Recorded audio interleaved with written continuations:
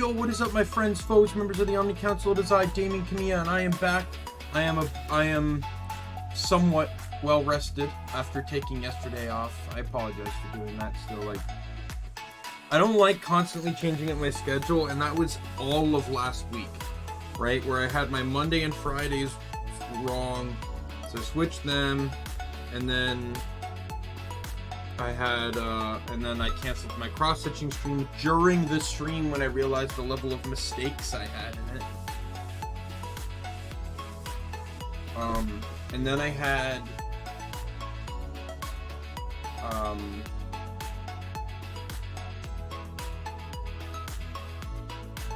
and then I had, what was it? I had, and then I took yesterday off, and next week's gonna be a bit of a crazy week because I have to take 2 days off from work, or because of work, I mean. So I'm gonna be down from my normal 6 streams a week. So basically, Kingdoms of Amalur is the only game that's getting 2 streams, but I think that's perfectly fine anyways because Kingdoms of Amalur still has.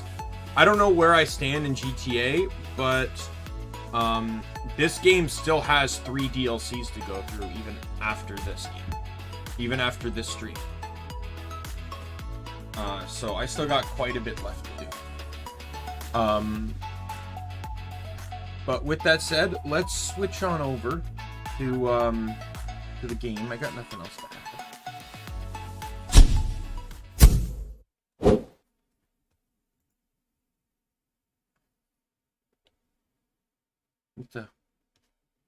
What happened? Stream Deck.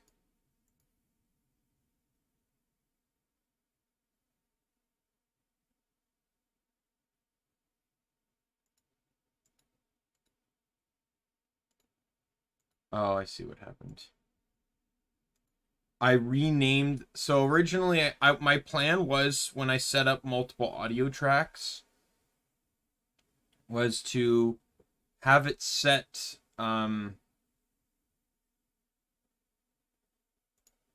have like in brackets what the game tied to it was, but then I only ended up doing that for the Kingdoms of Amalur audio track. There we go. And then when I renamed it back to just simply Game Audio 2, my Stream Deck lost which file it was supposed to be.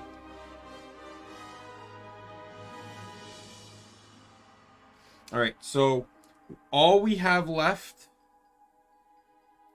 is very little in the main game. We have one last area to complete in Clericon, and it has, I think, a few side quests. Right? We have quite a few left to do in this last small area. Then we just got the straight shot to the final boss. There's one side quest at each camp. And then there's I think a couple additional side quests here and there. I got 3 trainers left to see. One is in this map, one is in Sea-Watch, and one is going to be down here somewhere. I think near Shadow Pass.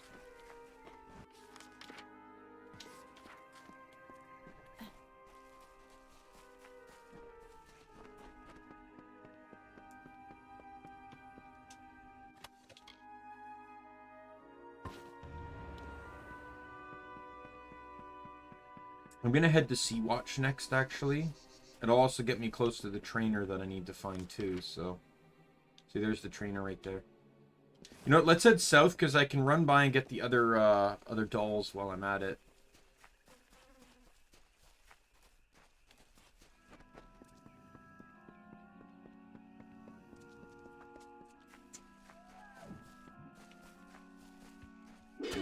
Oh, God. Whoosha!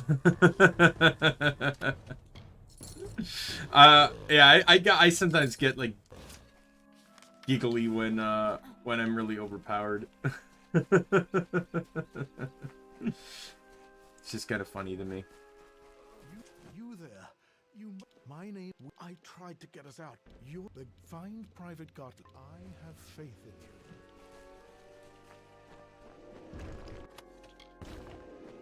I'm not gonna bother with this yet, because I need to go in here for another quest anyway. A Sea-Watch quest. Mr. Merlin, how can I assist you? Snooping in my room. I was joking with my roommate last night, that we should re-nickname Merlin Mr. Floormat, because so all the cats have like, all three cats have like their places, like, no, I wouldn't even necessarily say their places, but places they frequently, you know, be cats in. Jade is the most consistent, where she's either in the back corner of my roommate's bed, because she likes high ground and she likes feeling secure, so that's where she goes. Oh, that's right. I gotta do some achievement farming too.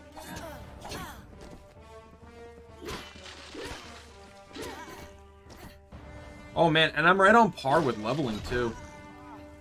I should at least level once more before I beat the game. And generally speaking, if you do all side quests, you should beat the game at around 37. Yeah, I have a few more achievements to do. Interestingly enough, you can actually look up the... Can you not? You used to be able to. In the original, you could look up the achievements in-game. Alright, well, let me check the achievements quickly. I know I need to do Juggler. Juggler is actually fairly simple to do. I gotta do Riposte, which requires me parrying 25 attacks. I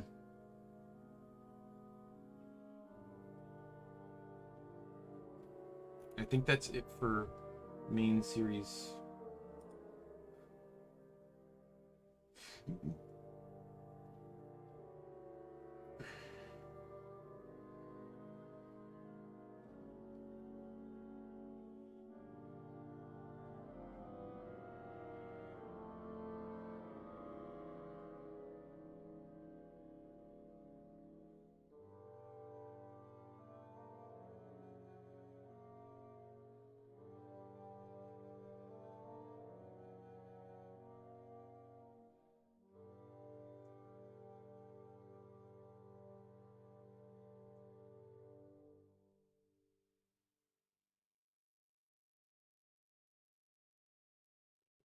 Alright, let me, Kingdoms of Amalur.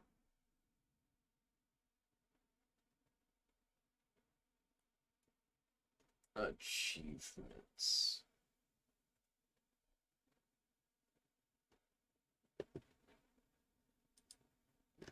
I'm mostly looking this up just because there's 11 hidden achievements, and I just want to make sure,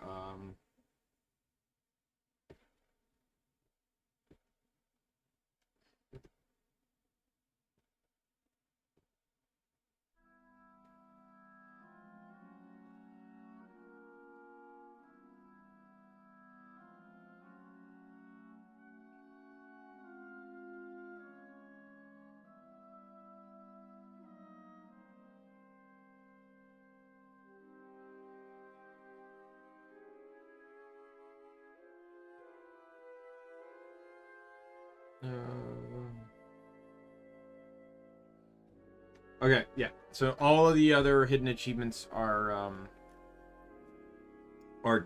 DLCs. All right. So I literally just have Riposte and Juggler, and I couldn't get either prior because the most efficient way to get Juggler is either with Chakram or Feyblade.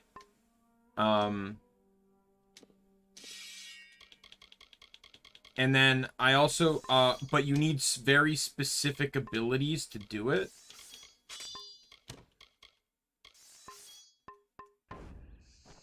So let me, I actually need to warp out of here.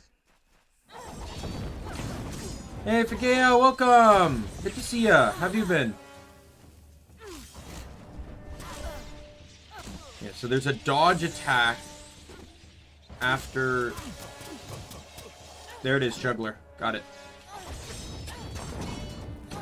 So now I just need riposte. So to do this, you need to actually make sure you have a riposte ability. Not all weapons have them. So it's ones that'll say parry and then attack. So hammer has one. Sword has, longsword has one. You're sleepy? Oh man. Are you in that state where like you're super tired but you can't fall asleep? Because those are like the worst. Greatsword has one, which is good. Dagger has one. Nick, welcome! Good to see ya. I'm currently just kind of sifting through to see what I can... There's a couple more achievements I need to get, because I promised I was perfecting this game on stream, so... yeah, so Feyblade has one. Stav, Scepter, and Chakram do not.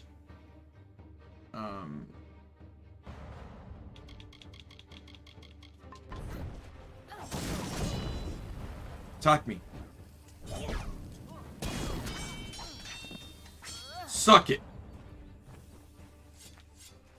What's this thing over here?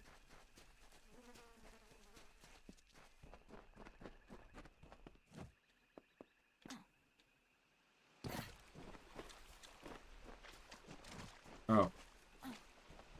Well, not. Oh. I'm not going in there though.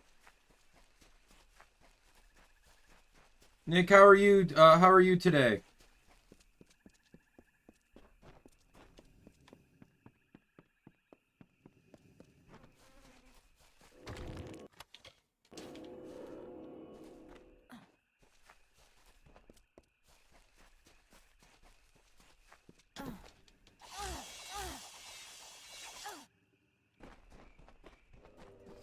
Well, that's good. That's excellent news.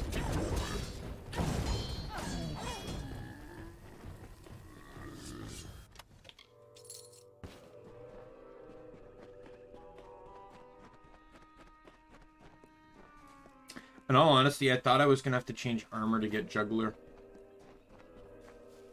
I thought I might be too strong to be able to get the 5 hits. But that's good. Alright, let's head over to Sea-Watch. God, can you stop giving me big enemies? I don't have the means of parrying them yet.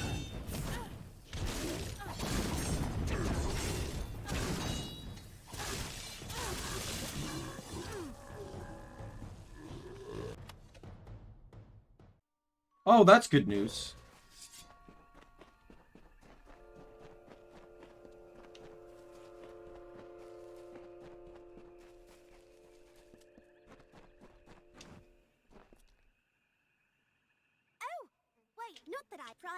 Listen, I've got... Just train me in lockpicking and we can never talk about this again.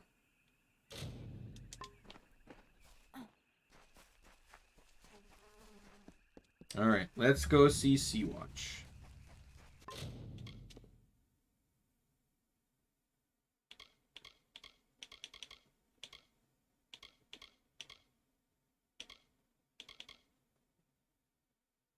Where's the Sea-Watch quest?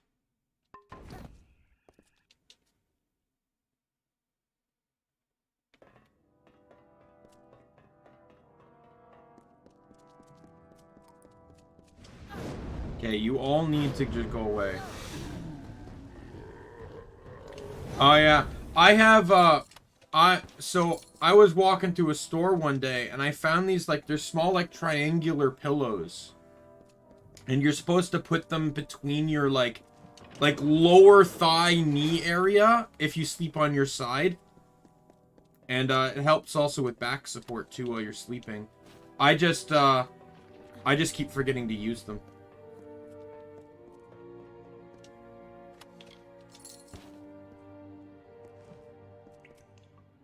Oh, continuing with statement. So I was saying earlier that so there's a cat in my house called Merlin. You got Merlin, Keith, and you got Jade. Those are the 3 cats. 3 of my roommate's 3 cats. And I was saying that we should I was joking with my roommate that we should re-nickname Merlin Mr. Floormat, because he really likes to lie down right on the floor mat at the front of the door. Oh, you move a lot in your sleep? Okay, that would make sense. Begin to thank you. What an odd. Please let me introduce myself. I am Bern Elgar, head steward. Do not misunderstand. I adore the Lord and Lady, but my first responsibility is to the fortress itself. Well, to be perfectly honest, if neither the Lord or Lady are left, you know, the castle would become important if you find someone responsible enough to take upon that. Of course it is. Do you see any? Sea-Watch was the first of the Ancilla castles, and the finest. But without its staff, as your newest and only advisor, I suggest that we begin. Wonderful, my that is, I would start with the last we saw of the poor creature. She was being pursued by Bolgan. Farewell.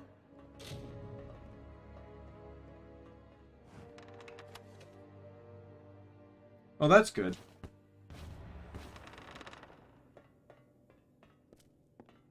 Yeah, I have a friend that would, like, kick a lot in his sleep.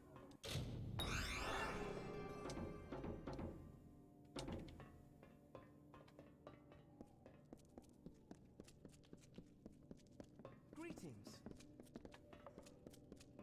And it was a bit, I felt bad for him, because, like, this was during the time period, like, where we were having, like, a lot of us were having, like, sleepovers and stuff at each other's, like, houses and stuff.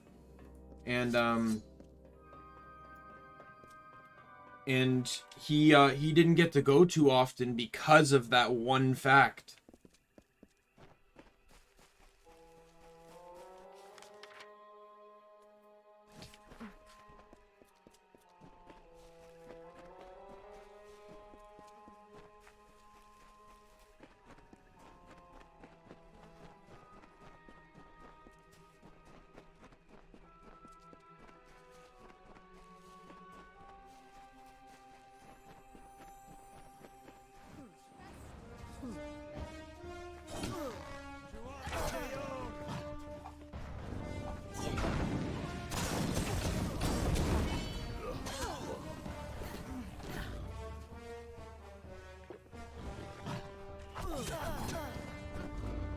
Yeah, I gotta take out the archer.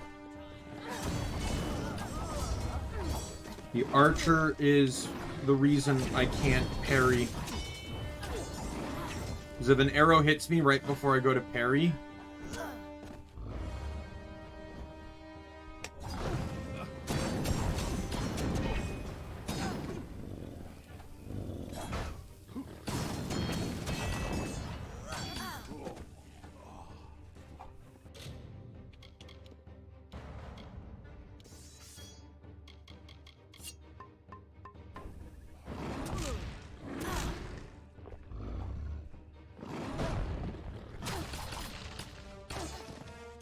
Oh, that one wasn't cool.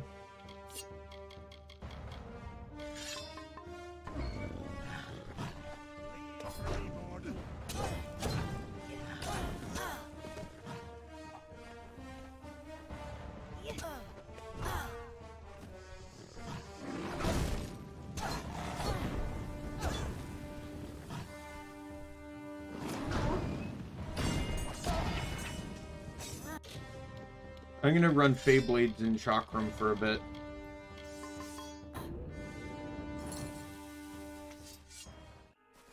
Oh, really? Wow. I can't imagine, like, the fear of sleepwalking. Like, even if it's just something like you're going to the living room or something, like, just the idea of not being conscious, like, moving around to such a degree without being conscious.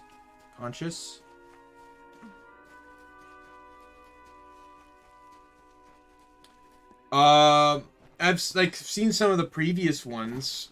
Did they make any ones based off the one that just happened?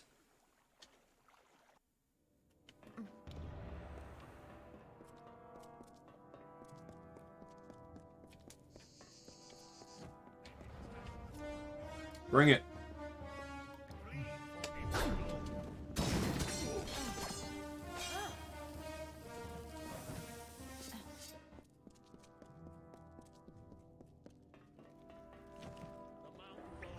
Oh, you're a mage.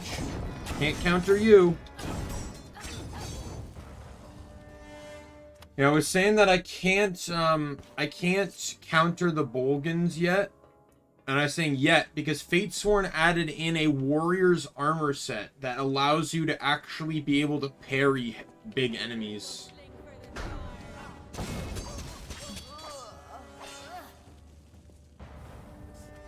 Archer!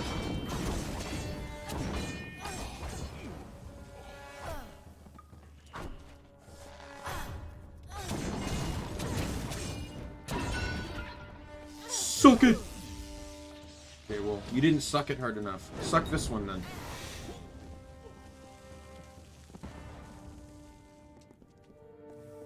I don't think I've seen the Drunk Miko one, no. Like, I know I've seen, like, the Rushia one.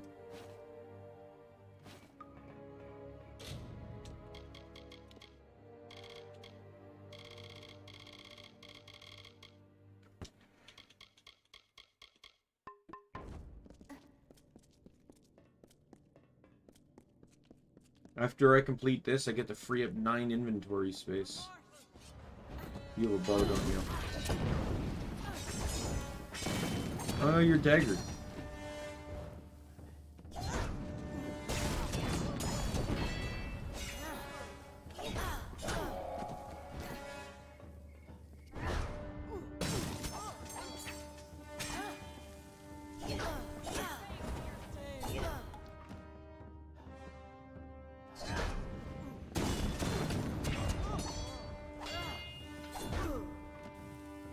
The achievement is just triggering counterattacks 25 times.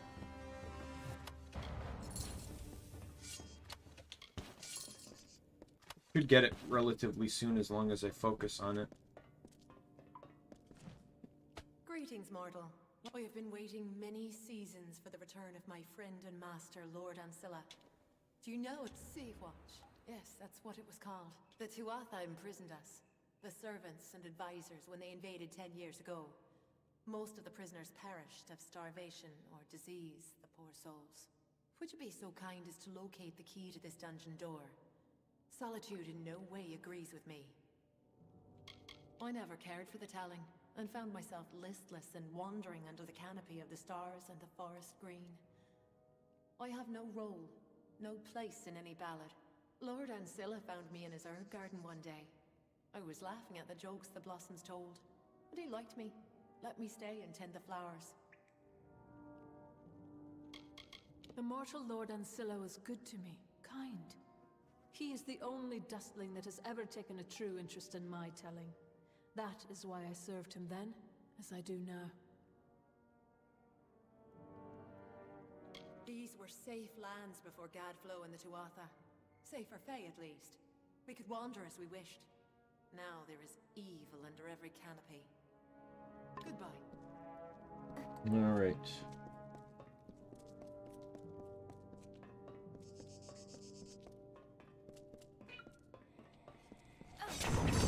Maybe I have seen that one. Oh, my Fae blades are broken. Repairing everything.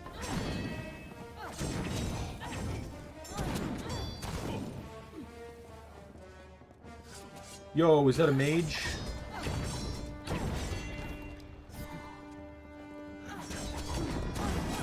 Suck it.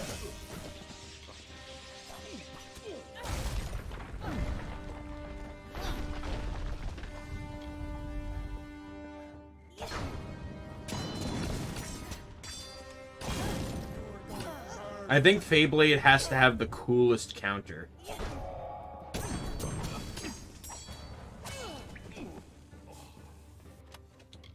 Soulstone. Animators do great jobs at turning, like, just simple conversations into actual events. Why are you pawing at my feet? Who are you? And what brings you to this stale hell? But we must kill Like, have you seen, oh, what's his name? I feel bad.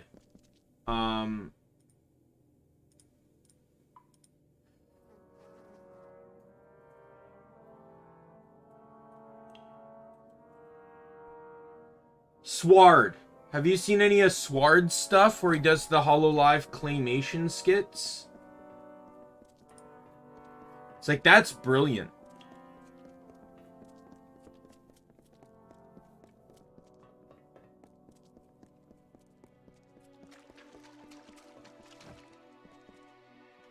Yeah, exactly. Especially when it's like, generally, at least in the past, like all you ever had was like a picture of someone, or maybe someone showed up on camera because they were doing an update video or something. But generally they didn't have webcams or something like that, right? So they, so all the time, so, by, you'd have animators that could take the image from their update video. Yeah, so his channel name is Sward, S-W-A-R-D, and he does, like, he basically takes moments from, like, the EN streams, and then he claymates them. So they're just, like, mini animations, but they're so well done.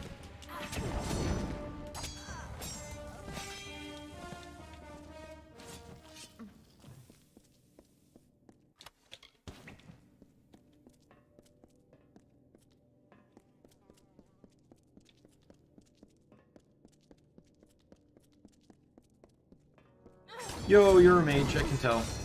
Your stupid clan hat.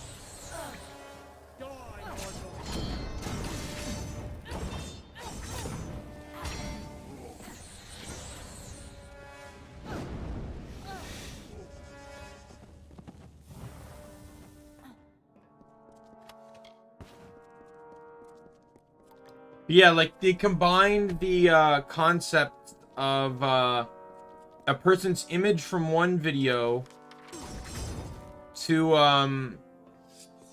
to something they said in a gaming video, and like you can make it look so much cooler and more real. I don't think I've seen Moonshine.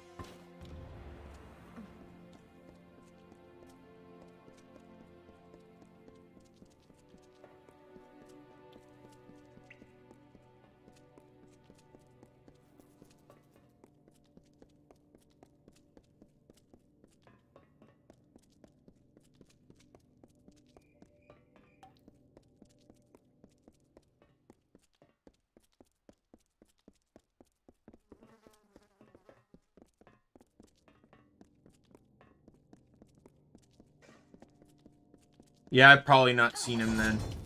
In all honesty, like, not to say anything, like, I've never had... there's never been a point in my life where I'm like, I need to look up toy reviewers and stuff, right? So... And generally, I only end up following animators or the like as a byproduct of something that I already watch. So, like, I watch HoloLive animators because I like watching HoloLive, right? I wouldn't seek out those types of animators prior.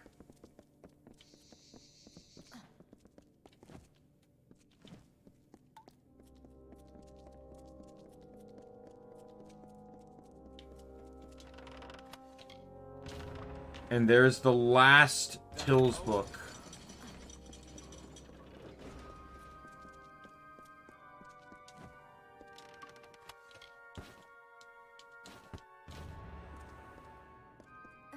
Oh, really? That's cool.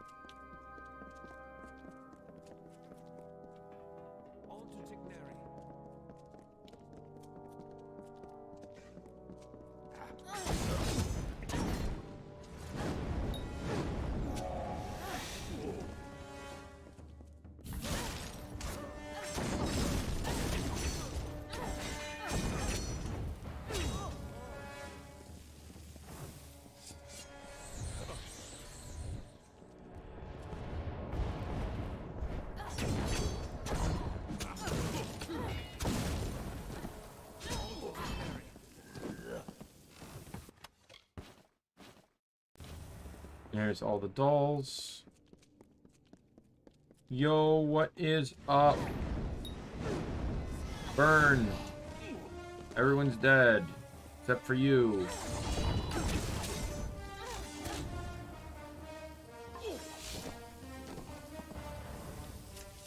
This is such a stupid thing. This is so stupid. You do good. Not to worry. Oh no! You've been cursed. What have I been cursed with? Oh, 50% mana. Oh, the travesty. How will I ever get rid of it? I just go to here. Why?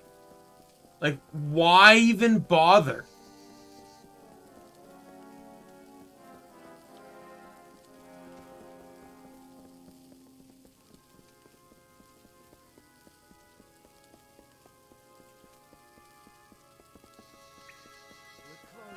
Like, I wouldn't mind the curse if there was some extravagant thing I had to do to get rid of it, but I don't even have to leave the area.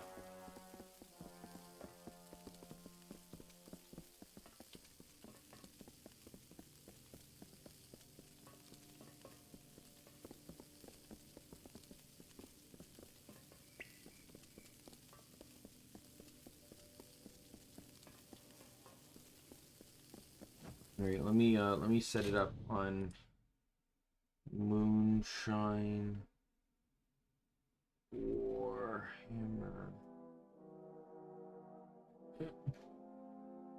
Space.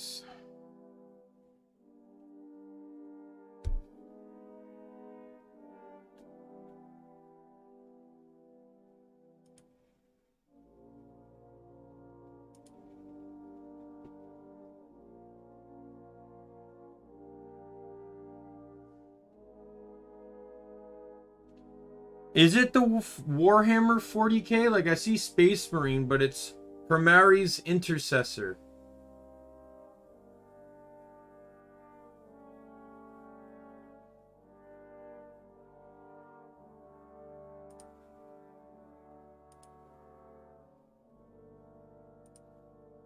Oh, I'll watch that later.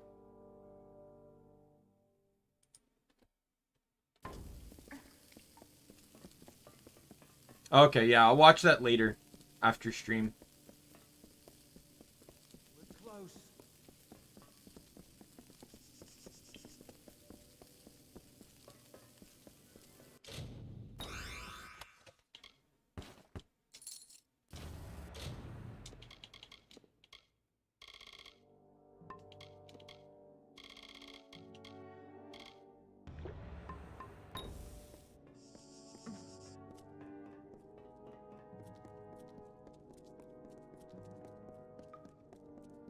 Such a stupid quest.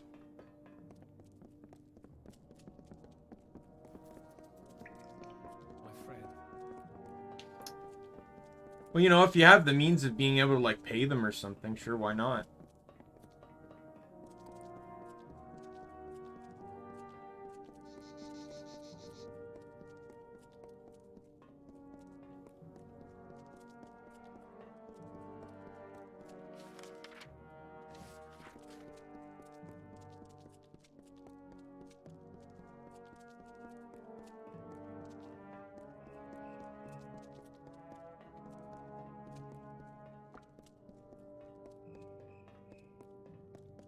Alright, turn this in.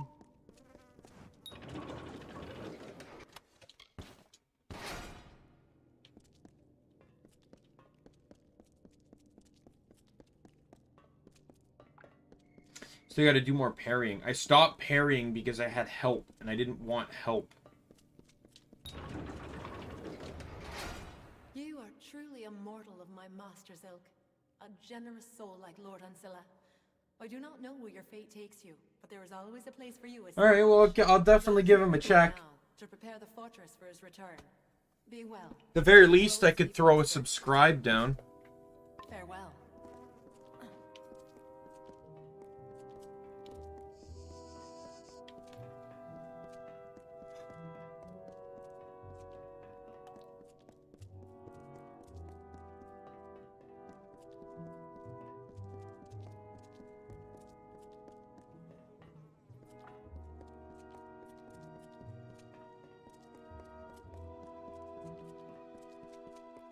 Alright, let's leave.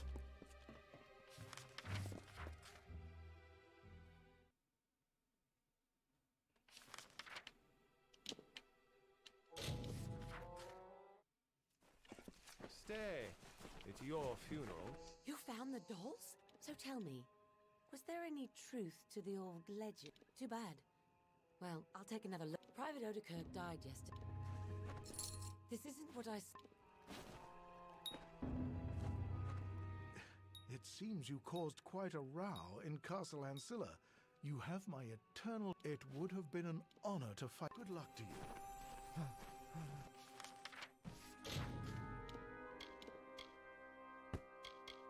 Rid of all this stuff that I'm never gonna use that they keep giving me. Alright, back to Sea-Watch. The next few people are actually fairly easy to get, so I think that's the hardest person to get. Especially if you have good persuasion, which by this point, let's be fair, there should be no reason you shouldn't have good persuasion. I'm not one for longing. To do so is a mortal vice. But I am finding myself glad to see the others again. Farewell.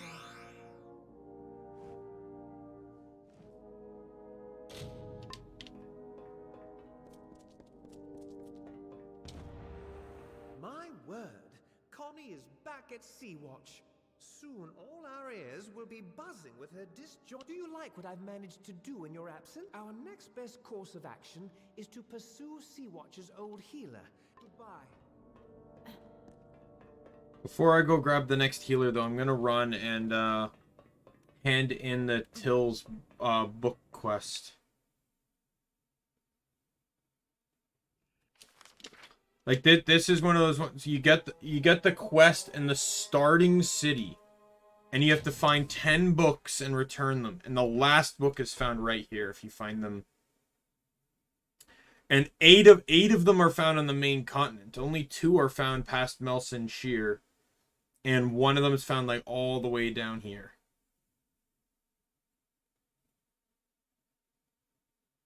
All right, well, see you when you come back, Nick. Hello there.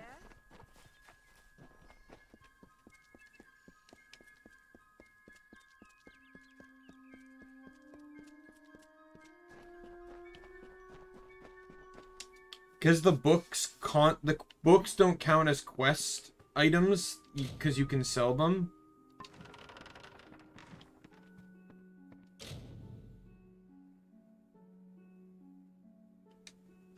What do you mean?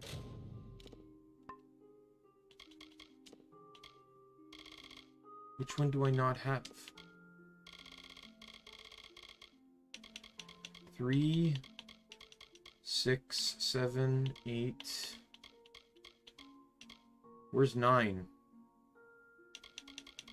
Oh god. Did I maybe accidentally sell 9?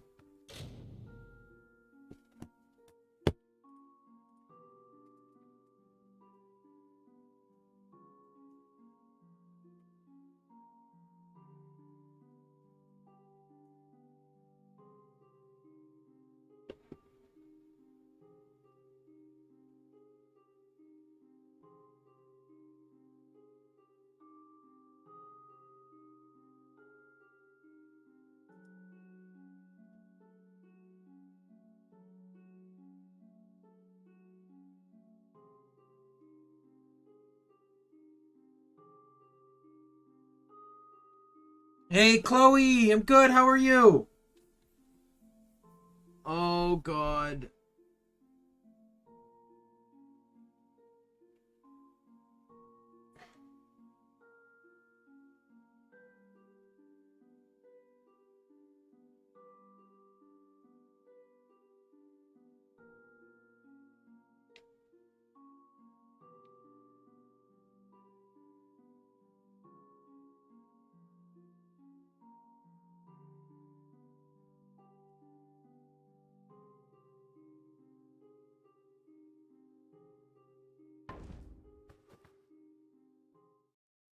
Oh my god, what did I do with this book?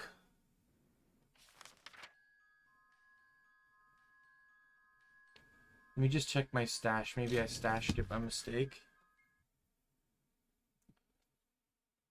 likelihood is I probably sold. I'd have to check common merchants I go to.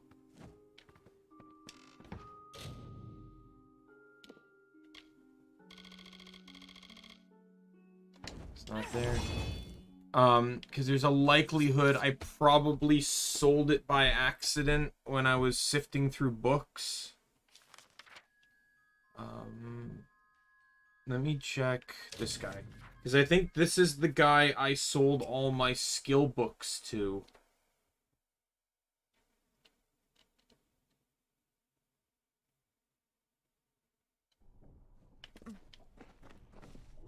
Please, God, let it be this guy. Hello.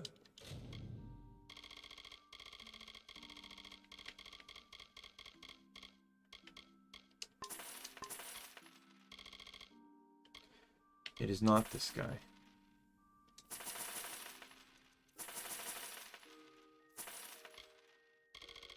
What made Durand?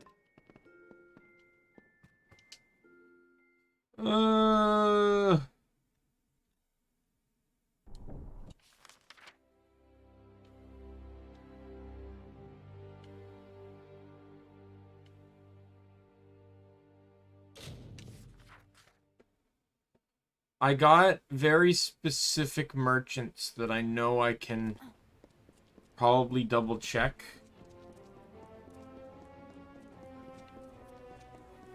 Students of magic, masters of spells. Mages worth it.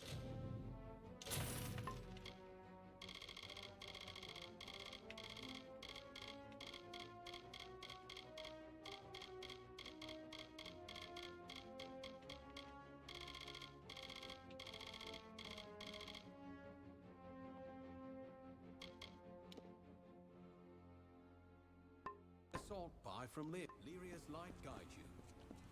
Alright, let's check this shop. Let's check the shop. You're welcome to the workbench. So long. This wine. Oh, what a wine.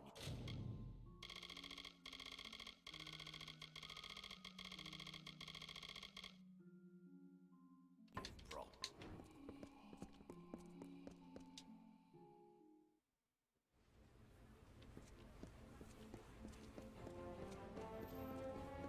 Fine wares today. I'm gonna check this shop here. If you think...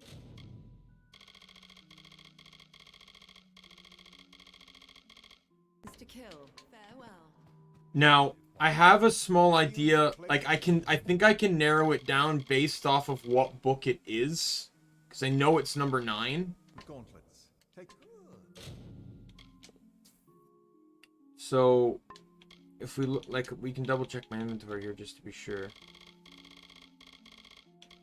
Because we got 3, 6, 7, 8, 10. 1, 2, 4, 5.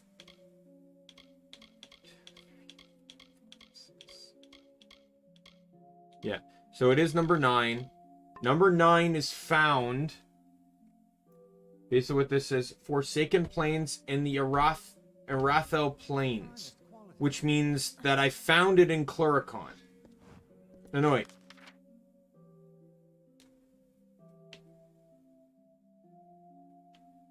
I did not find it in Cluricon.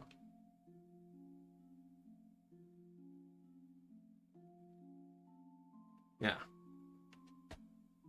Found it in Forsaken Plains, which is this map up here. So let me try, alright, I gotta get this stupid shop.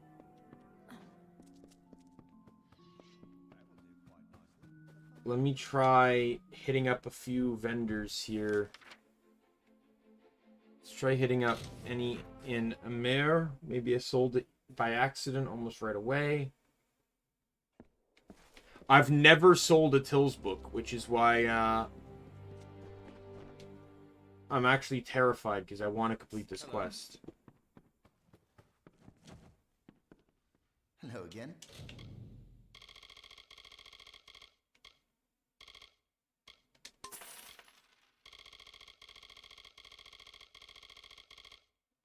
How are you? Well.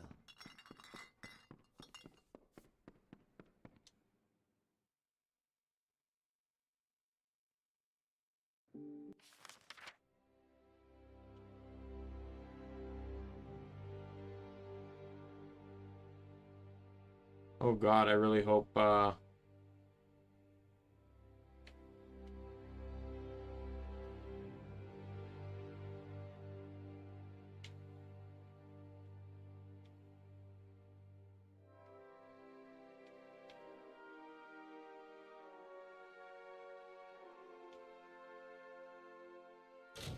gonna check Melson Shear. Looking to restart.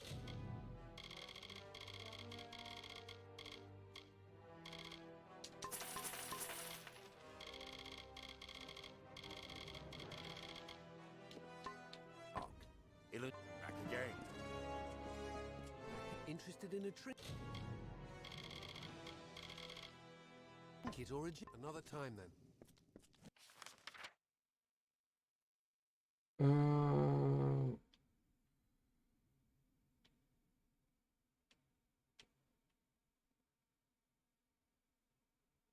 I have no idea where to look.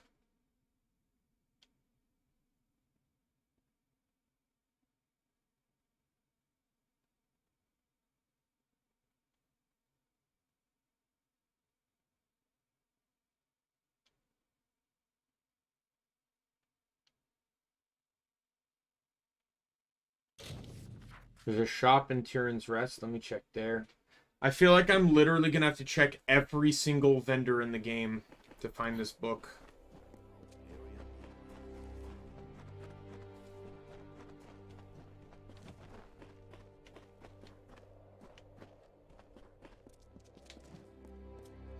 I just really hope it's not potentially in the inventory of a merchant I can't access anymore. Well then.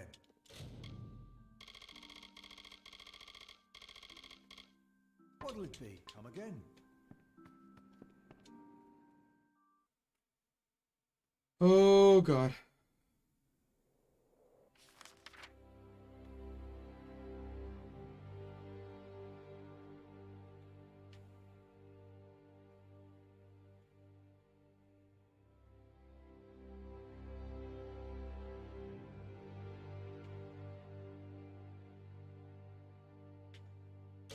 Check the Gorehart merchants, I guess.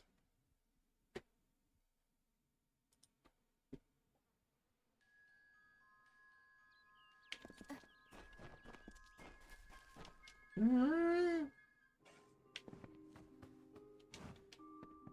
cannot.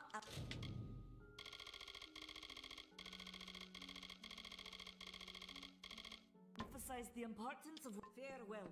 Nothing there. Oh my god.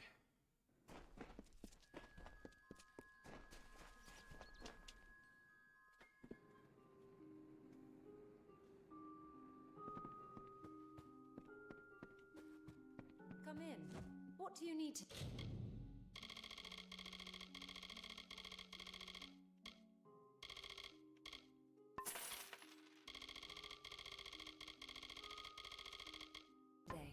Come see me again.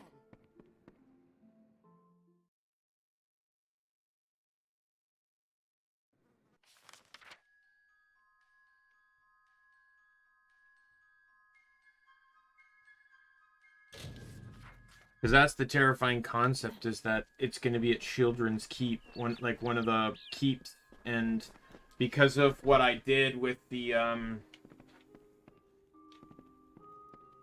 Fatesworn, or the Warsworn, I can't buy from them anymore.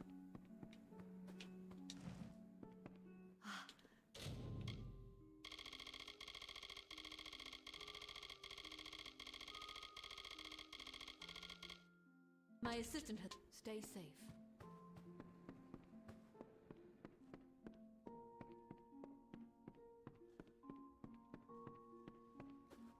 Still feel like they're not going to be in these earlier areas, but I gotta double check. Who knows when I stop by to sell something.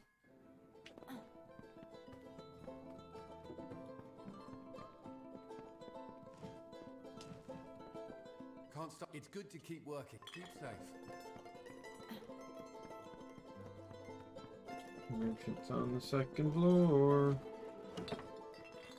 We've now what?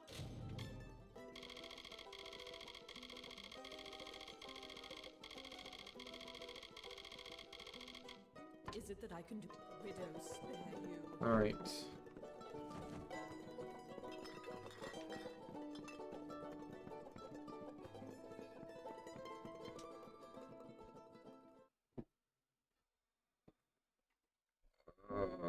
Oh, you know what? There's another merchant I can double check. Believe it or not, I think it's actually at OD's camp.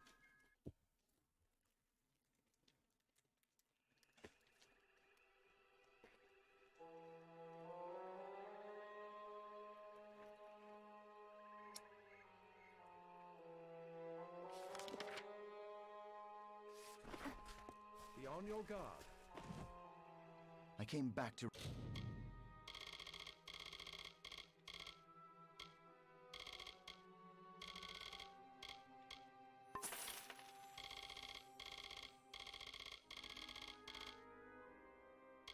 retrieve that less farewell. Nope. Well, I am Sergeant Oda. Sea Watch? Are you trying to... But I cannot just... There is a young... Goodbye.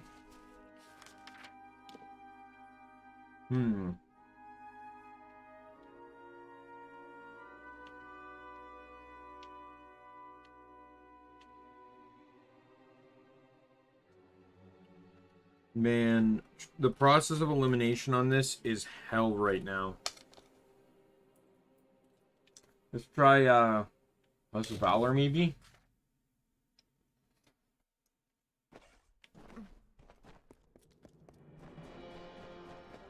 Fate weaving is a bunch of crock. That old man in them den makes a living spinning high-priced barn. Hey there, stranger.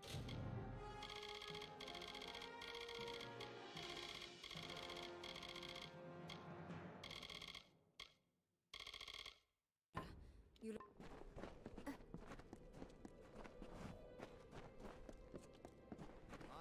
Well, hello there.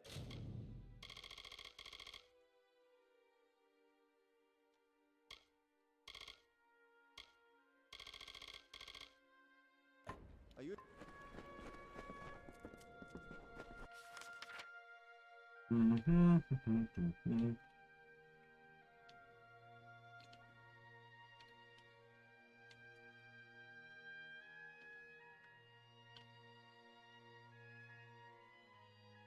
What?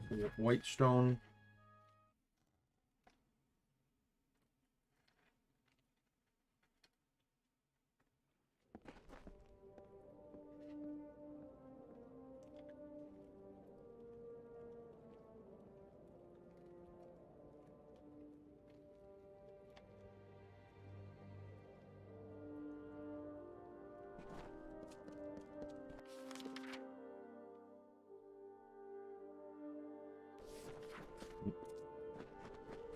Right in here.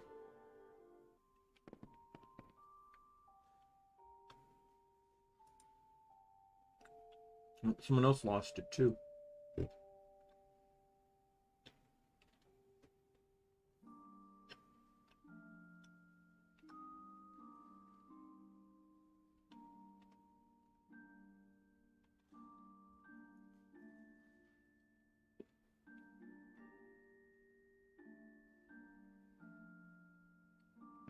Hey there. I've got what you're looking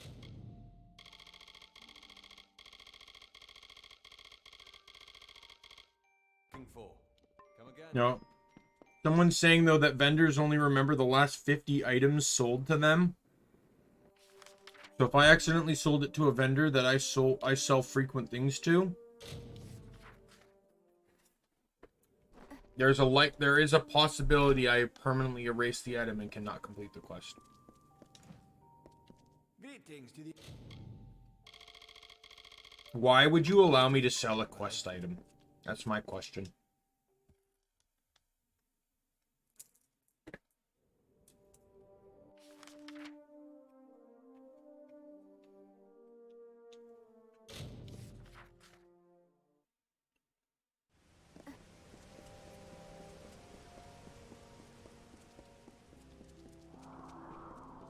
I don't even know when I could have possibly gotten rid of this thing.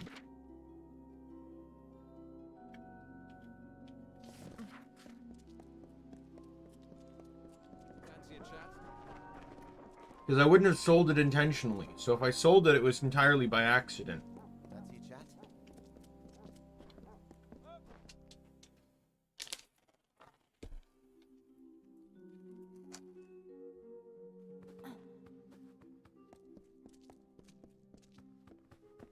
Required. Once again, it is a pleasure to...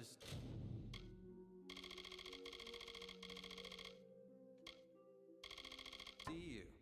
Just as well. I may have an out. If I can't find this.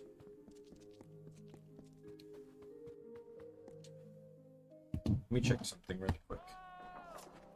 Need to go, put a game here for a second.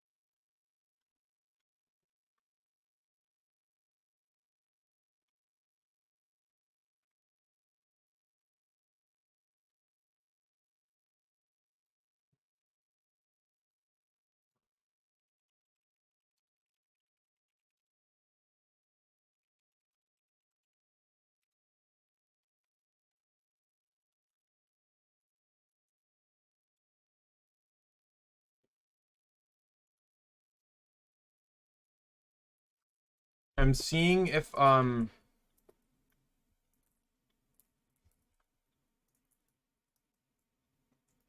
there's a possibility that I might be able to save edit this thing in.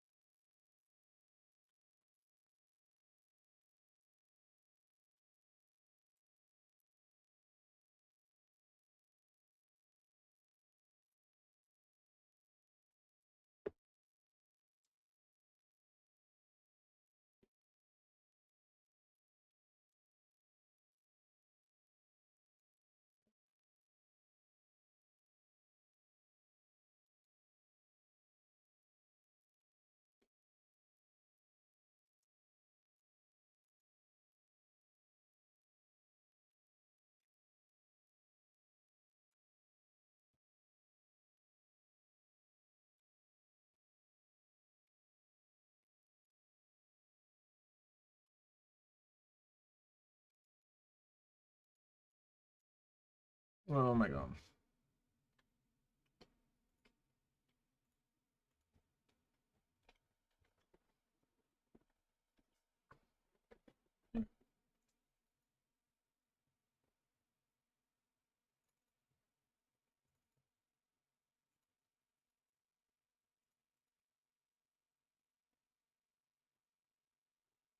This is not helping my question.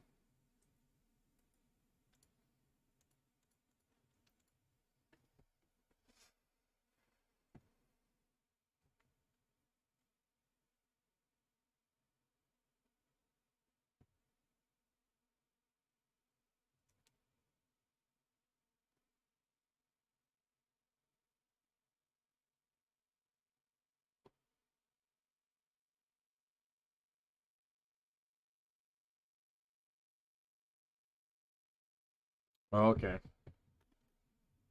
So stupid, but okay. This.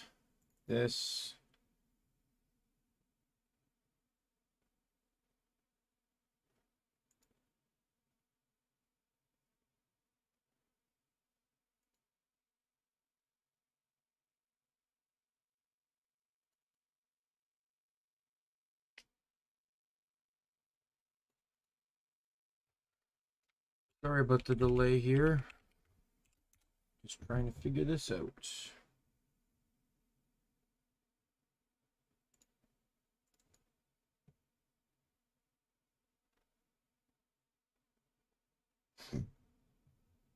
It's not here.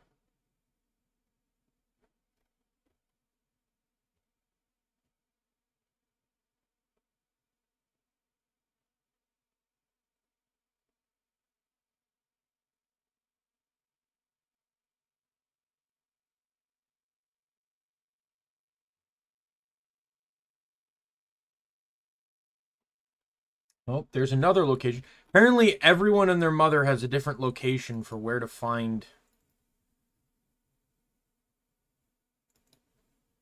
And none of them are correct. Okay, good to know. Where to find the fucking save location for this godforsaken game.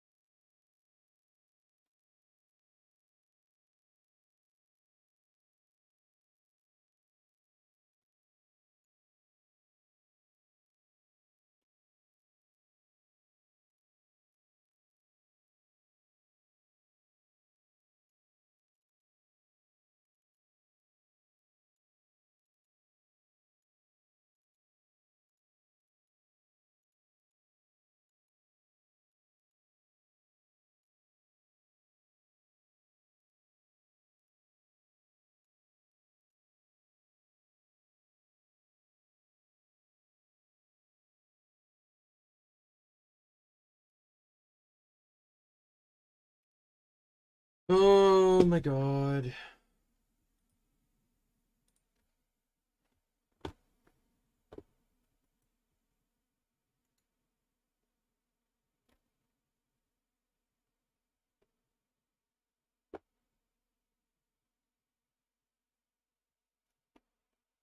Okay.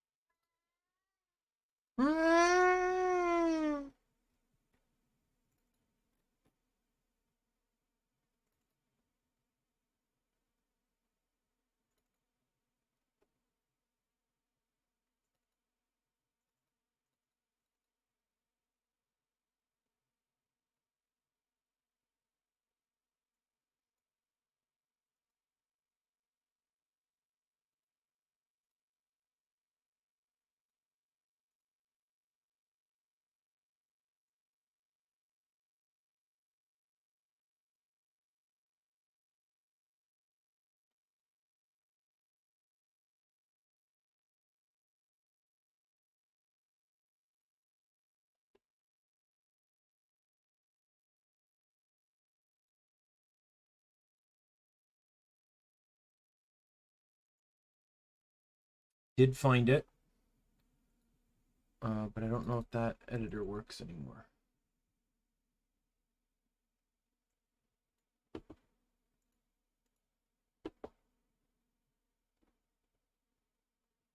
Location, yes. Game.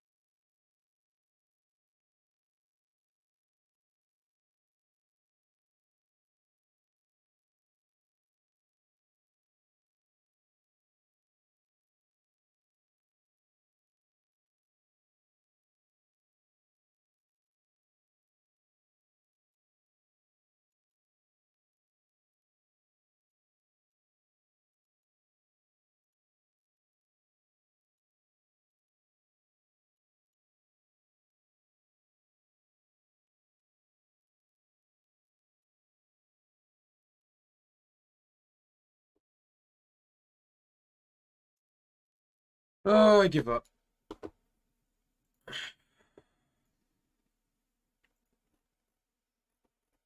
Let's make you carry on to these 9 fucking books for the entire game, and then but also allow you to sell them, so there's a good chance you may accidentally sell them by accident. You know, and then you kind of just have to deal with that problem. Because, yay!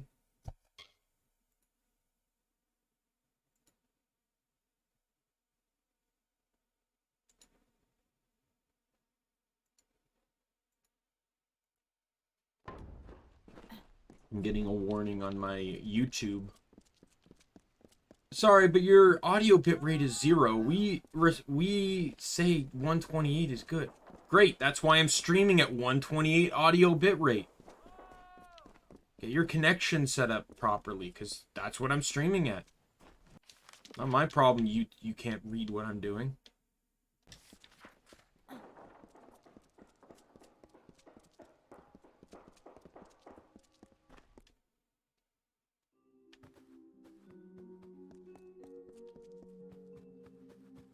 Requires something? Ah, the guest of just as well.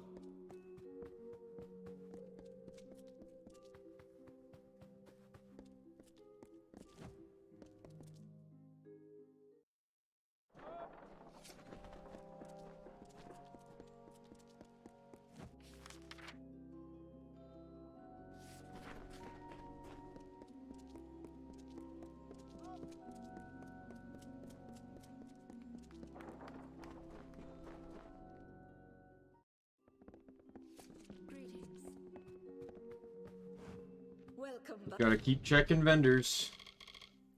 Come again. Welcome. I have reagents. Potions and I'll be here.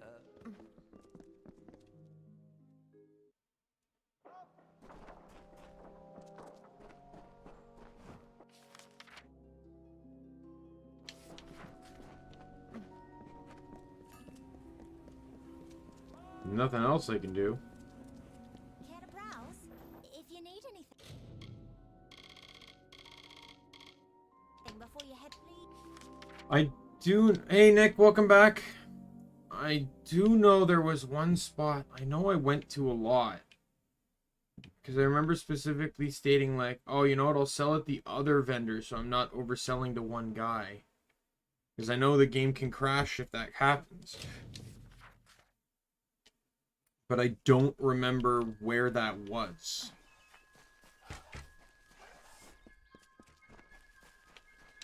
Glad to see it.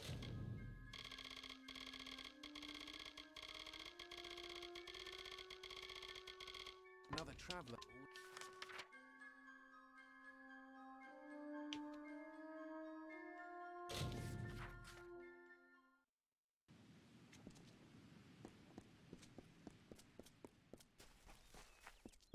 Would you care to sell? Oh, sorry. Come again.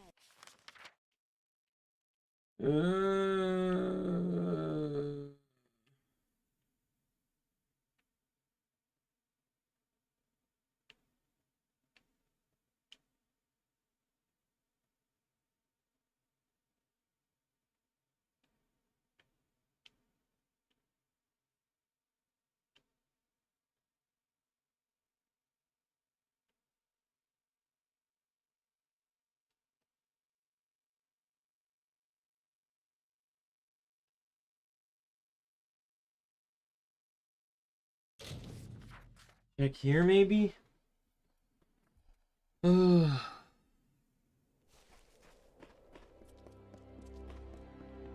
actually really upset. And thank God it counts as a task and not a quest, but I am really, really, really mad that this even happened in the first place. Very well.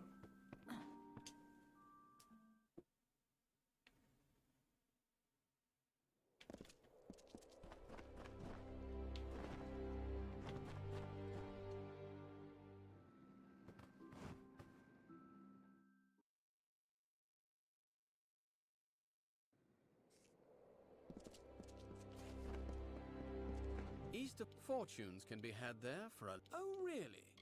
Now that's what I... Keep the peace.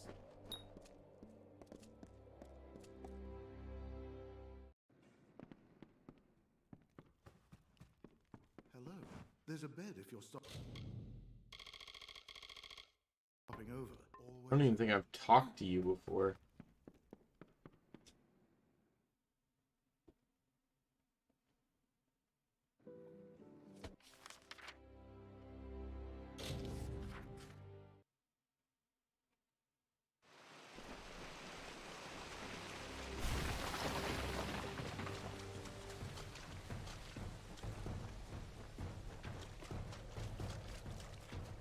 There's this vendor here.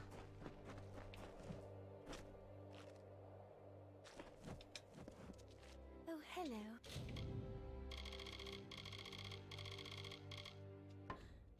The only vendor in this region.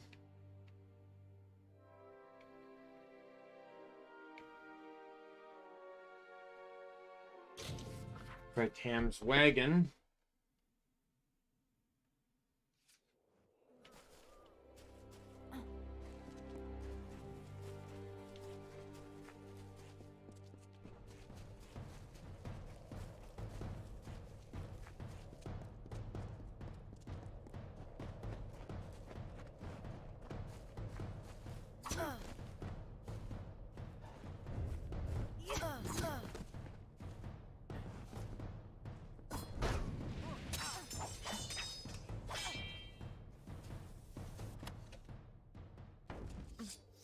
Greetings, wanderer.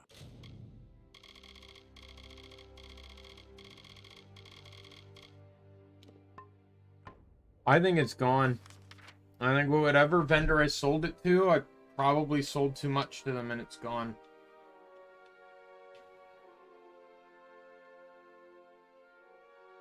Just the problem is I don't remember what vendor I frequent the most. It should be obvious too, because I feel like I visit like the same couple vendors. So the fact that I can't remember which one it is doesn't really say much.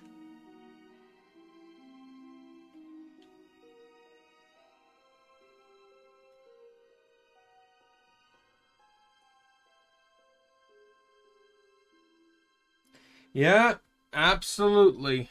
The fact that it's a quest item, it's a quest, it's a list, it's a set of quest items you get at the starting city. You get the last one all the way here near endgame at Castle Anastiller. And yet you're allowed to sell them and there's no way to reacquire them if they're lost at all. Perfect game design. Well, I'm not going to sell the books I have. I don't know. Maybe it might turn up. Who knows? So I'm just going to dump the 9 books I have into my storage.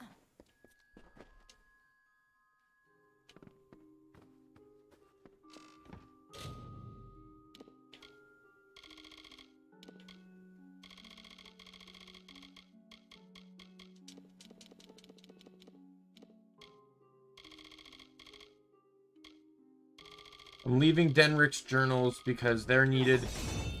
They're not really needed for a quest per se, but they're needed for something in the Teeth of Naros. Last thing I want to do is sell those as well.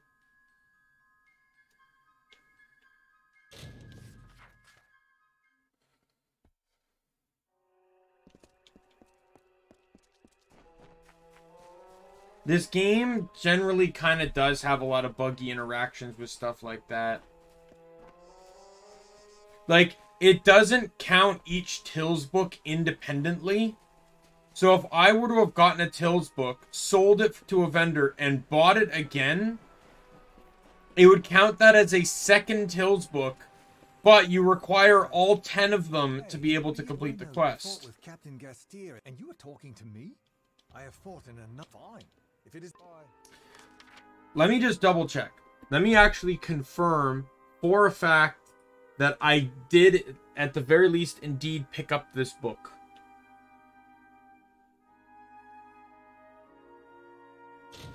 So it's found, I believe, in a house in this city. Lovely day, isn't it?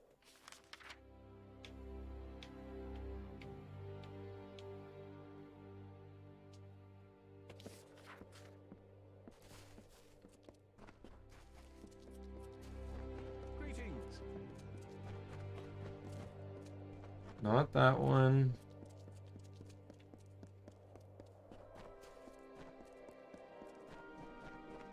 Not that one.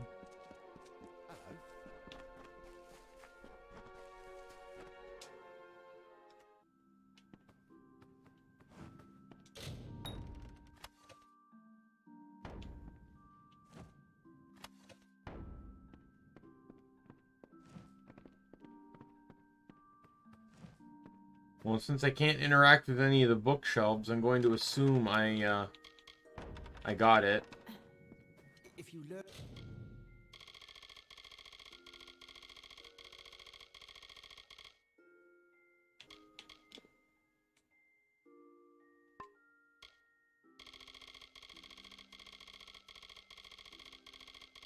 And what happened to my... Later then.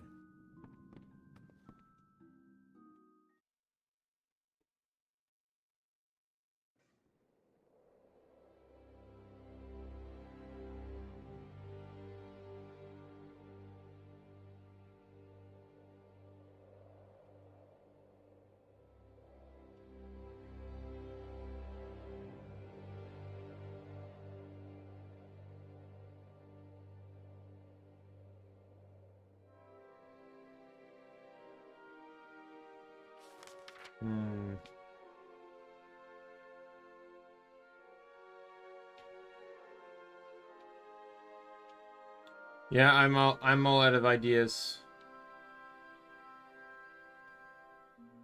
So likelihood is whatever vendor I initially sold it to, I probably sold to that vendor enough times that it's gone from their inventory.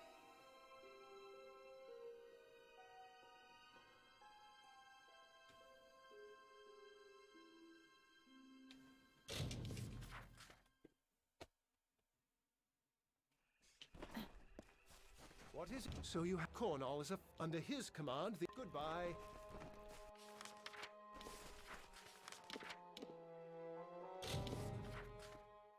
I doubt it's even a whole lot of experience. The reward, okay. The reward is 516 gold. Not even any experience from what it says. It's 516 gold. How much gold do I have? Okay. Good to know I'm getting less than 1% of the money I have. Significantly less than 1% if I completed that quest. Let me be the first to tell you, of course, only one man. Rumor has it that he's farewell.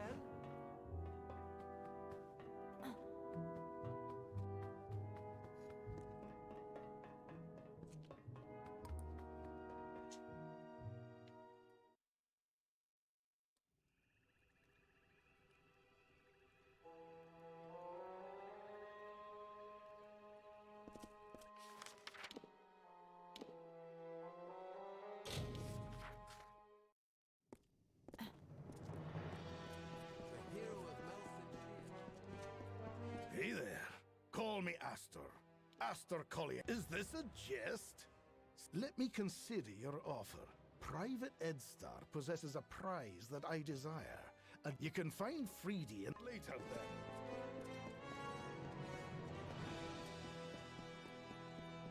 The really annoying thing about the Tills books, too, is that because they aren't quest items, not only can they be sold, but they take up inventory space. So the more you acquire, the more space they constantly take up. Yeah, what is it? Wait, sure did. I've refused 4 offers. Really? You think so? Maybe you're right. Maybe it's not what...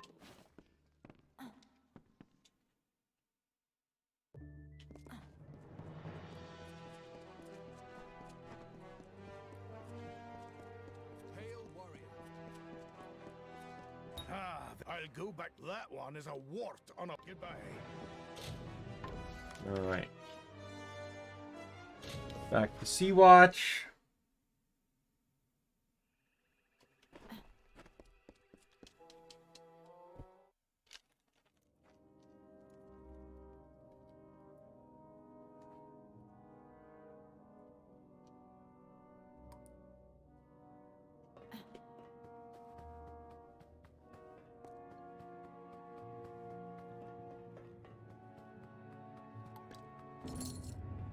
My liege, it is might I say, the castle is yours to rule as you see fit. Farewell.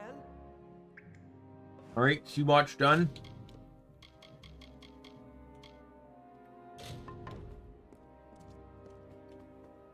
I got one quest left.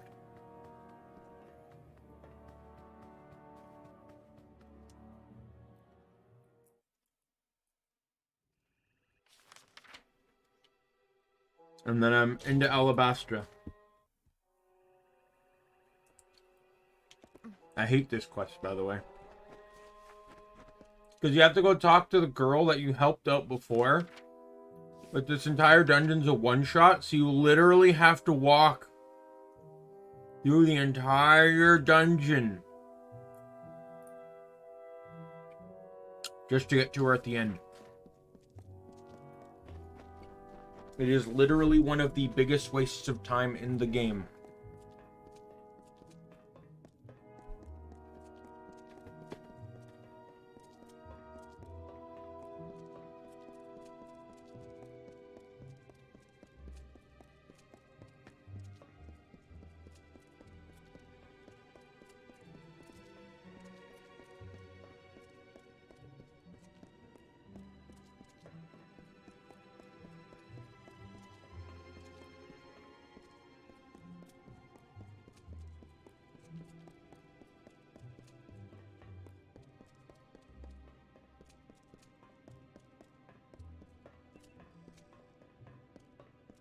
Du, du, du, du, du.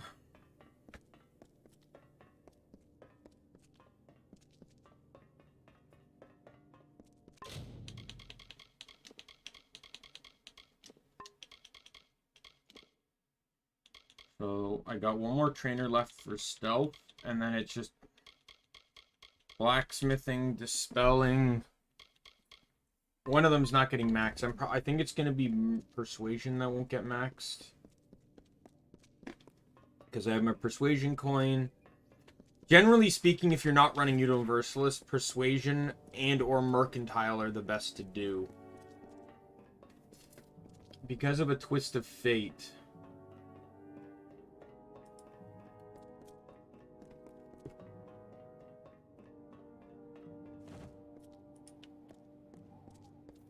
There's a twist of fate in the yeah, Master of Gravehall in the Dead Kel DLC. Plus 10% gold, plus 1 persuasion, plus 1 mercantile. So as long as you have that twist of fate, which you can never get rid of, you have a permanent plus 1 to persuasion and mercantile, which means that you will be maxed out provided you hit every trainer, got every skill book, and didn't screw up anywhere. And the only way to screw up is to get late game skill books and or to get skill books and late game trainers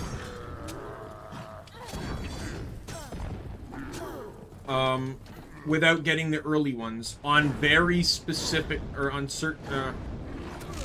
Do you mind actually casting the spell?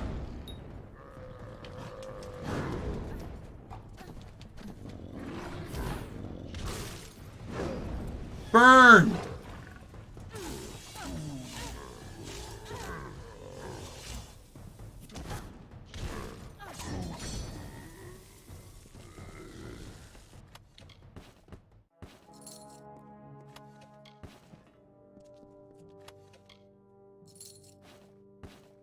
And on top of that, through Gravehall Keep, you can actually acquire 2 additional trainers. I think one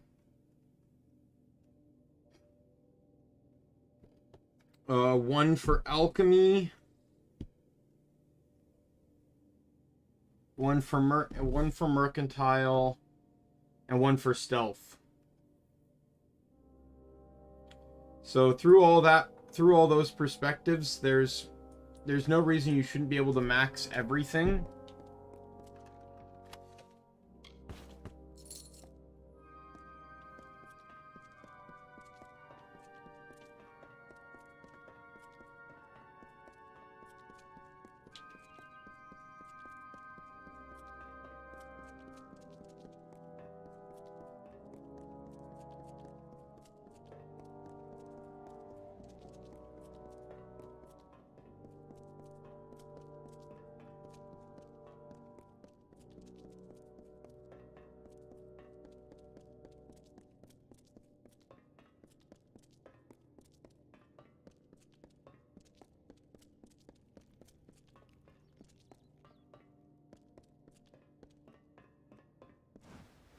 This old keep.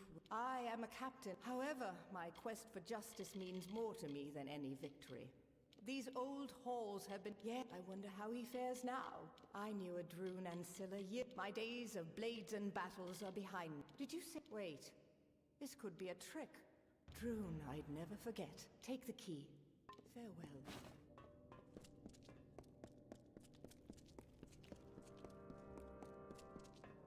And now I need to leave.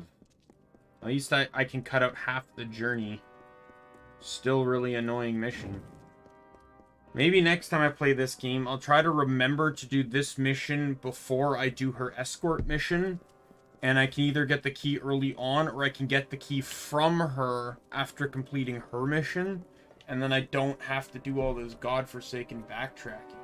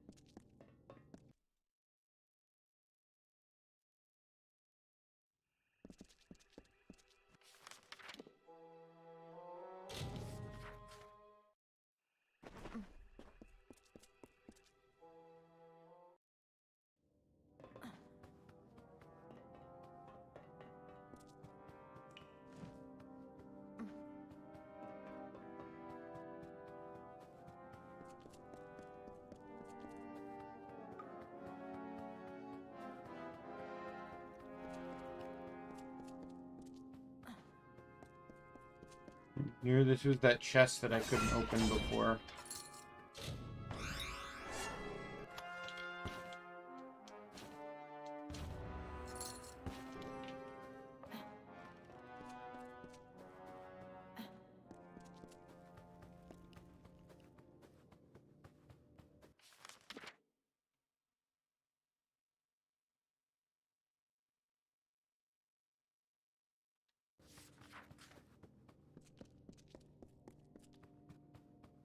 Thing is, I don't mind having the mansion. The problem to me is, though, and this is why my favorite house in the game is in Webwood over here, right?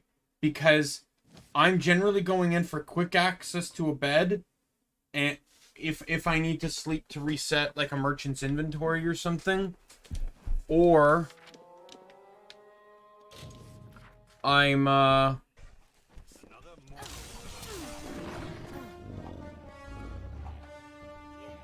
or I'm accessing the stash, which is literally right inside the door.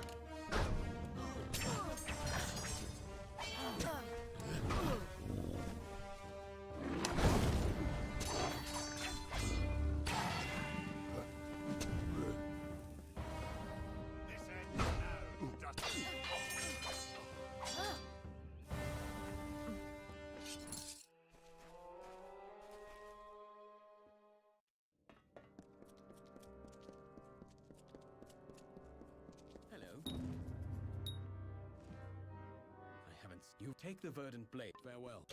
Take the verdant blades so you can sell them later, because they're nowhere near as good as what you currently have.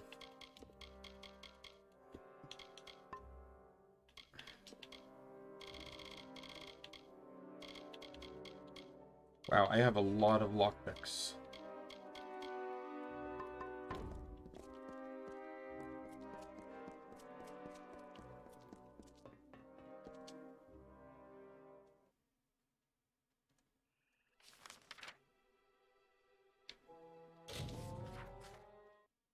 With that said, I am now into Alabastra.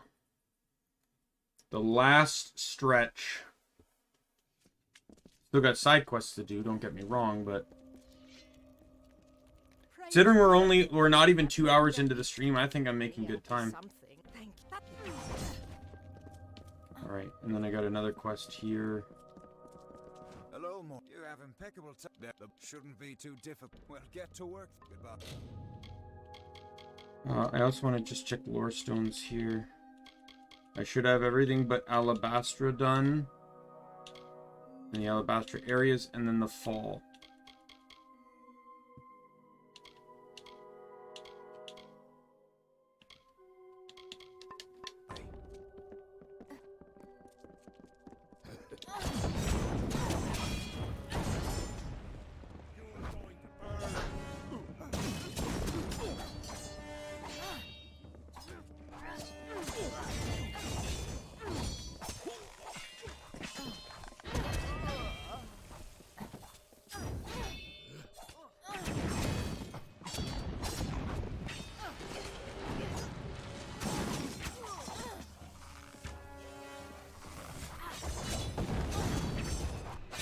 Die.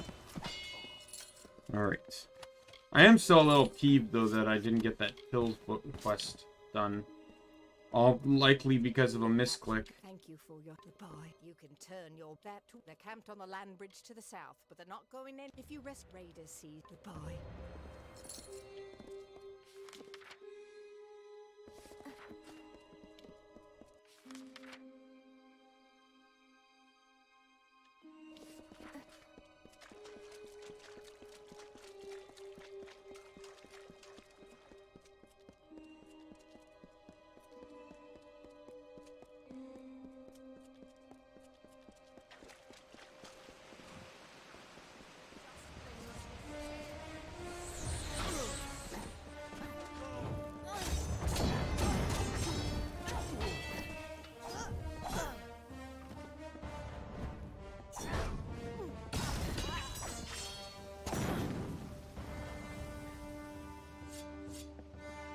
Oh, come on.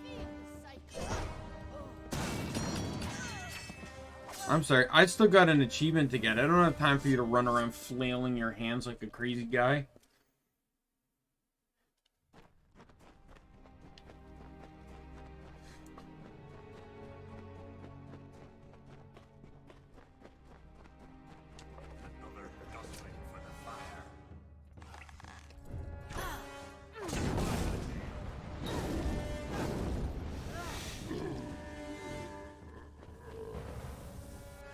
Yeah, I realized when there was an enemy I can't guard against, and then a bow user who I also can't guard against, it was probably a lot more practical for me to just one-shot them with magic.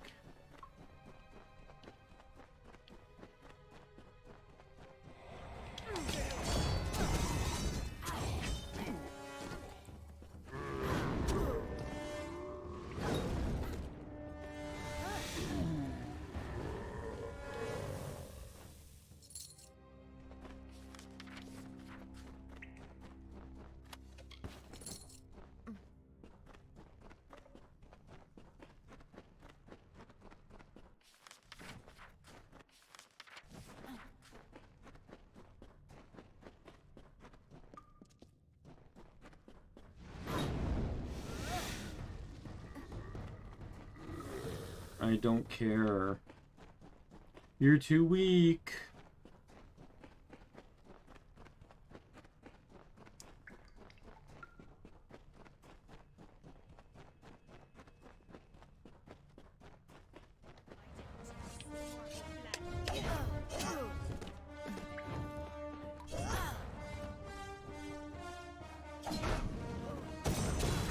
There it is.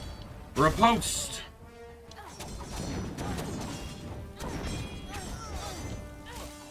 Eat this!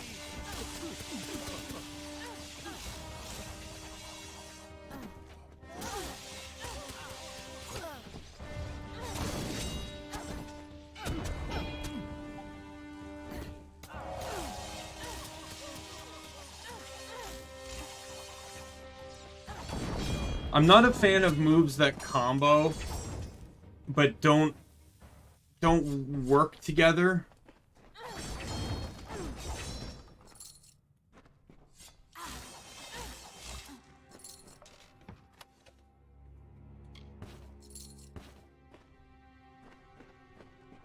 Go. Get out of here. It's a trap.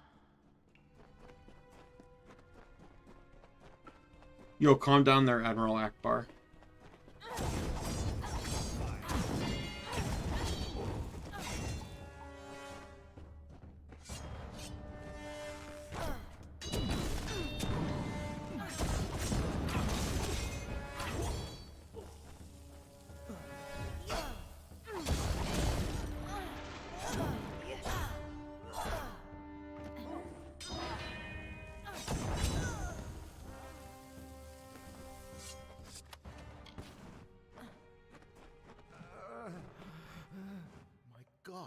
The hero of... I'm so sorry to have led you into that trap. Forgive me. I've been wounded. Don't... If I'm going to get back, do you happen to have one on you? Like, you can lie, but yeah, If you escort me, move far. Goodbye. like, I got my persuasion check achievement. I don't need to be a dick. I also am taking minimal damage from all enemies, so I don't need health potions that badly.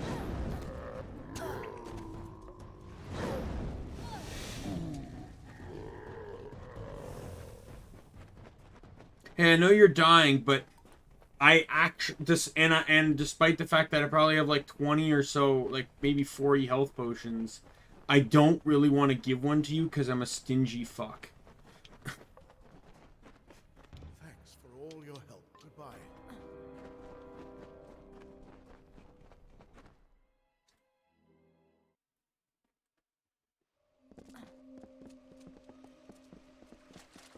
Hello.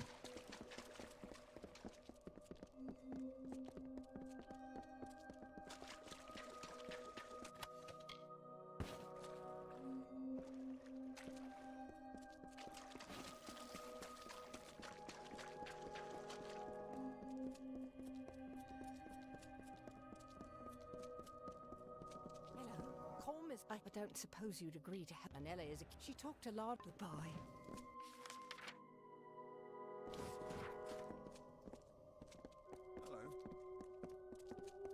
Yeah, this entire quest, it's like, fight some enemies, go find someone, fight some enemies, go find someone, you know, yada yada yada. The skulls atop high fulgen shine, and coldly gleam in a precise line. For us who chew on hollowed bones, while alive we wail vapid moans. It's delight for us to feed, to feast, we the winter of the east. We the corpses in putrid bloom, we of decay and twilight gloom, will never halt our hungered wait, till spilled blood is on our plate. So come into our lands at night, and see an endless wintry sight.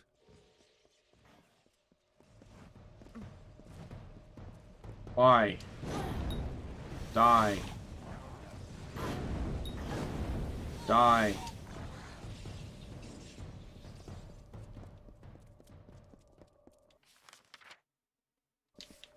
Alright, I need to go this way.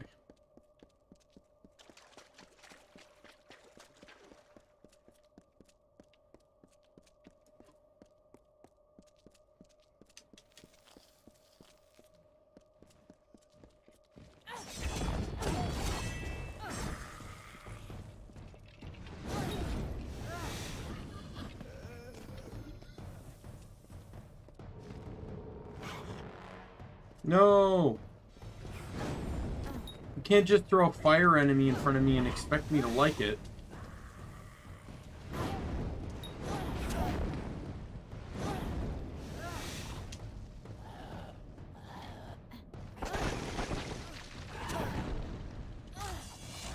I can throw an ice attack at you, though, and expect you to like it.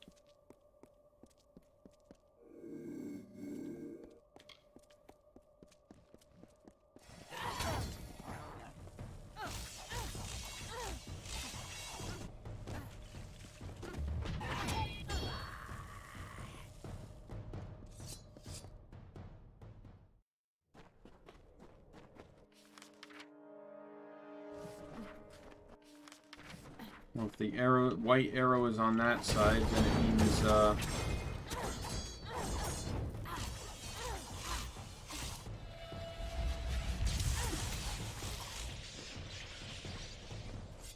that's going to be the jumping down ledge.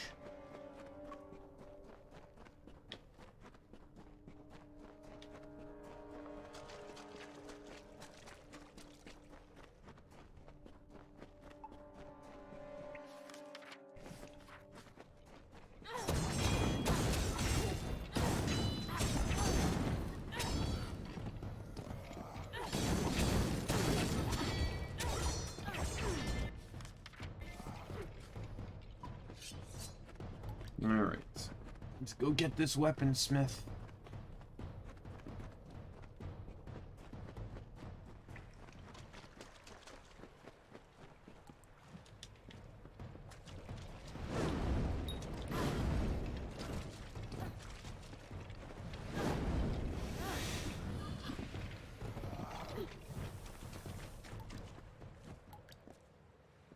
Oh, look.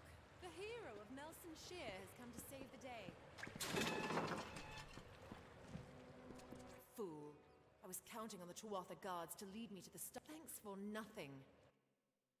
Where are my stuff? Very funny. Oh, I see. The captain sent you, didn't she? Go back and tell her I'll come. I'll show you.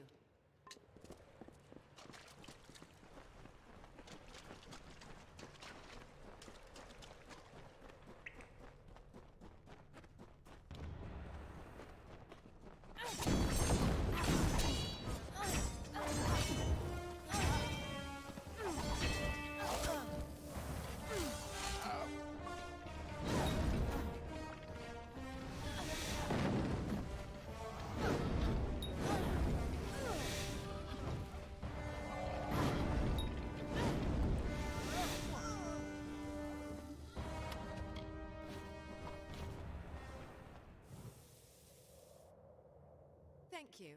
There's no point in escort me to the exit where it...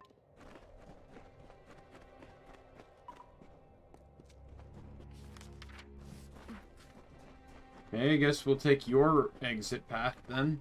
You know, the one that still has enemies in it.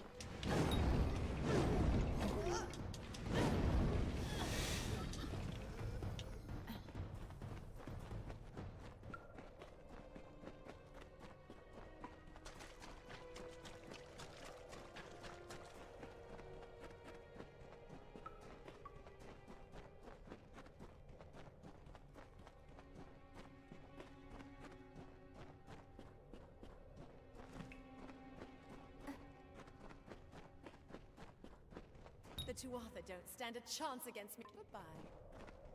Alrighty. What?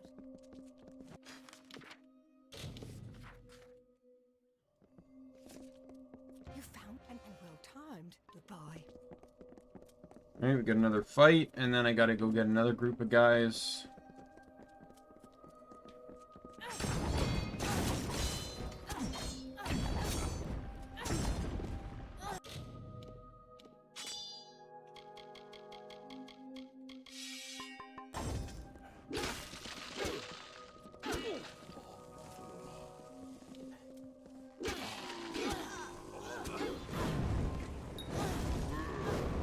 Burn.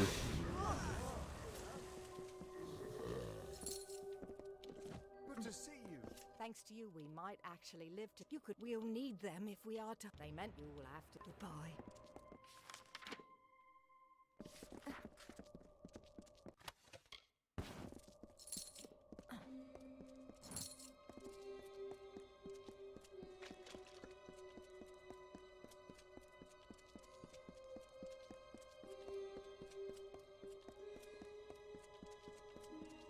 Alright, just gotta get up on that bridge for the mercenaries, and I think there's one more fight wave, and then that's it.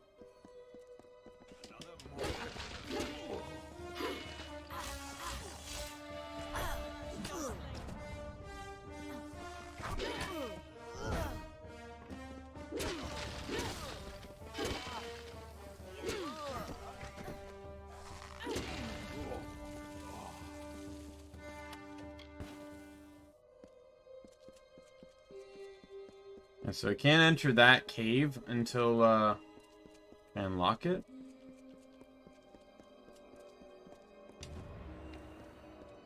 Yeah, power of God flows, magic seals the ancient cave. You can't enter there until you beat Tunok. Or the final boss, whatever.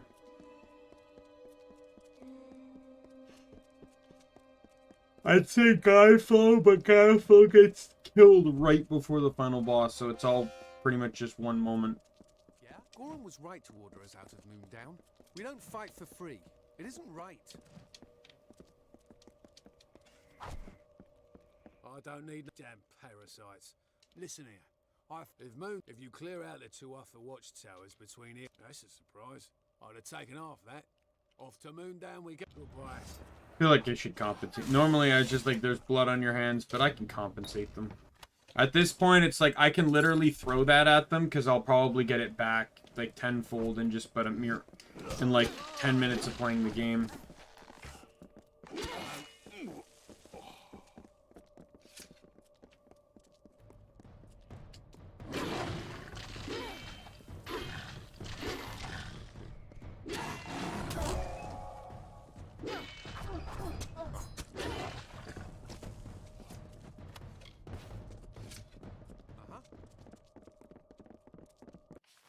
What am I doing? I can just fast travel back.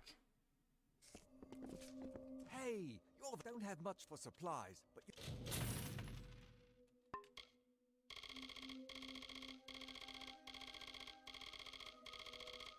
you're welcome to.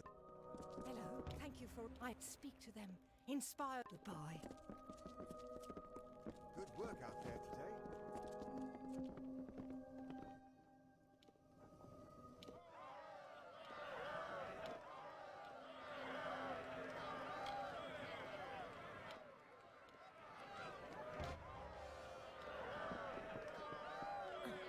Yeah, I got every single persuasion check. Usually, despite it being 395% checks, I've had times where I've missed one. I've had times where I've missed more than one.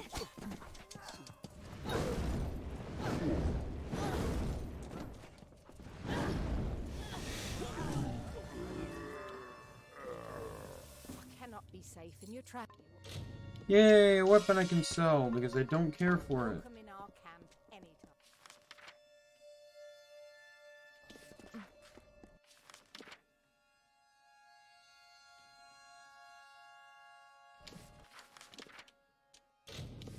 It's fast travel to here. I can't go in, but it's just a wee bit closer. I got that the remaining Bolgan quest to do. I'm also looking out for lore stones.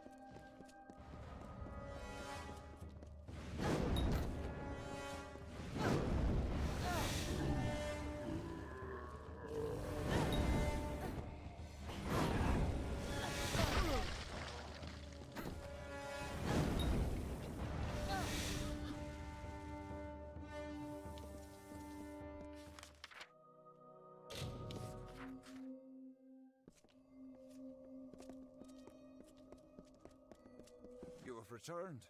No Bolgan tough enough. Thank you. Alright, so he's dead, so I can go to the next camp. Or that one's gone, so I can go to the next camp now. Now, if I recall, I skipped this quest specifically because it's kind of like a chain. If you follow this quest, it actually leads you all the way down the line. So I wanted to actually successfully do that. Commander of the Tuatha have built a. It's just if you can neutralize until later then. All right, so we're gonna go this way together until I branch off to the left here for this cave, because this cave is where the trainer is for.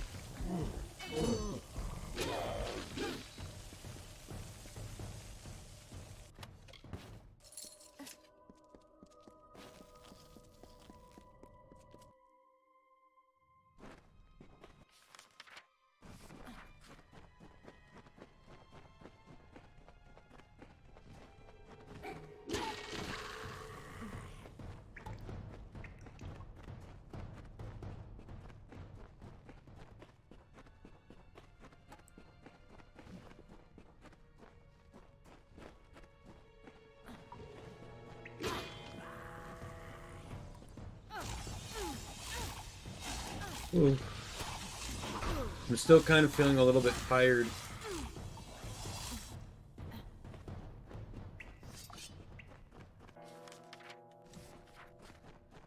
I had a lot of like so last night I ordered Dairy Queen for my for me, my roommate, and oh, you fell asleep? Oh no. Yeah, last night I ordered Dairy Queen for me, my roommate, and a friend of ours that visits pretty much every Saturday.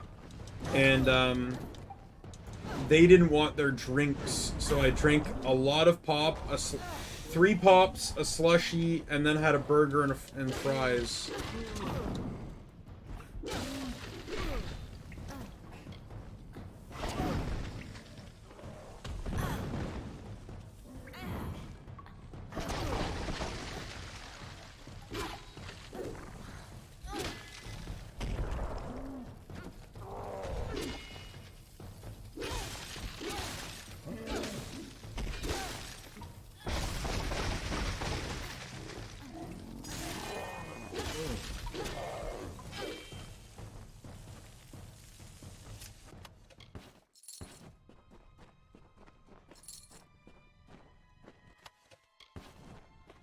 You need to go take a nap, though, Nick. Go ahead. Like, I'm not...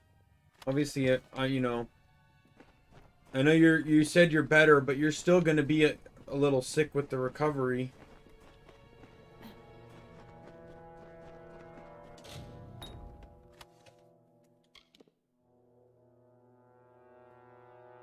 Ice damage while low on mana. Interesting mechanic, to be sure.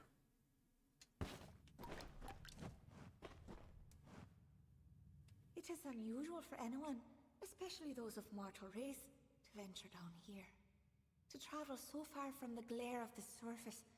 Perhaps you wish to learn how to become unseen.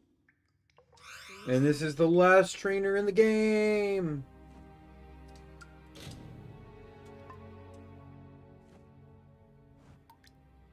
Greetings, young one. It has always been in my nature to shy away from others in the world. I prefer to remain unseen. I have had nothing to do with the Tuatha. I did not hide from them. They just never found me. These caverns used to be dark and peaceful. I found now this place is aglow with these farewell.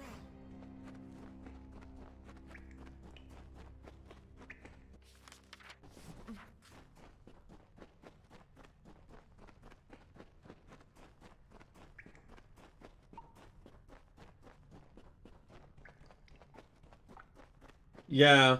Well, you know, if you have to take a nap, go for it. You don't want to leave the stream, leave me on in the background if you want to, but you know, definitely go get some sleep.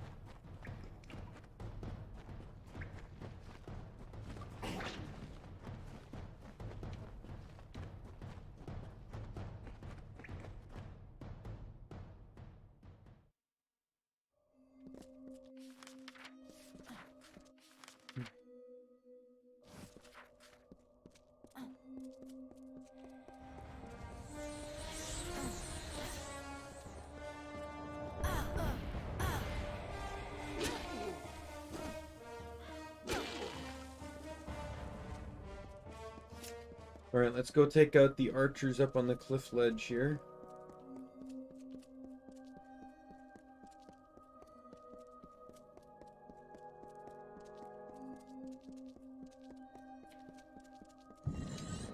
Kind of interesting. The first time I was here, I got here so I could get the leggings for armor I'm not even using anymore.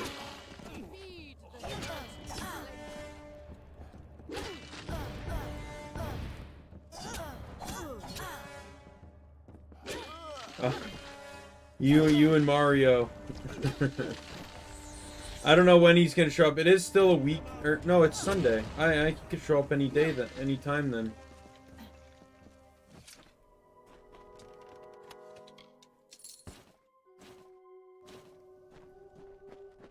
My days are a bit screwy because work isn't as consistent for me anymore.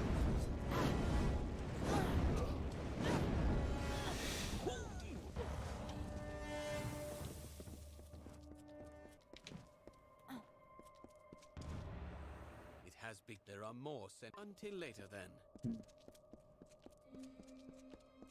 There you are.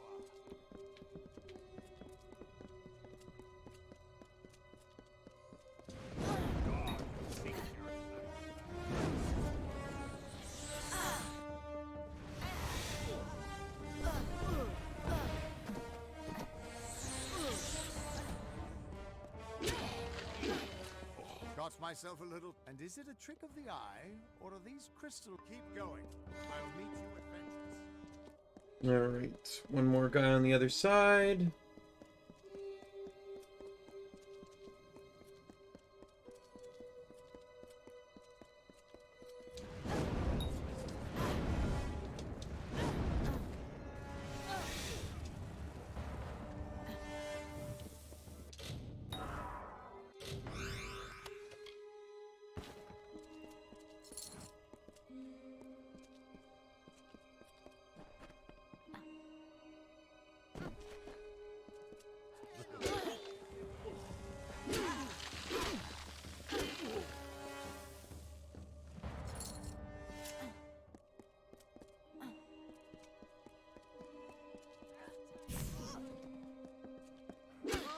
Dead.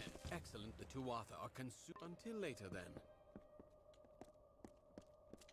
Alright, push forward. Oh, there's one Tuatha left up there, but Agarth's got him. Don't have to worry with Agarth on the case.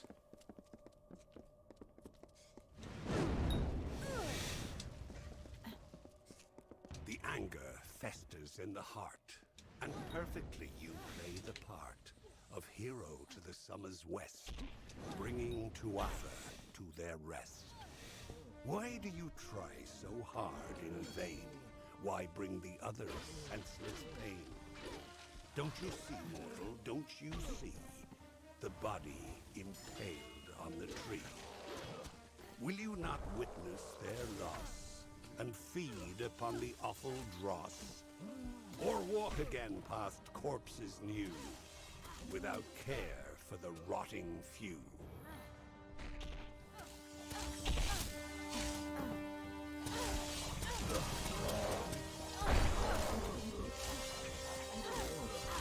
Oh my god, they're just not even hurting me.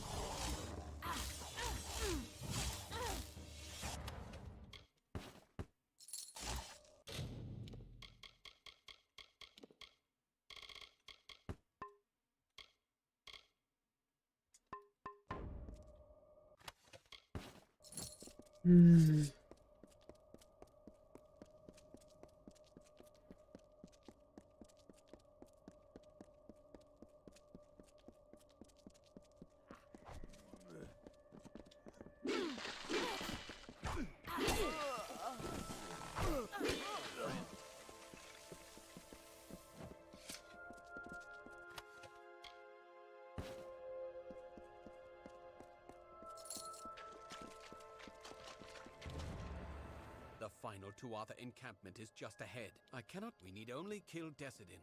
And until later,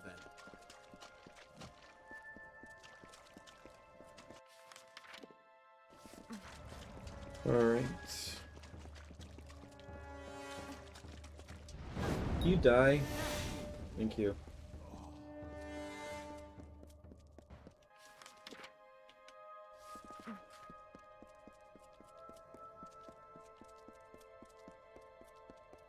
Oh, really? That's kind of interestingly coincidental. I feel like they're gonna end up burning out on the whole isekai thing, though, because, like, that's, like, everyone's doing it now in terms of, like, anime and storytelling. Granted, it helps get normal people into, like, fantasy worlds and stuff, but still... Like, half the animes people talk to me about nowadays seem to be isekai ones.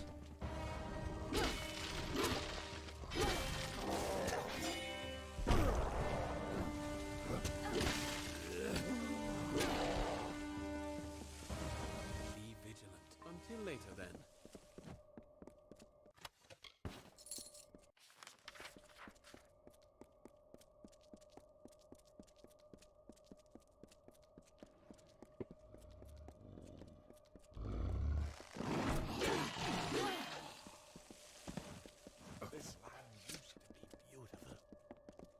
Gadflow's corruption has... Watch out for Twilight Pass.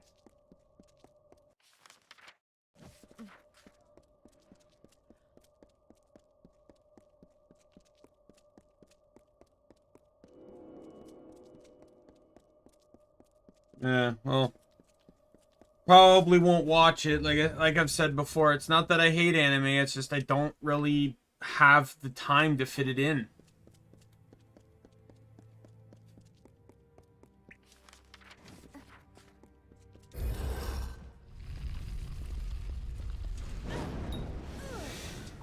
I'd rather just prefer to watch YouTube and play games and stream.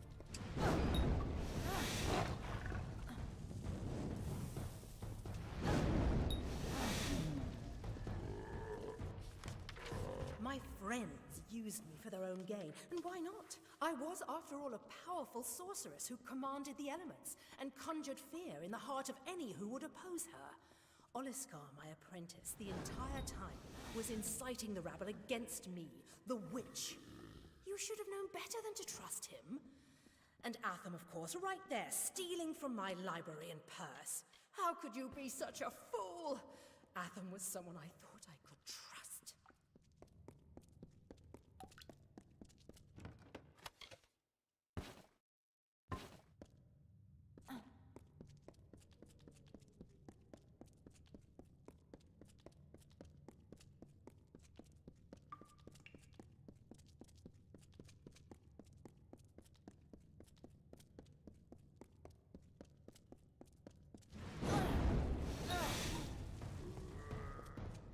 And these things, like, they're like, oh, we'll stand guard, it'll be no problem. And then a guy comes up, hits them with fire, and they die.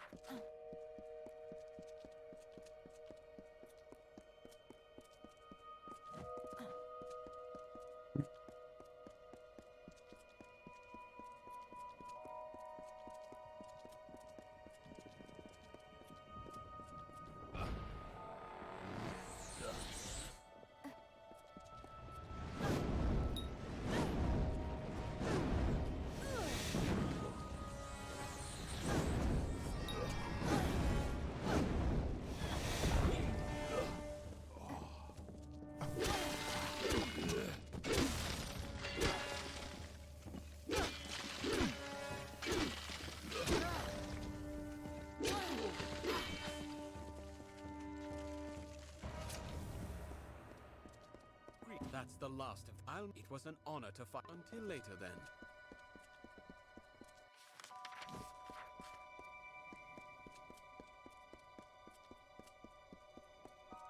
The House of Vengeance enacted the whims of our Mad King. The divided court became Gadflow's Tuatha by force or by rebirth.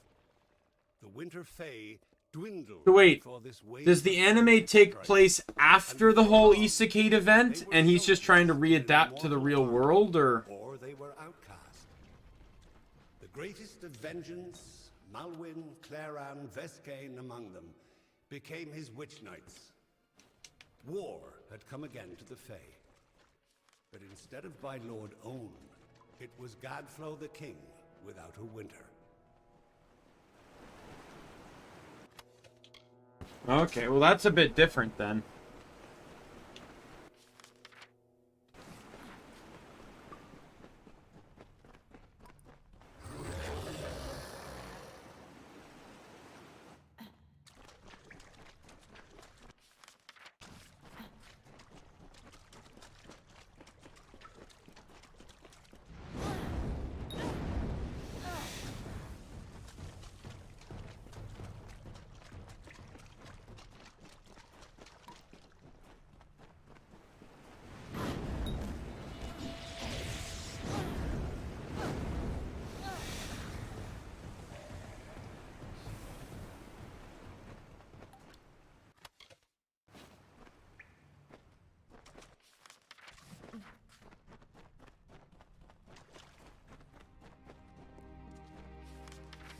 There's a quest, there's a quest, there's a quest. I am surprised to see a mortal so far. Bareth was right. Hope our people will not reap much. You are. Let's go.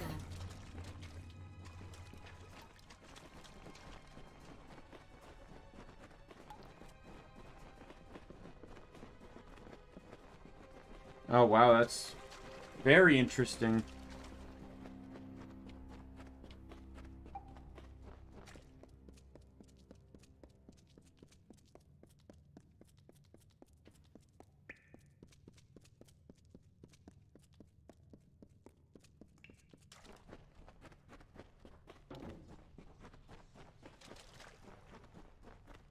Oh.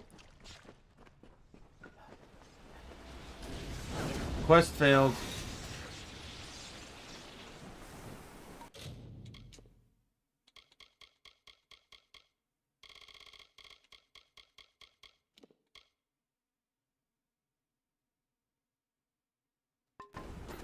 Oh no, one person died. 2 people died. I can leave you and none of you will make it.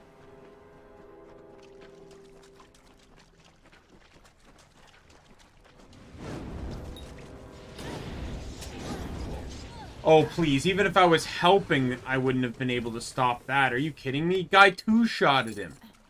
This was a failed quest from the beginning.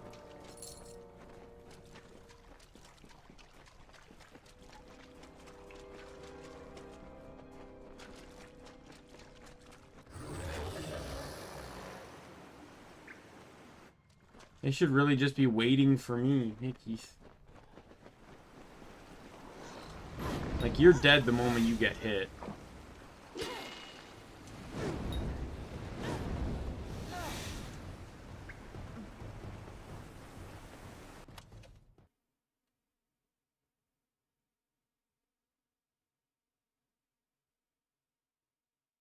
Oh, wow. That seems to be a common theme in a lot of the animes, where the main character is hated for no reason. I have a friend was a really big fan of Rising Shield Hero, and that seemed to be almost like very similar to that one too.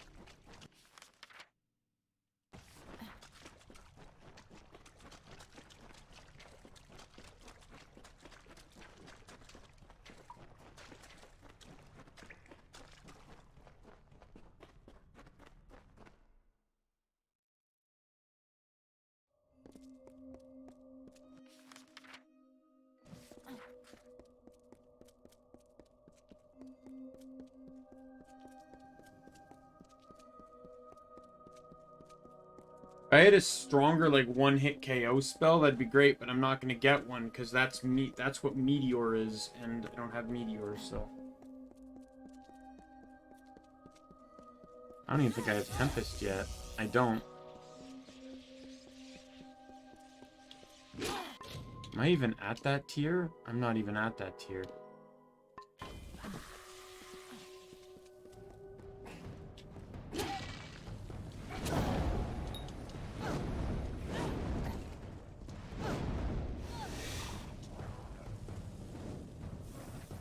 Cheese. Cheese. Kitty cat break. Oh, hi, Keith. How are you?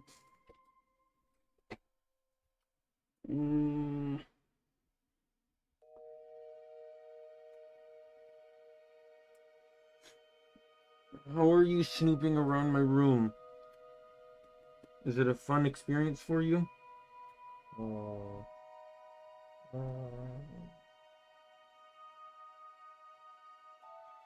You know it's not fun for me when you shred your claws into my shoulder. You know what I'm gonna do? I'm gonna go give you guys food. Some food. Be right back.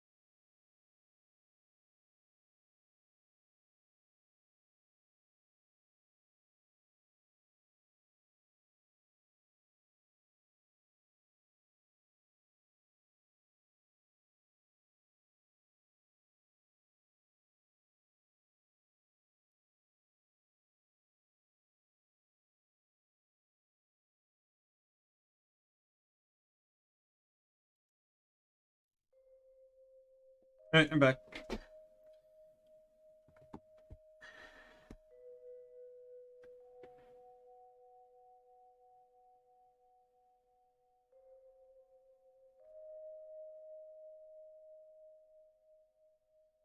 Oh, wow.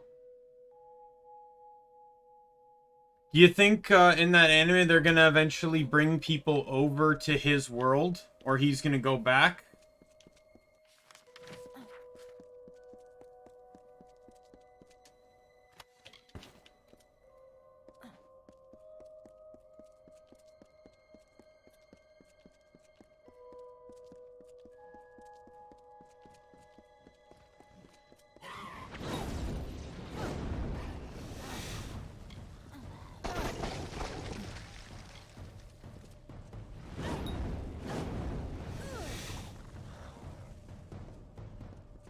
O gloried stranger in our land, bringing death with the fate's own hand, filling the graves with corpses new, that feed the vultures, mortals too. Yes, they'll eat the flesh of the dead, and tear the limbs off, and the head, They only need the slightest lie to give them reason as to why their minds should be free from all guilt. And that is you never how know. your morals wilt. Continue, stranger, in our home, where demons tread. For you are now a part of woe, blight, dusk, ruin, and living foe. All right.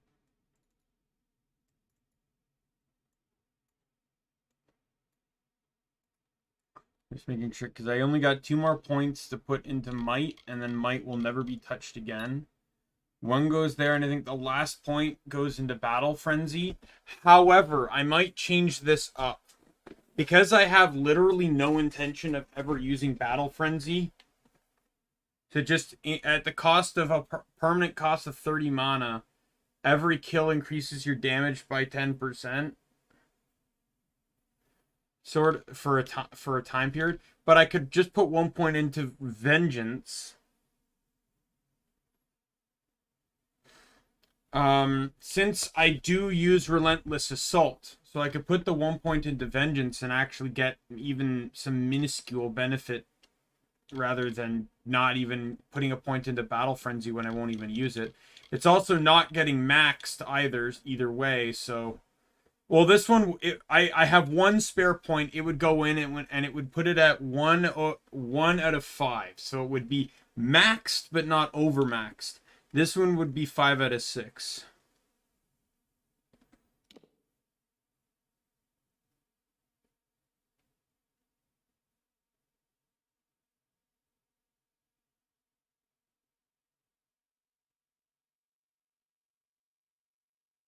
All right. So sort of like a real life VTuber sort of thing.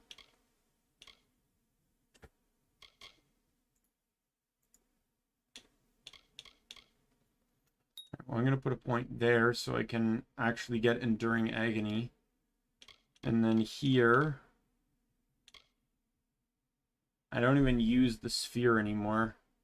So putting a point there, what doesn't really change much. But that's fine because I can put a point here.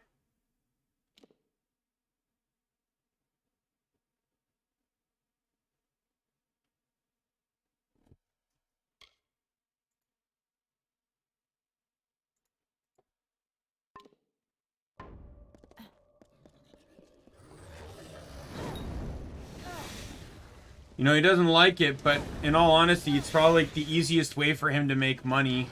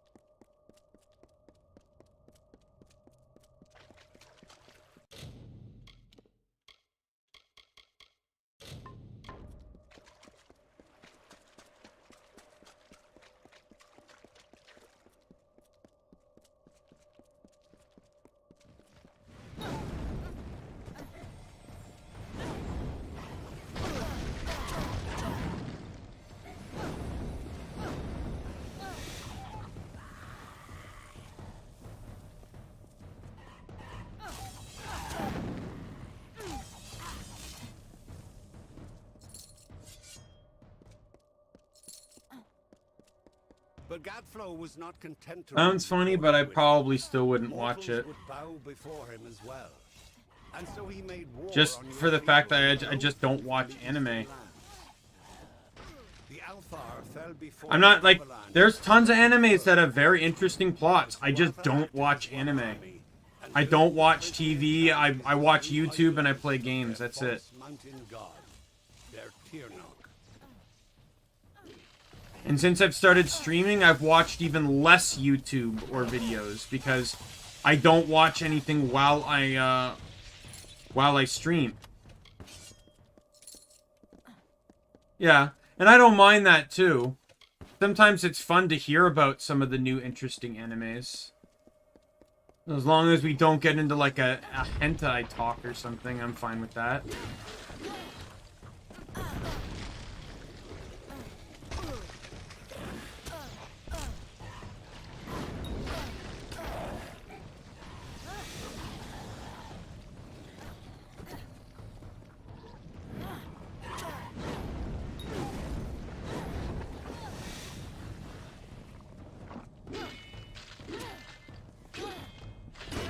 Hit that guy so hard he didn't even fall down when he died.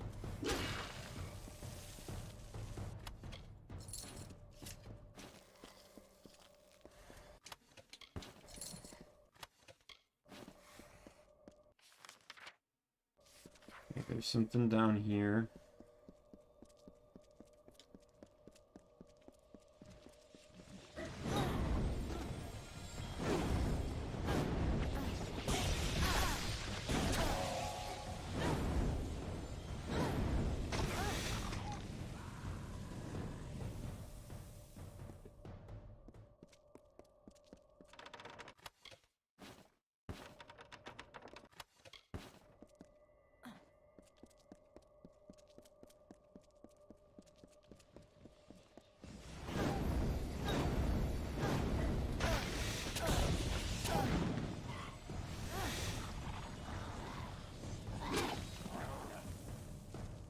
Alright. And you think there's more side quests in here?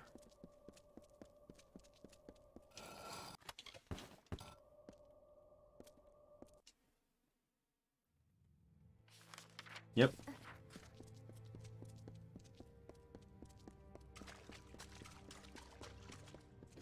Help a friend out, won't you? There's a release.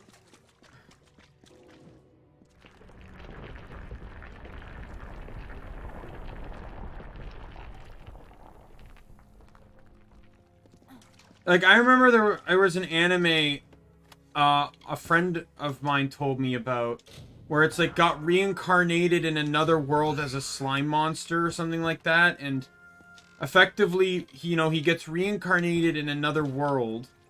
He's a slime, and then, like, he finds out that slimes can absorb other creatures, and when they do, they gain the power of that creature. And he ends up absorbing, like, this dragon god and becomes, like, the strongest creature in the world. You have my thanks, stranger. I was beginning to worry that no one would ever come, that I would stare at these same walls because I am an unfortunate creature upon whom luck has never smiled. But I meant to change all of that, to turn failure into... How was I going to do? I returned to Eventide to retrieve items that might break... Mora has promised to change my fate. Please, let us go. Okay.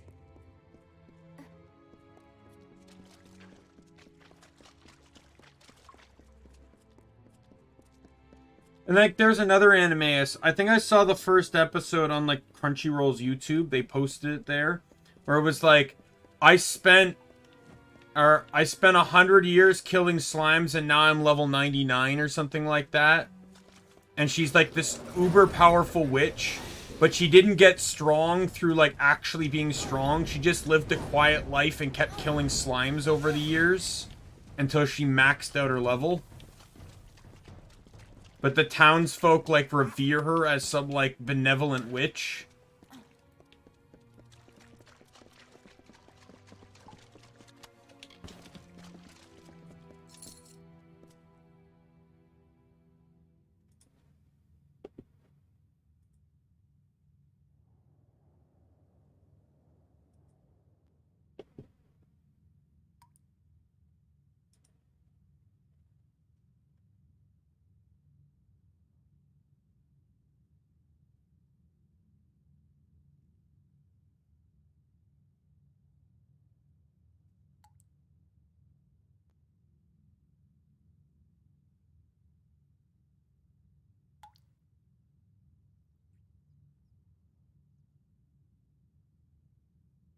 Yeah, I've been killing slimes for 300 years and maxed out my level.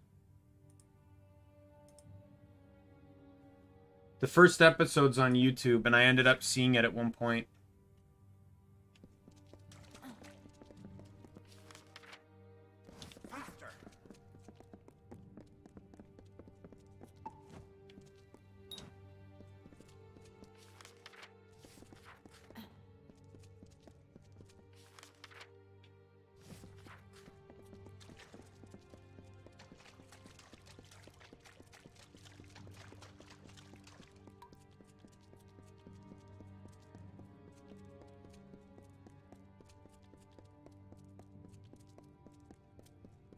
Let's go.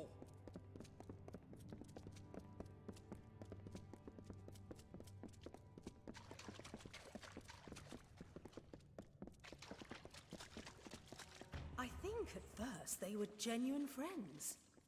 We were so young, with nothing in the world to really concern us. There was no place for malice or resentment. I don't care anymore, they're not worth my breath. I was in a place of promise. Lyria's magic shined throughout the halls. New and interesting people were everywhere. None as interesting as that divine spirit. Not only that, but for obvious reasons, they transition well to more adult form of content, which also appeals to, like, the fan service.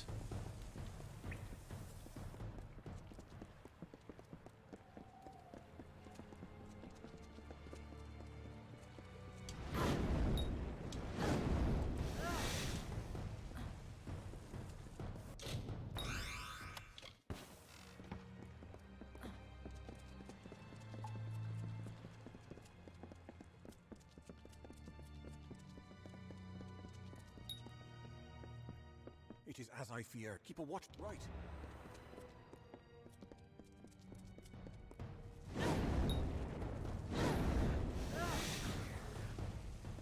Yep, seen that. Obviously, slimes can change their body shape to whatever they want. Slimes can, some slimes can basically have tentacles. You know. There's a lot of variety in the slime department.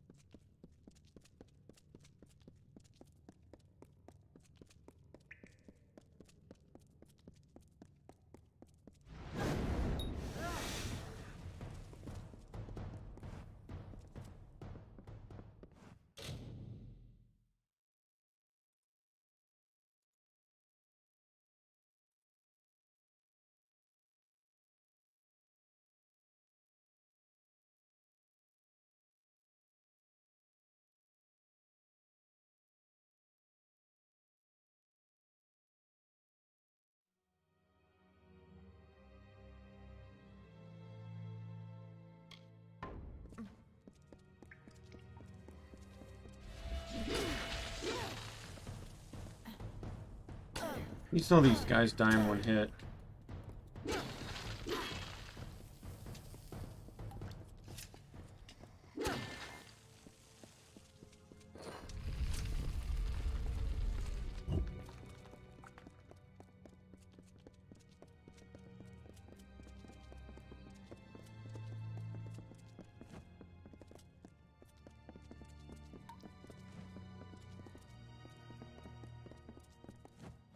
I think it's just like clothes can break down faster. You have returned, and you have brought. It is a pity for you, I mean, and to have your friend.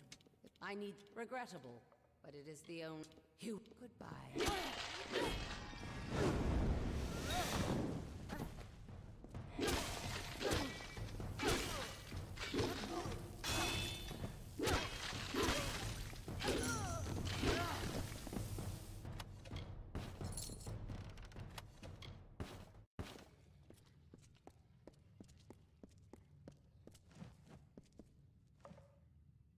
Thank you for defeating Mora. I am lucky to be able to. You have my blessings. I think I will meditate here a while, and think I am forever grateful.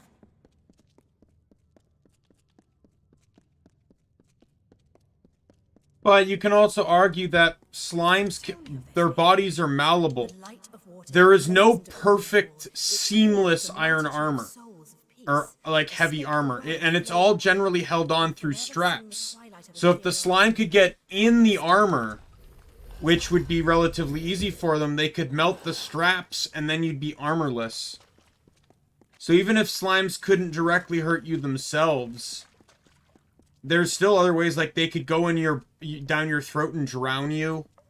They could absorb, like they've been, most slimes can absorb water, so they could absorb your body liquid, you know, internally or through your skin or whatever. They do, you know, they do that where they destroy the straps to the armor, and then other nearby monsters are far more dangerous because they don't have armor to wear anymore.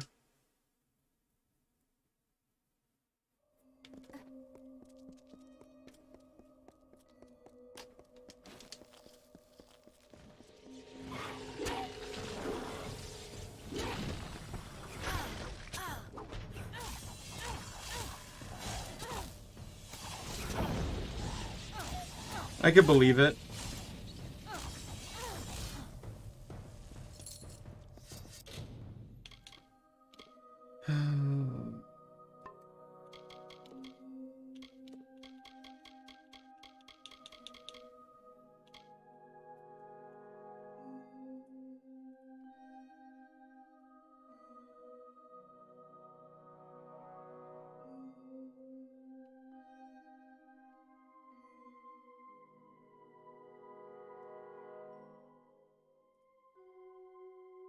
I have 2 fall lore stones left.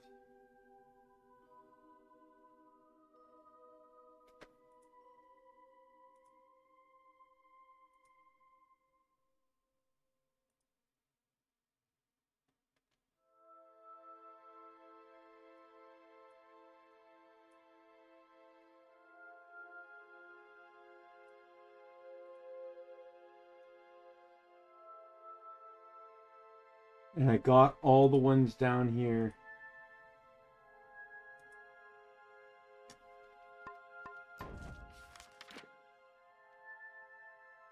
Okay, well I can fast travel to Eventide. So I'm actually gonna go figure out where the hell all these stupid things are. So there should be one in Dramalok.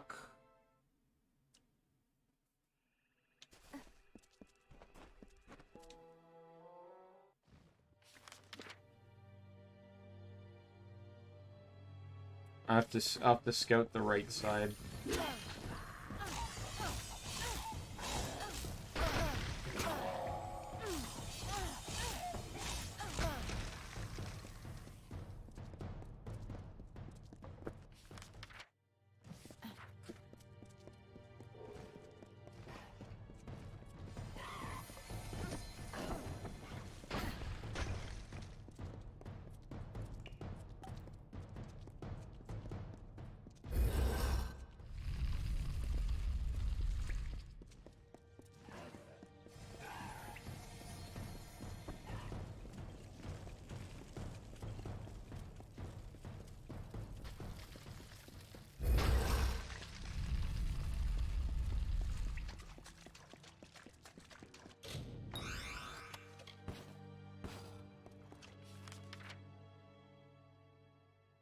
So I must have gotten the one here. There is another one. I'm actually surprised. Like, how have I not gotten all of these?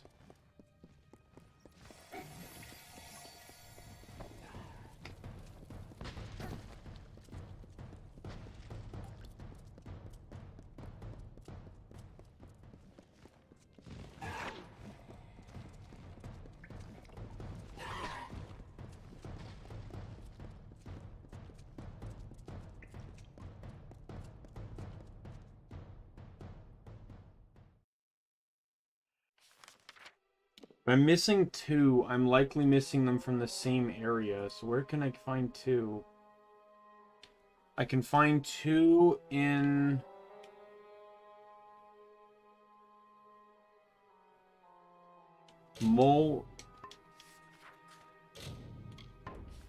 Mulrain. Thought I got these ones though, but we'll double check.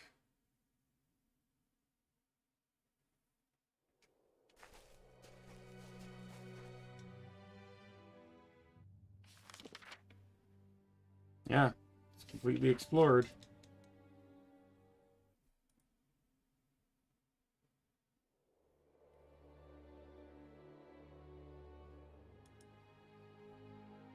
There's 2 in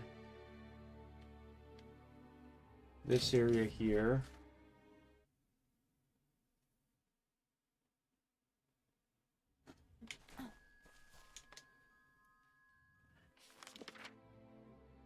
Oh, there's one lower stone there. I snuck past.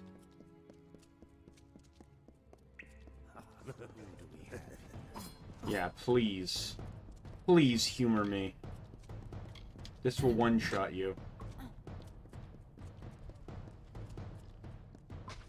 Oh, it didn't one-shot you, but, you know.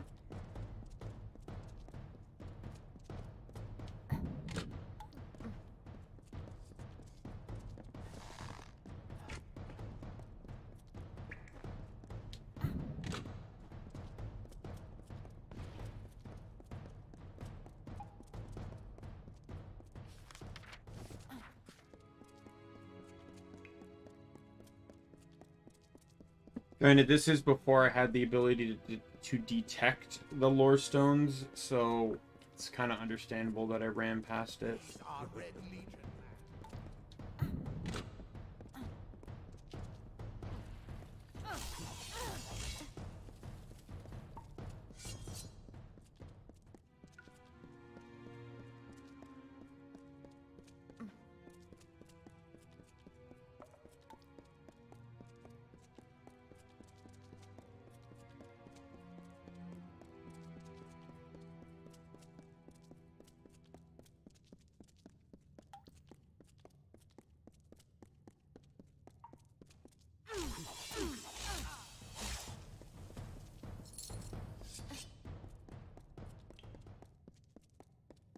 And you did find it. And that is your curse? The Arathi are gone. Upon these shattered ribs of early cities, they've left no mark. Okay, so that's no one. No So there's one left and two locations to check. No warning cry, no tale of a lonely death. What message might they have left, scratched in this antique stone, soft as a dusty grave? The peace of the Arathi returns the lifeblood of magic. They are the ultimate deceivers, the opposite of that which they appear. I saw their true form revealed there, a horrible, chaotic monstrosity. This is the only lore stone set that is scattered across the world. My entire life spent chasing this dream. There was the truth before me. We are alone. There is nothing to save us. No greater things than the things we wreak. Alright, so there's only one area left that has one. And it's Foe's Hearth.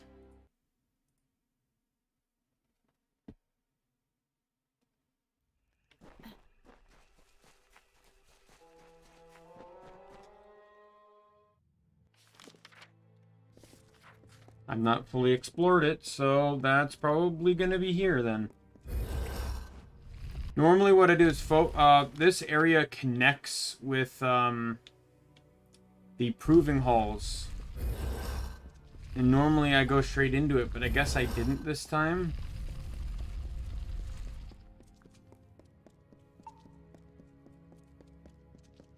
Oh, you know why I didn't? Because I normally... Yeah. Mario Bros! There you go, Nick. You're done waiting.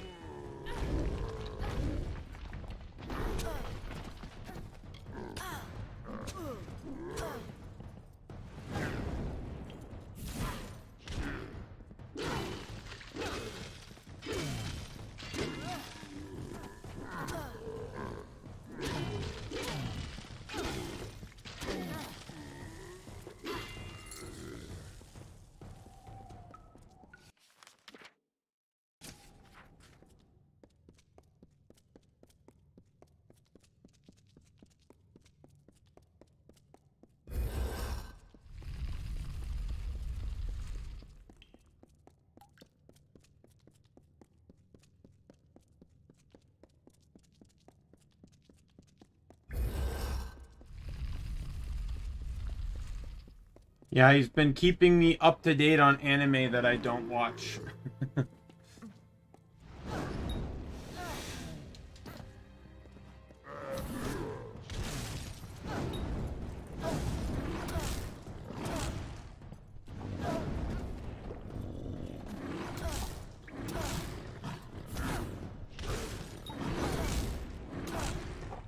you mind not attacking me and, you know, siphoning out all of my magic when you do it?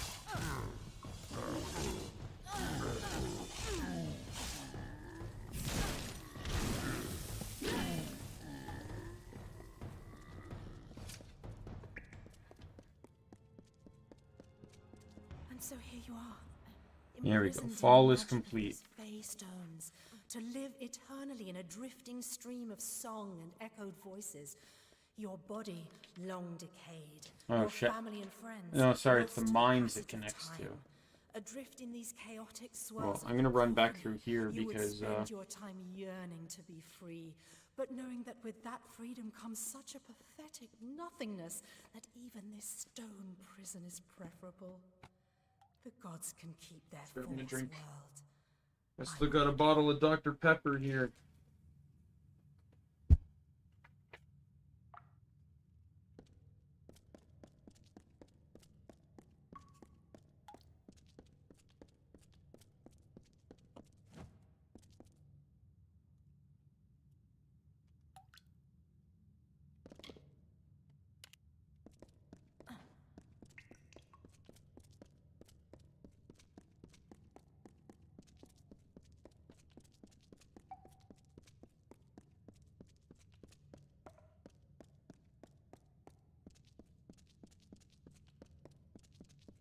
Oh, really?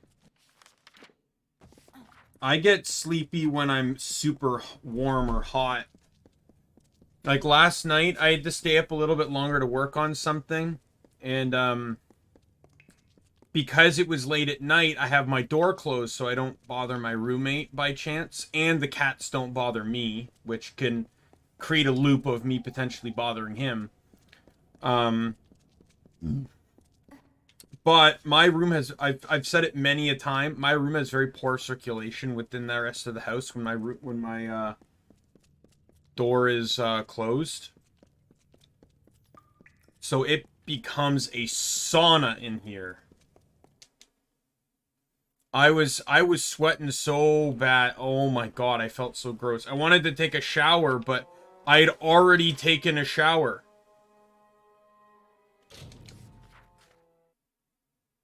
Oh, wow. I always wonder, like, not to, like, just under a curiosity sense, like, I've always wondered if stuff like that was, like, transferable through family. Like, obviously we know, like, genetics is one thing, but, like, just the idea that, you know, the way a person is going to enjoy or perceive certain things gets transmissioned through genetics. Because I do know there is a form of like, and then you also have to play in it's like the nature versus nurture argument, which is being raised one way or just naturally developing that way. And let's say I have a kid and that kid really likes is really good at video games just simply because he's my kid. Like, not like pro, but just good, right? But he hates video games because I would make him play so much. Like, I've heard stories about that on Reddit where, like, parents were so interested in certain fandoms that they literally made their kids hate those fandoms. Like, one story where OP had parents that were, like, super obsessed with Harry Potter and Star Wars. Every event they ever had to feature Star Wars or Harry Potter, even their own birthdays, rather than having something that they themselves enjoyed. It had to feature Harry Potter it had to feature Harry Potter and or Star Wars. And it finally came to a head where I think it's like every Christmas they annually sit down and watch all the like Harry Potter or Star Wars movies. I was hoping someone would be. And My last walk with the Lightfoot. Farewell. and they got into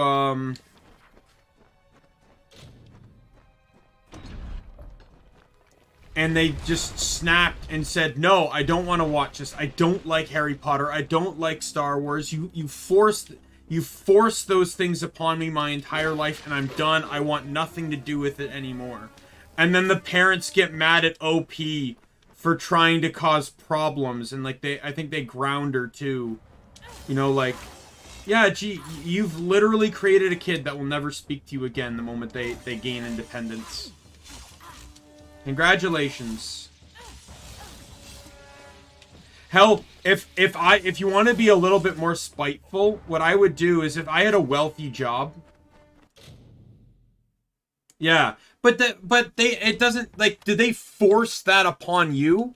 Like, that's the point I'm making with this story, was that OP was being forced into enjoying and taking a part in those franchises.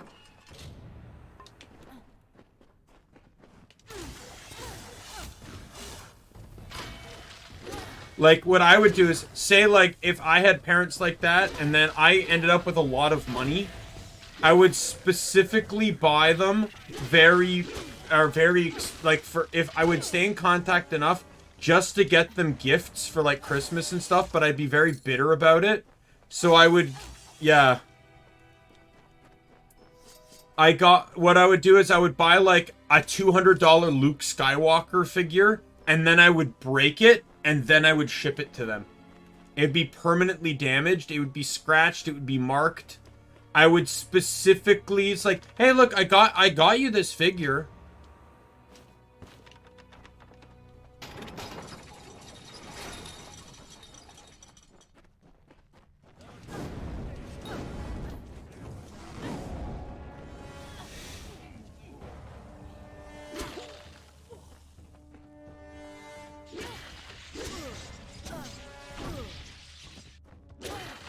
Right? Some assembly and cleanup may be required. And if I hated the franchise, I would find it very, very therapeutic.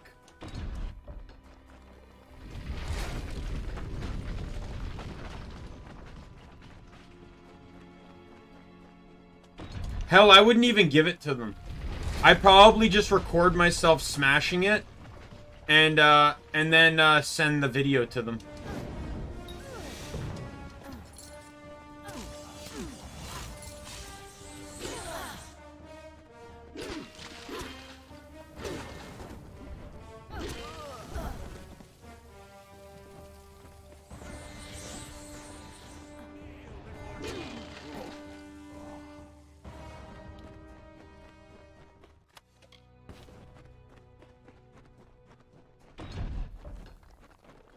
Like, I have no problem with like, people, you know, making suggestions. Like, you're pointing out animes, right? Like, probably won't watch them, but, you know, the interest is there now.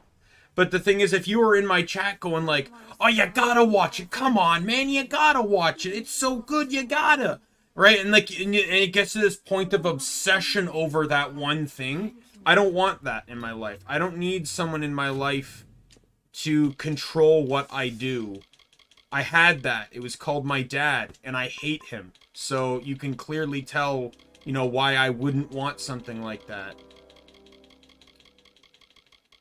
I am legitimately no contact with my dad. So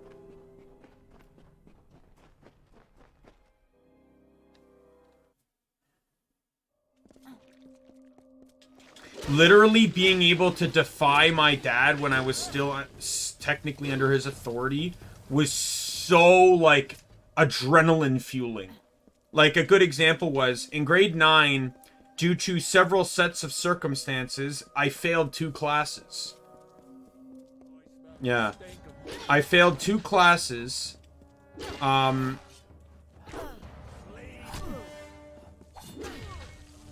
And when I failed those 2 classes, so in Canada, at least where I am in Canada, there's you need a 35% or higher to be able to go to summer school. If it's lower than that, you actually have to repeat the class. So only one of my grades was high enough. Now, the thing was, I had run away from my dad by this point in time. I was living with my grandma. However, by law, my dad was still my guardian. Even though there was like an agreed upon temporary, like my grandma basically had a right to look after me for the time being while this whole dispute got settled. But by law, my dad was still my legal guardian, so he could make decisions like schooling related stuff. So he set me up for summer school, in which I didn't go. I refused to go. And I got no consequences for not going. Still graduated on time. I lucked out on a lot of it, but I did graduate on time.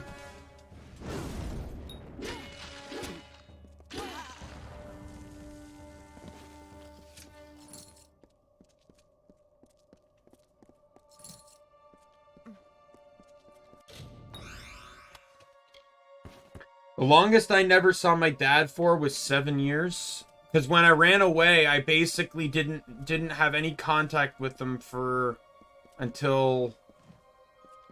When did I run away? Like, yeah, so only about like 2017 was the first time I saw my dad in 7 years. And then...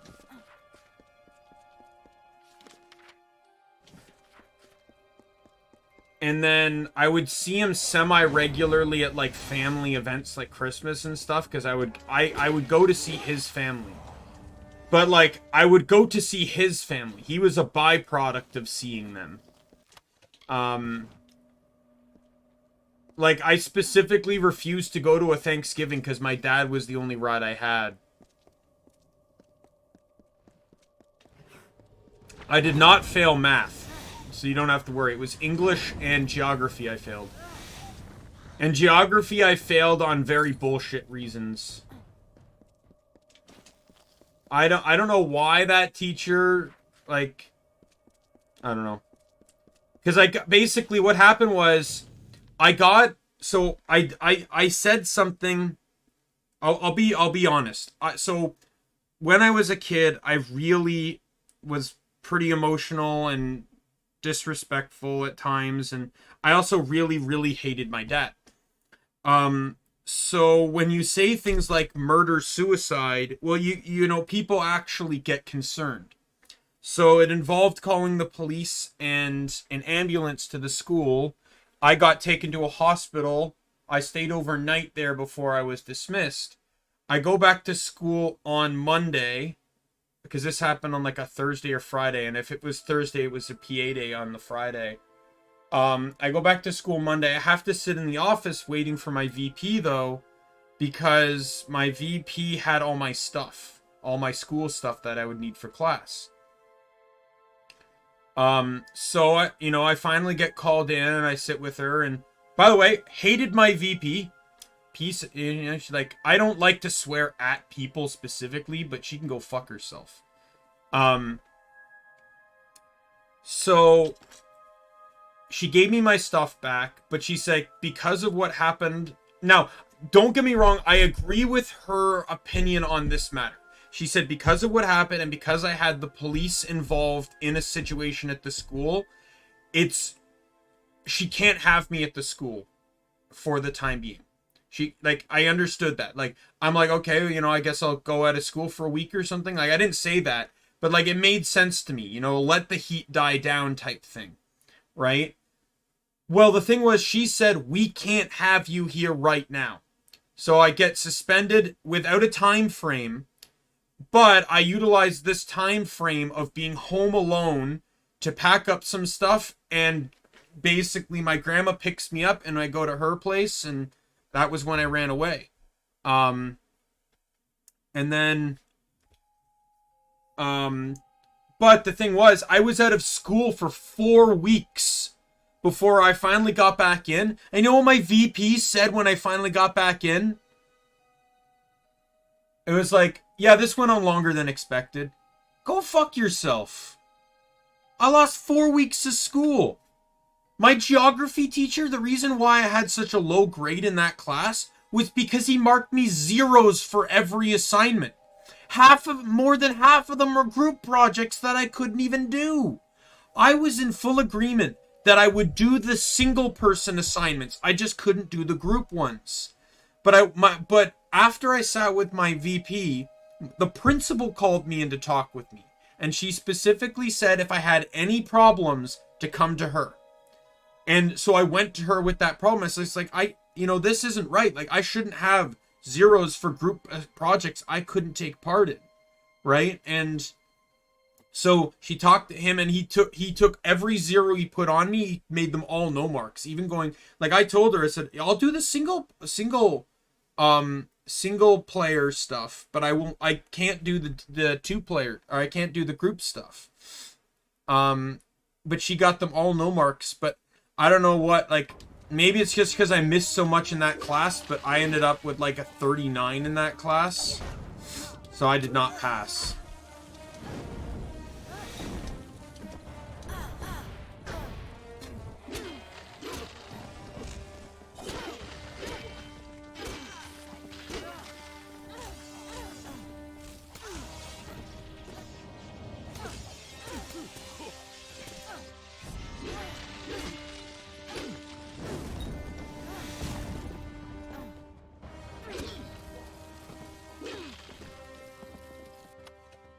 I was actually really good at math.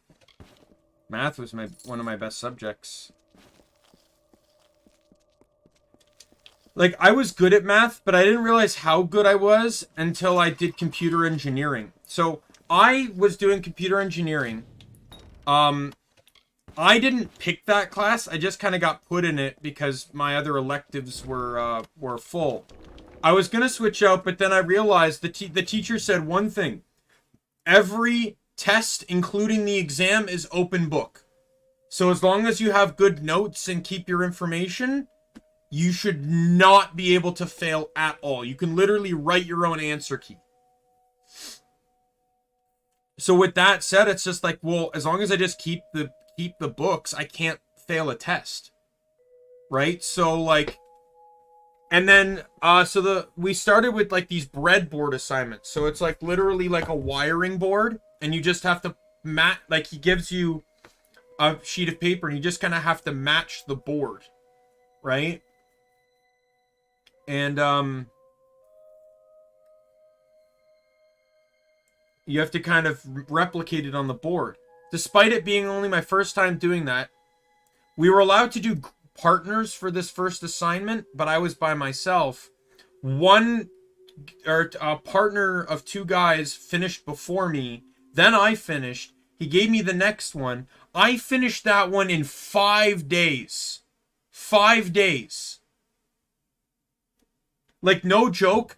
I handed that in, and he's like, well, we'll see if it... I said I finished, and he's like, we'll see if it's finished. And he did it, and it's like, this is... I think the only thing I did was I had to turn a resistor. That was it. Because the way breadboards work is the power is done vertically. So if you put a wire in vertically, in the same 5 slots, it doesn't actually do anything. So I just had to turn the resistor and move a wire. And I got like a 95 on that, right? And he's like... And I think another teacher was in the room at the time, and he's like, oh, it's not easy to get a mark that high from him. So, like, and then I literally sat in that class, but the thing is, after I did that, he's like, you must be good at math. And then I realized that I was actually good at math, like with someone actually pointing it out.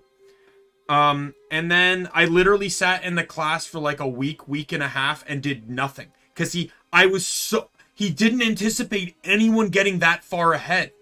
At all. He did not. So he gave me but after that, he finally managed to get me an extra credit assignment. And he gave me that. And when I finished that, the rest of the class was starting to catch up to where I was. I loved that class. That was so much fun. I had a teacher, I remember once the teacher was we had a student teacher too. But we had a teacher, like, it was a grade 12 student teacher. And, student helper, I guess, is maybe what it is the better term. And he was sitting there, no, it was, the teacher was like, hey, you know, he's trying to, you know, he was trying to get everyone to, like, you know, focus more on work, like, you know, and he's like, he turns to the student, he goes, how many kids in here have A's? He goes, 5 kids. And the student goes, oh, we have, you know, there's 5 A's in the class. He goes, okay, let me take a guess. It's Daimien, this guy, this guy, this guy, and this guy. And he goes, exactly. Like, he knew right on the bat, based on our work habits and what we were performing with, who the best people in the class were. Right off the bat.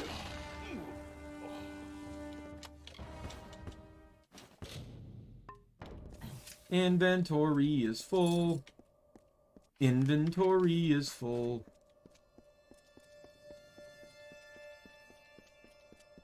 I generally, at my job, because you have to count, you have, like, since I work retail, you have to count, like, the money and stuff, right?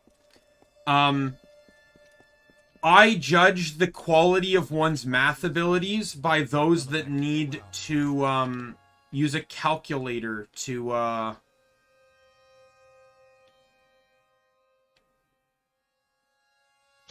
if you need to use a calculator to figure out the value of the tens, then you're not good at math. Like, it's kind of cemented in the stone at that point. You are not good at math.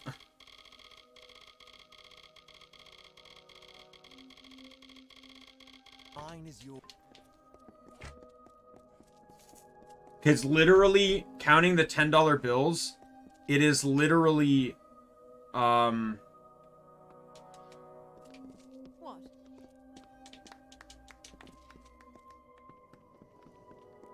she's stuck in...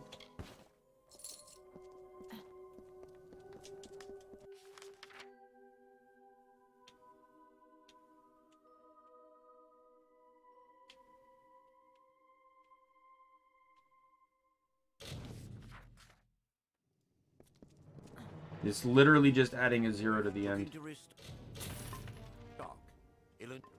Alright, let me go repair.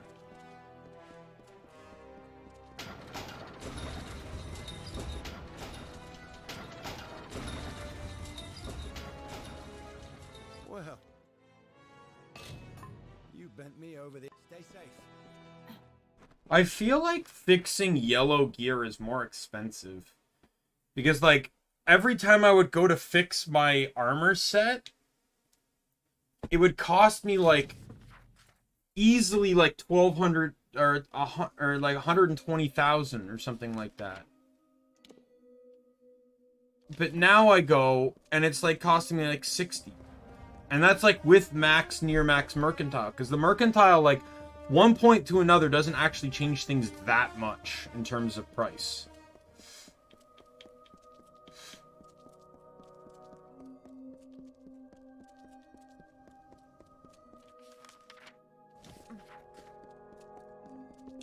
Teacher hate me.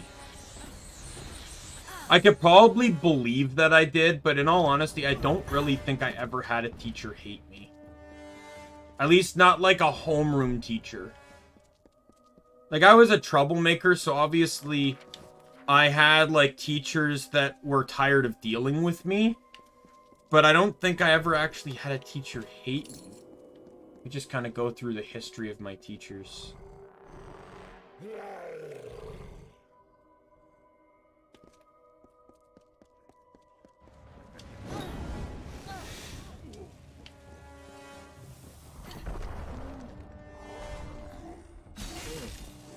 Yeah, I've heard it happens. It sucks that it happens, but I've heard of it. I've heard a lot of stories on Reddit, too.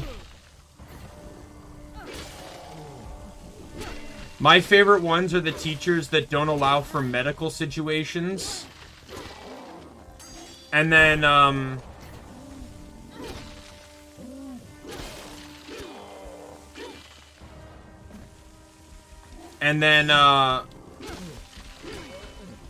like, I heard one where OP had a medical condition that would cause her to randomly throw up.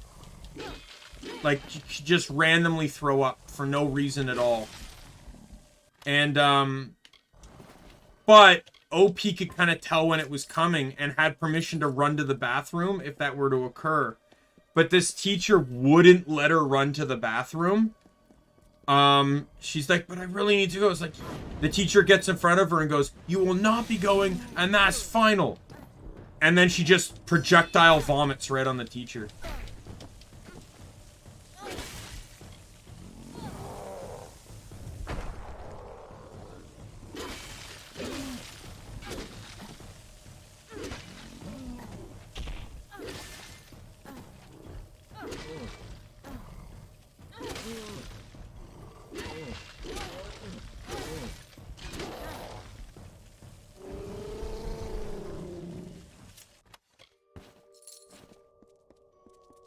I had that VP I mentioned, like, I hated her. I felt she was very dickish. My sister was a good student and she hated her.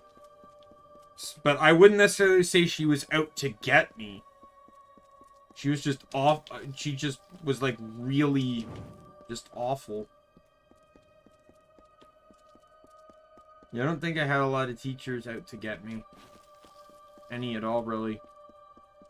If anything, a lot of my teachers were even willing to go the extra mile for me, just to help out.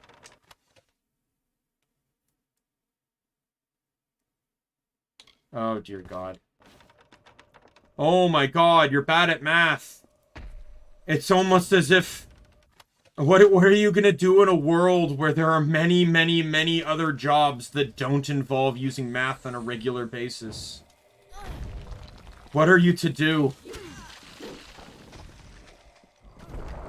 You may want to become a musician. Oh no! How are you going to add the amount of notes on the page? You want to become a newspaper journalist. Oh no! You have to figure out the value of your ticket. Your ticket to venues.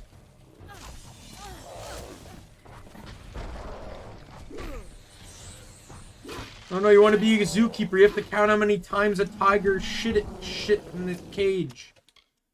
God forbid you get a job without math in this world. Like, I'm not saying math is absolutely, like... I'm not one of those people that believes you shouldn't learn math. But, like, there's some maths you don't need to know.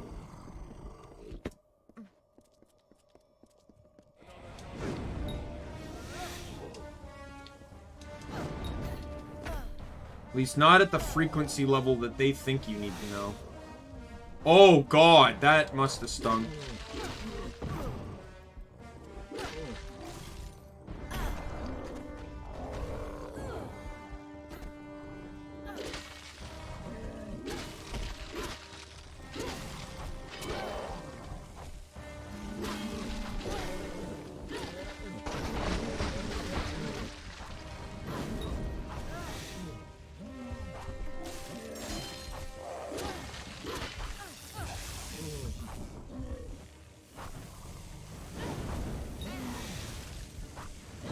I'm gonna tag him with that, and then I'm gonna try and stun him again.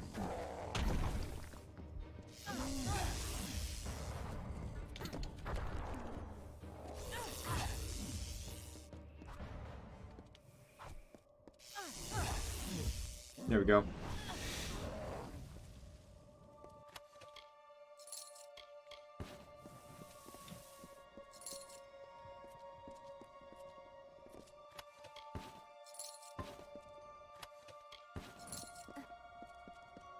Foolish mortals, listen well.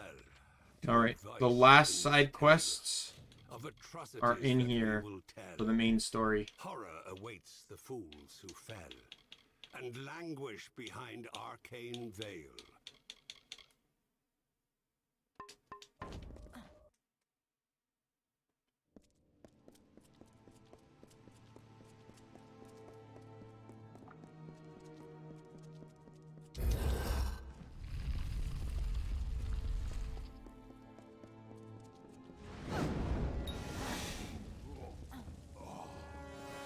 Man, I might actually even hit 38. I don't think I've ever beaten the game at 38. I've always beaten it at 37. And that's including doing the quests, the 3 quests I've failed so far.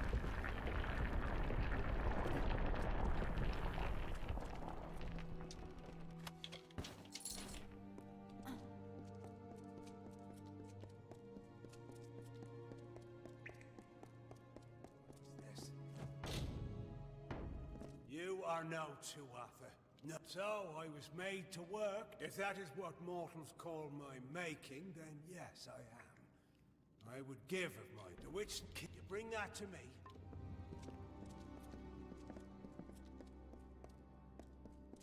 Yeah, it is unfair that some teachers think they can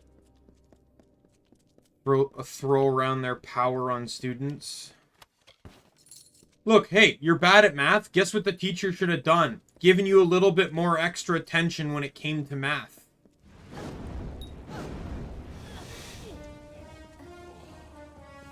I almost lost it for my entire year.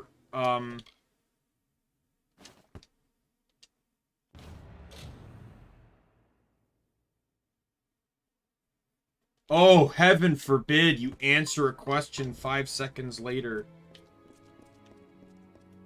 Like, so during this whole situation I was just telling you about, where I was out of school for 4 weeks, I missed a lot of stuff. And while I wasn't failing math, I did end up having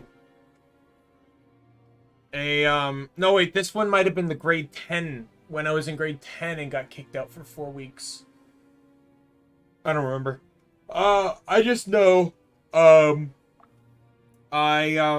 missed because during my time away, I missed the lesson that explained what the equation of a line was.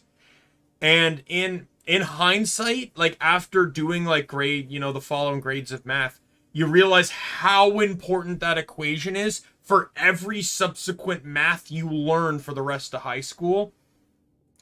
And I missed it. I had no idea what it was. No one would explain it to me. I was so super confused. I was sitting in the resource room trying to, do some work, figure things out. And two parents and a kid were getting shown around the resource room. And they were going in for a meeting. And just before they went in for a meeting, the teacher that was going in with them stopped by to just quickly ask how I was doing. Because she was going to go into that meeting, so she wouldn't have been able to answer any questions I have. And I explained that, I was struggling on this, trying to having issues figuring this out. It turns out the mother of the kid being shown around was a math teacher. So she literally just pulled up like a chair next to me and spent like 5 minutes explaining to me everything. And it clicked like that. Just like boom, click, boom. I understood literally everything on the page. It was that, like, I don't know if it was just the way she explained it or just that I finally had someone to explain to me what the equation of a line was and how it worked. Who visits me here? I will let you choose which one suits you best. Well, just give me daggers because I'm going to sell them anyway. You have returned. And finally... Ah!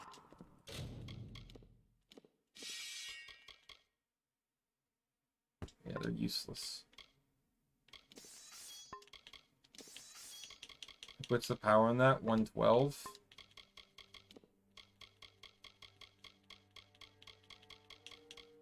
Yeah, garbage.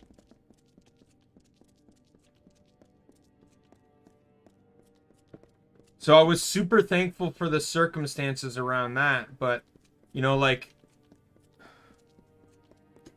why be a teacher if you're gonna get pissed that someone doesn't understand something?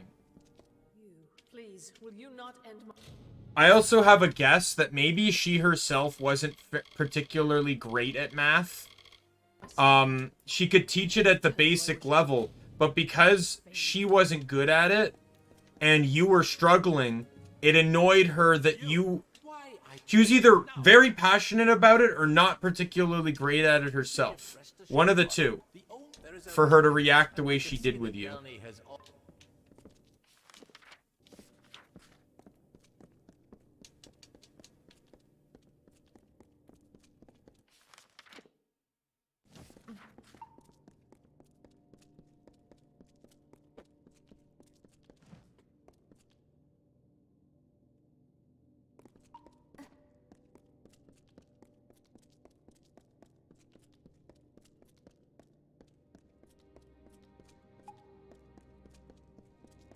Enemies, burn in hell.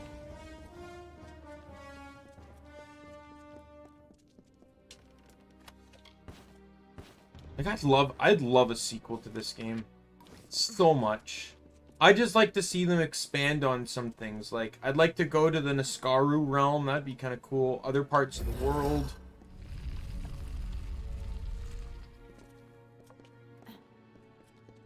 Oh my god. That's so stupid.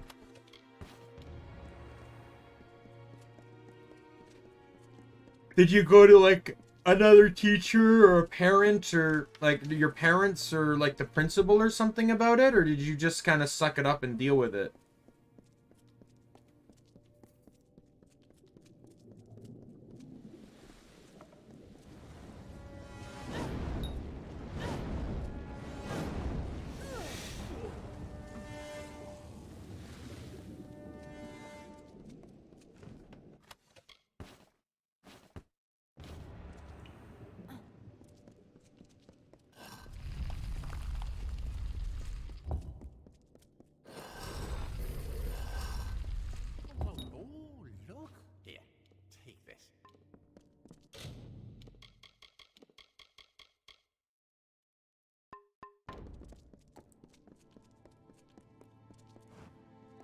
Either it is finished at last. How I have yeah. for this moment.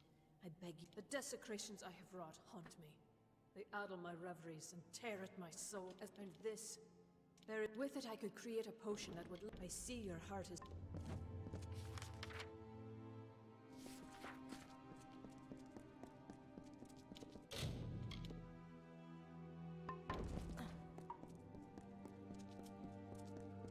It kind of sucks that you get in situations like that where kids feel so powerless that they don't think they can. They think they just have to suck it up and deal with it. Like, that's the thing is, kids are so impressionable, and they're effectively taught to obey authority figures, which is why generally a lot of kids don't complain about, like, power abuse by, like, teachers and stuff.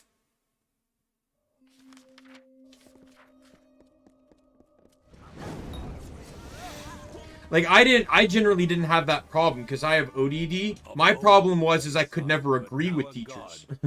I would just constantly, like, get in fights and stuff. They worship on their earthen sod and bow their heads and pray. Like, I would argue, I would defy, I would just not listen. Just kind of within the natures of ODD.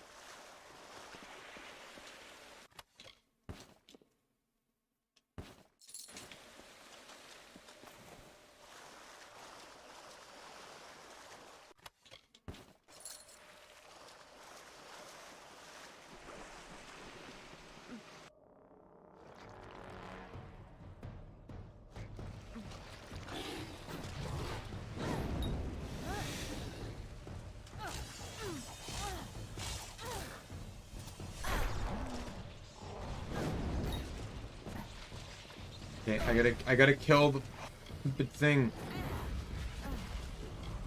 If I don't kill that priestess, like, there's just gonna be endless enemies.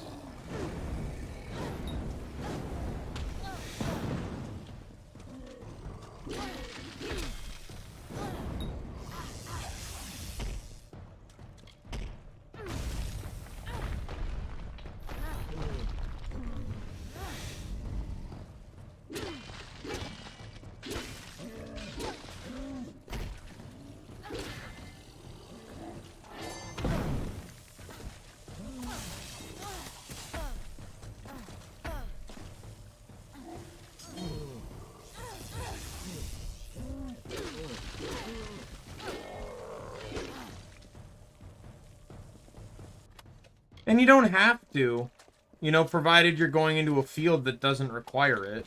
Like, whatever your future job you want is.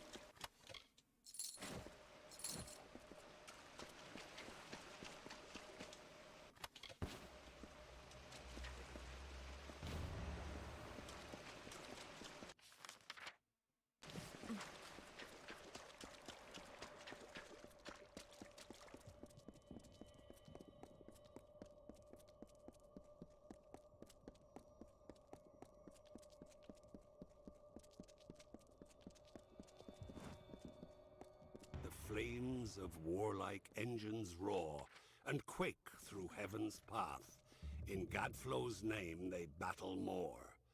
And then, despite the peace of yore, will murder neighbors in their wrath.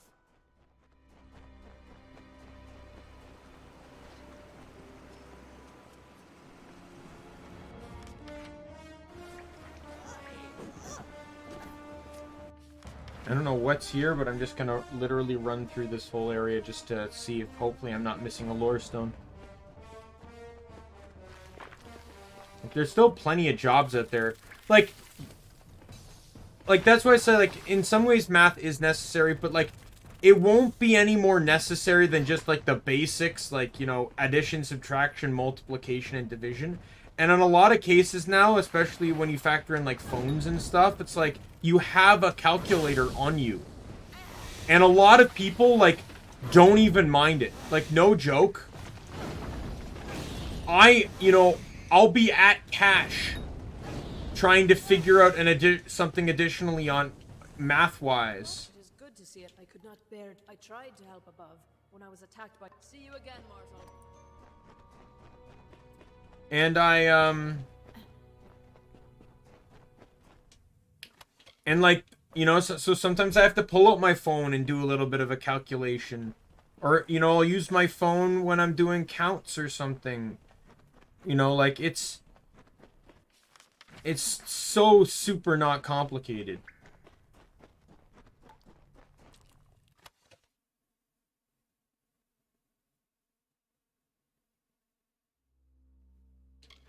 Now, did the other kids not like you as a consequence of this teacher, or did they just generally not like you for no reason anyway?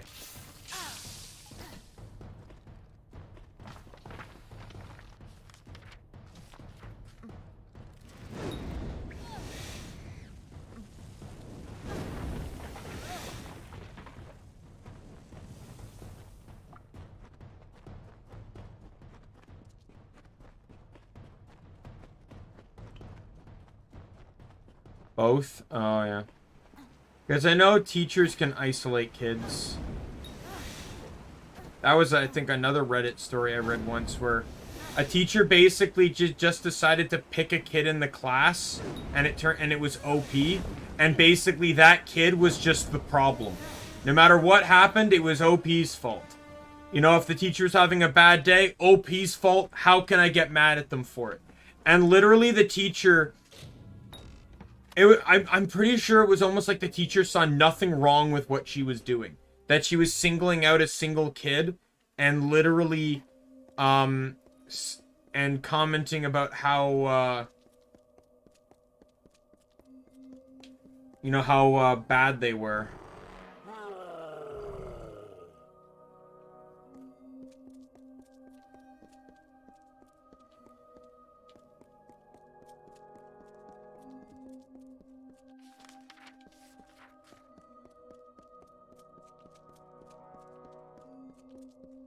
I'm just getting these lore stones.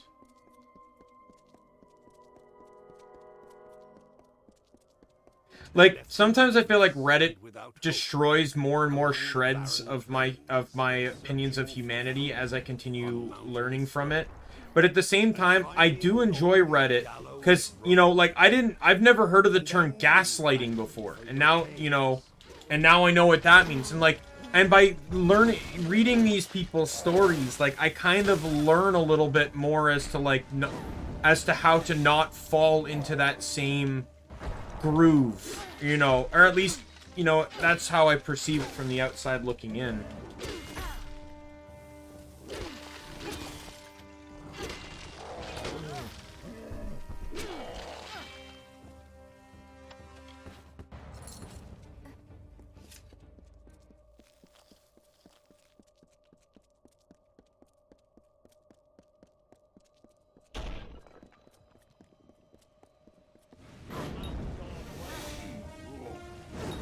Like, I'm learning more about, like, what is effectively, like, manipulation and abuse from, like, you know, in terms of a partner. Because I've only ever had one girlfriend. Like, one kind of serious girlfriend. I've had two, but one was a month long, one was, like, half a year. And, without a ruse, And you know, I really enjoyed the one that was half a year. You know, like we had a good relationship. You know, we broke amicably. We're still friends. Why can't I leap down this ledge? But you know, like in hindsight, I probably wasn't the greatest boyfriend I could be, but we both kind of, you know, and I apologized to her for my faults and everything. And she's like, you know, you know, it wasn't really a problem. It was the first serious relationship either of us had, so we were gonna make mistakes. And you know, I'm very thankful that, you know, for that too. And, but you know, like, I don't have a whole lot of relationship experience, so you know, literally, like, just some of the stories on Reddit make me never want to have a relationship. Like, just, like, it literally ruins the idea of being able to trust another human.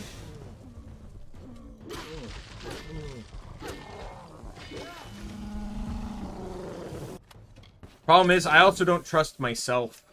I was raised by a dad that used manipulation tactics like crazy.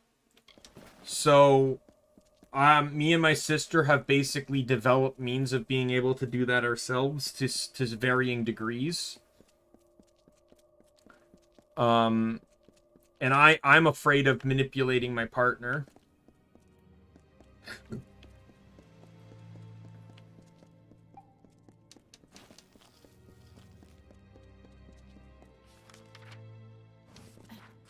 And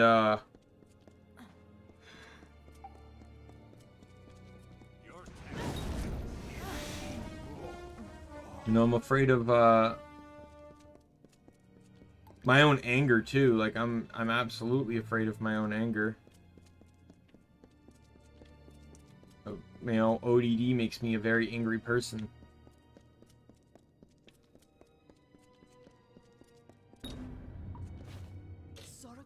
Now here is the potion. Farewell.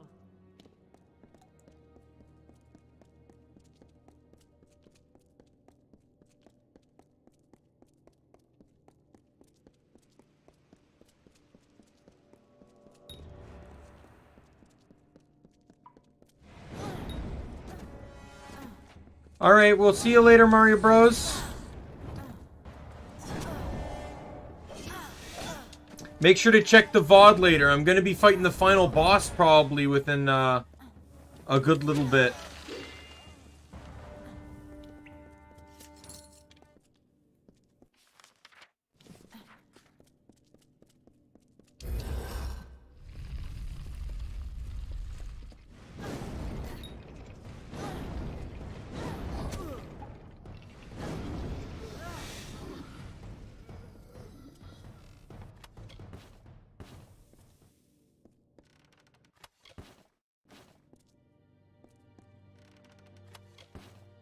This is a 5 chests in a room. This would have been a great spot to put an armor set. Each chest guaranteed to contain 1 piece.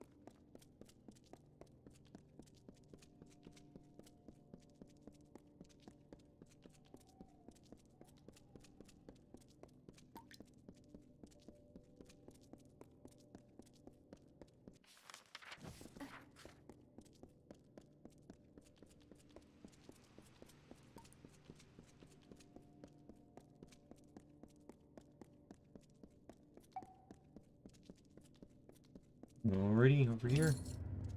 Last side quest.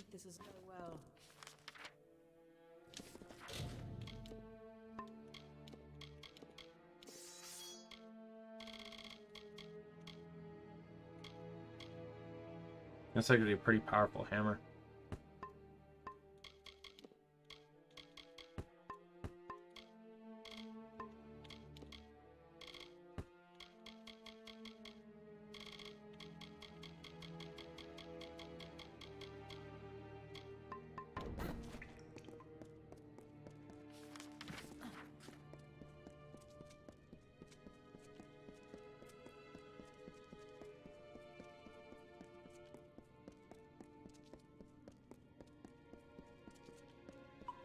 Alright, that's the last side quest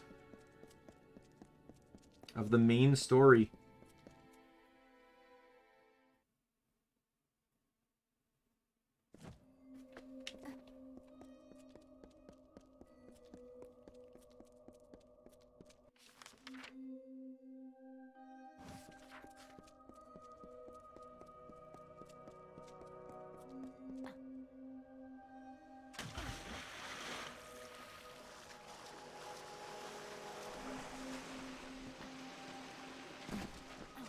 Alright, let's go talk to Silent to progress the actual story.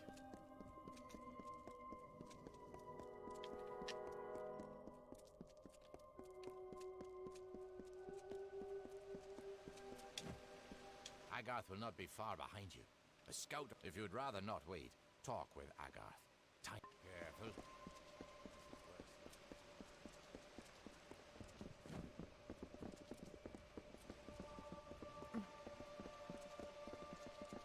Good to see you here. Damn it all, I knew we couldn't trust her. I sent Ventrinio to keep an eye on her. He was sending me messages until recently. We need to get through the House of Vengeance and kill the Cur. And we'll have to do it without them. We'll go as far... Listen, if we get separated, I'll keep fighting to keep an escape route open for you. Stay on guard. Alright.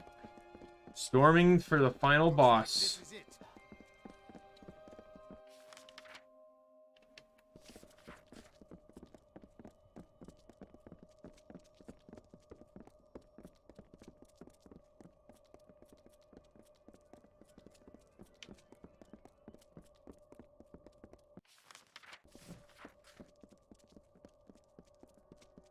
As the sun is to the forest, Tirnoch is to the Fae of winter.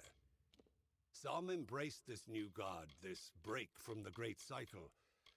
Others hid in the darkest of places. Gadflow spoke of Tirnoch, and the Prismere emanated its power. It is a source of magic and hatred. It no longer slumbers beneath Amethen. The unbroken horizon of the winter is now the fiery haze of destruction.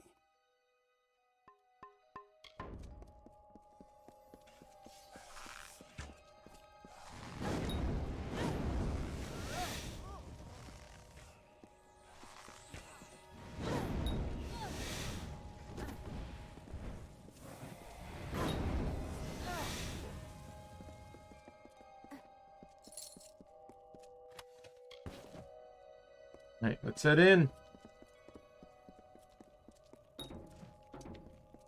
Oh, come on! Are you gonna fight your way back to the beginning, then? Because we can't enter until all of you fuckers are at the door. Stop it!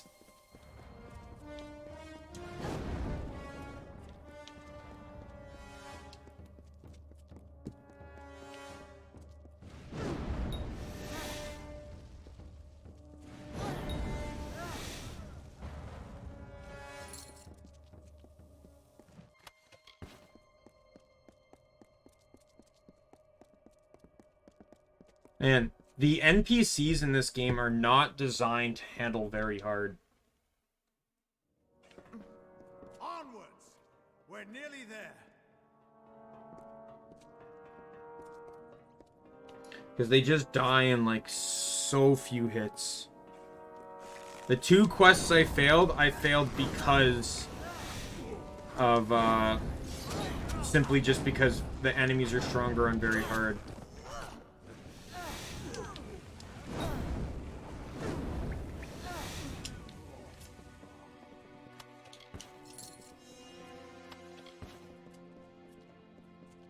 Like, normally you have, like, a team of, like, 7 guys coming in here.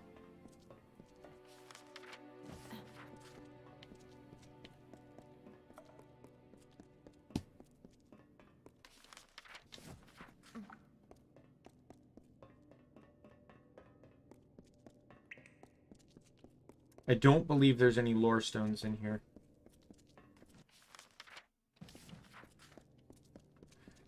Because I got 6 lore stones left for the base game, and I believe there's 6 left in the area after this one in Brisbane.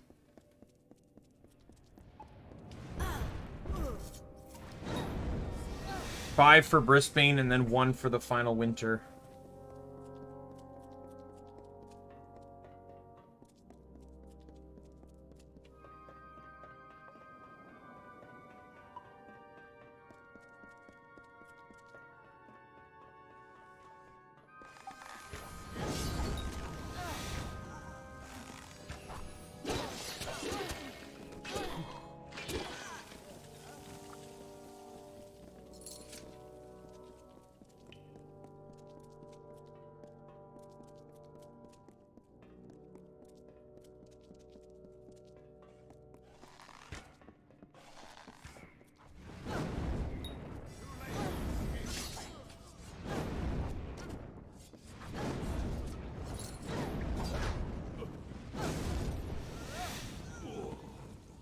Bring it!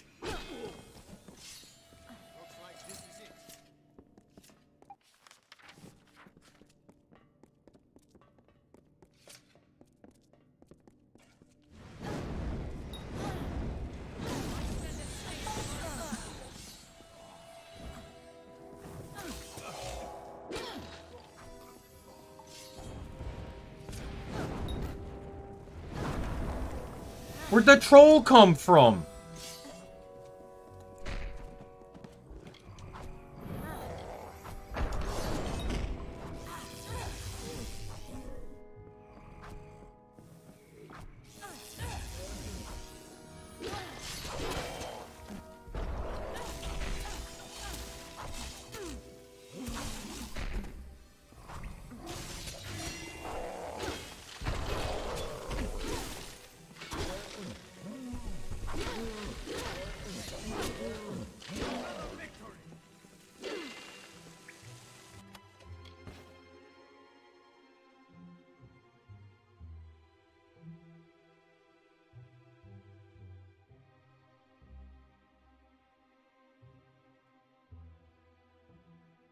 Hey, 1 second, guys. Be right back.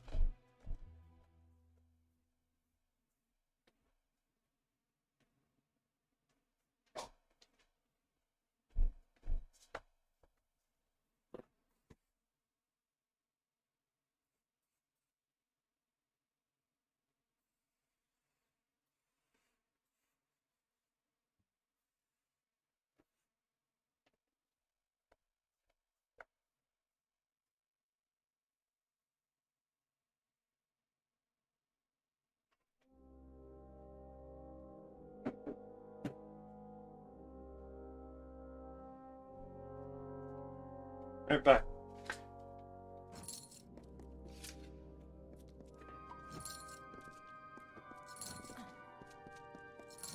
Sorry, we get occasionally during the summer, this house for some reason we just get like a massive amount of flies. Probably doesn't help that my roommate leaves the door open a lot, but yeah, well, they congregate around 3 particular windows in the house. My room window, the bathroom window, and the kitchen window. But if we grab some bug spray and literally just spray the ever-loving hell out of the windows, you basically will not see flies for a very long time. First time I did it, it got rid of all the flies for the month, or for this summer. As a matter of fact, we didn't even see flies, but they kept dropping. Like, going to the bathroom, there's 3 more dead flies on the ground. But where did they come from?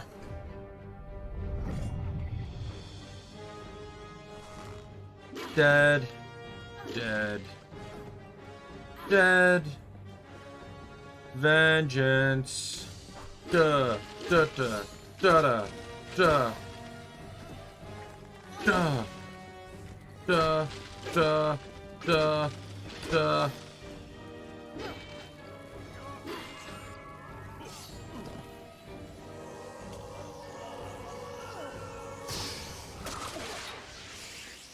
$38, let's go.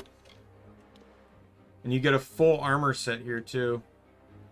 25 ice damage. Is that supposed to be 25% or just 25 ice damage?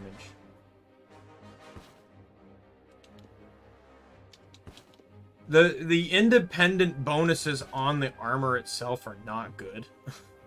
The physical damage isn't bad, but it's just not good.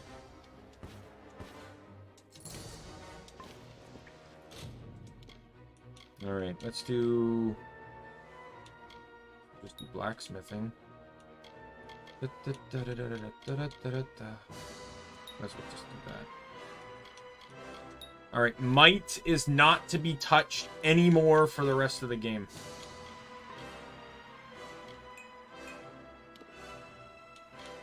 Yeah, I'm gonna max that. Probably max ice next, actually. Yeah, so might does not get touched anymore for the rest of the game.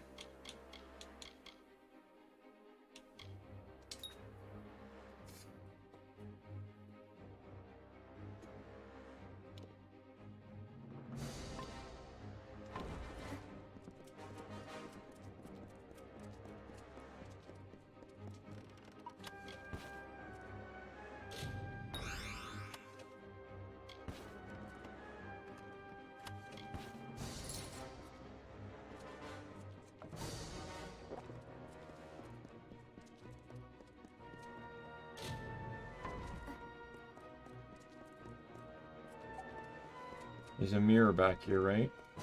Nope. Taking me somewhere else.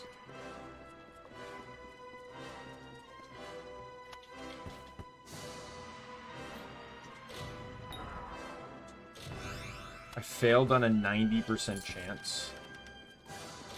Okay.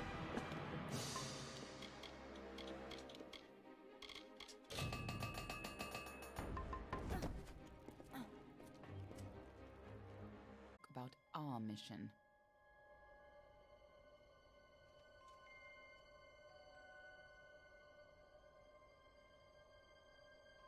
Okay, good. Sorry, my internet must have skipped for a second there. Everything's good though.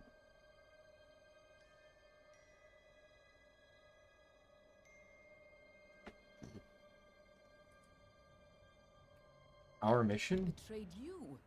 Never. You forgot the mission when you died. We're running out of time. I'll explain as we go. Lead on. I'm right behind you. So she's going to explain a whole thing that this whole thing that yeah basically keeps the entire plot of the game close at hand, really. Not an eyebrow raised as the sniveling jester imitated the king, not even when he took the crown from his head. Because this was the day that Gadflow murdered the Winter Court. This was the day the Tuatha were born, and our people became a sacrifice for tyranny.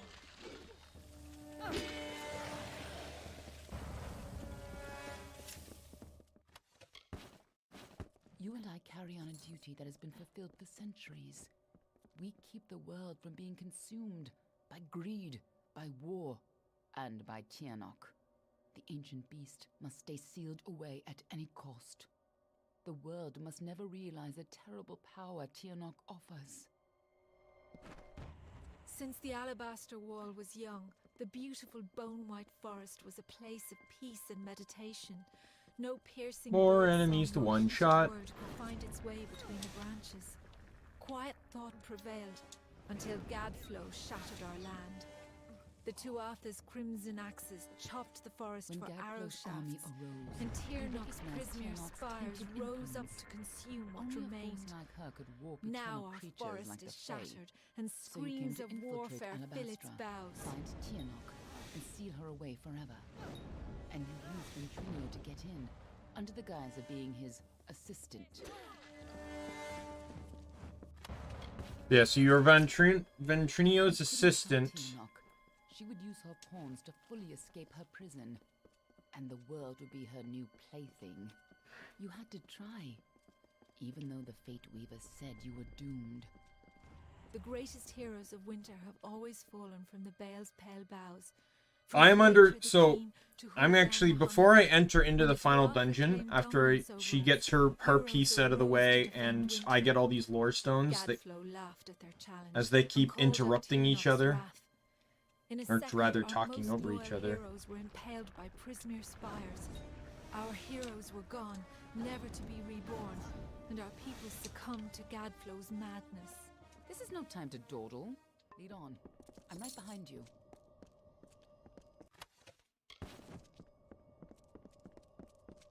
Wait a minute. Would that cancel the Lorestone dialogue? Oh. Oh no, a troll and ads. Oh no, a troll. When I found you in Dalentar, when I saw you would come back to me. She interrupted herself by calling the troll pathetic.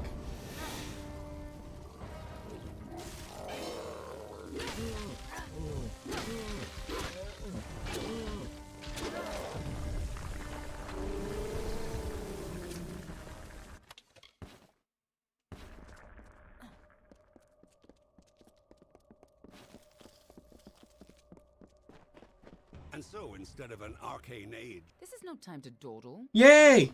I'm right behind you. Welcome back! Just in time for the encounter at the boss fight. This is no time to... Yay! I learned that you can skip the lore stones by talking to her. So the dialogue doesn't overlap.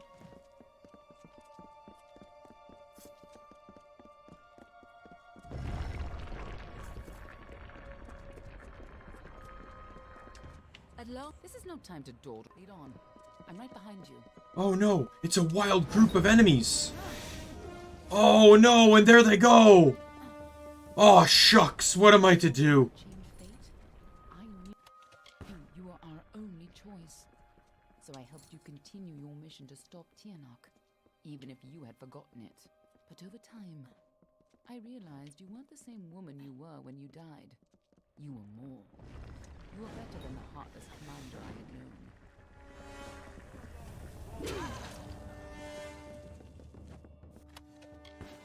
This is no time to dawdle. Lead on. Right behind you. Alright, here's the entrance to the final area. You were destined to die. This time, your Court of the destiny is- Winter. This must have been a lot for you to take in at once. But I need you to be clear. A lot has changed since you were here last. It isn't going to be as easy this time. And if you only think you're ready, then you're not the same cocky bastard that I used to work with. Just make sure you do the job. You can't count on having a third life. And it'd be a shame to lose the one. Ha! I have more important things to do than love. And so do you. But I do trust you with the fate of my world. It may not set your heart aflutter to hear it, but it'll have to do. Lead on. I'm right behind you.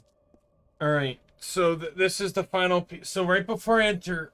So Tiernok is the final boss. It is this goddess being that is given Gadful the power. You know, it's what basically has created the Tuatha. However, here's my theory on this. And the thing is, unless I'm missing dialogue in the game, I firmly stand on the boat of Tiernok did nothing wrong. Hear me out on this. So Tiernok is this incredibly powerful beast that potentially threatens the entire world. But there is really no lore to state how powerful Tiernok is. And that's the nature of the society, of the group, the organization that Aaron is a part of. Or Aelin is a part of, sorry. They prevent the world from learning of her existence. So without any actual information as to determine whether she's a cruel being or not, I like to stick to the side of the fact that she's not cruel. She was just a beast living her life, but everyone was afraid of her, so they trapped and sealed her away. And Aelin herself said that this happened centuries ago, right? And over the centuries, they've been keeping her a close guarded secret. Well, two things. Number one, being trapped in a mountain for centuries would make any being go insane, which, you know, Tirnoch clearly is mad, and you'll hear that in a little bit. Second, even beings like Fae that are effectively immortal are not going to remember things over centuries. Whether Fae, whether mortals, nothing will be recorded accurately over a course of centuries, or at least remembered accurately, right? So this idea that Tirnoch is this incredibly destructive beast has no backing to it. It just looks like a crazed beast that's been trapped for hundreds of years and wants freedom, and is now using her power in regards to any means to be able to get it. That's what this entire thing seems to me. Does she need to be stopped? Sure. But I'm of the boat that Tirnoch did nothing wrong. There's not enough evidence in game for me to believe that Tirnoch is the villain of villains. Is Gadflow a villain? Absolutely. Because of what he's doing with the Tuatha. You don't understand, do you? The power of Tirnoch. Yo, evil Winnie the Pooh, let's go. World. You may as well give up now.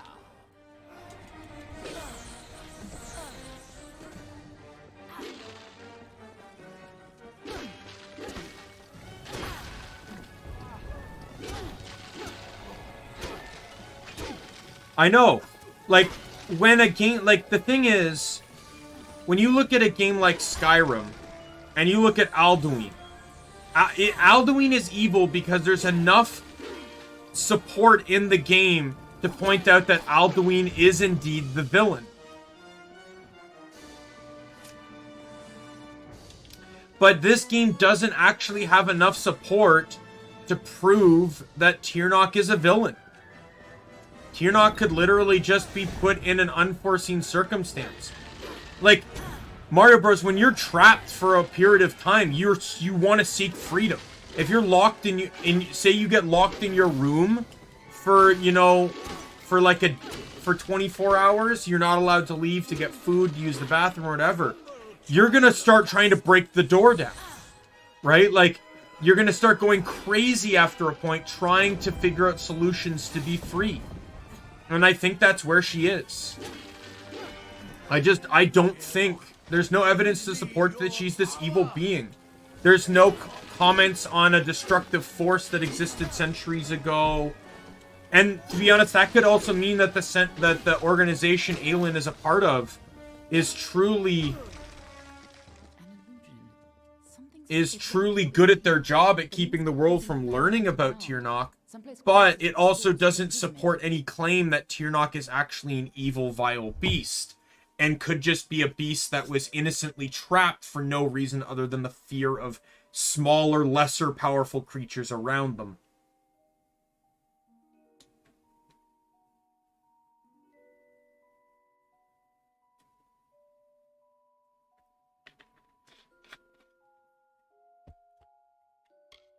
Definitely. The wars, whatever bargain Gadflow were close. Let's go. This actually alludes to, like, a fanfiction idea I have.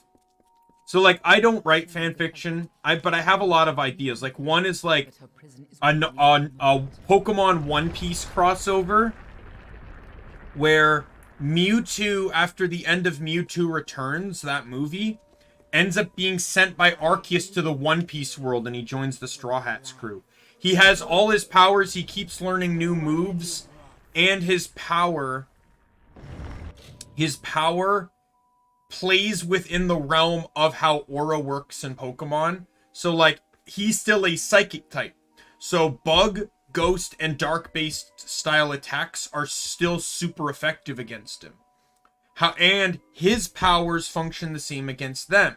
So if he were to use a fighting move against, say, Blackbeard, it would hurt, and Blackbeard couldn't phase through it because fighting is good against dark.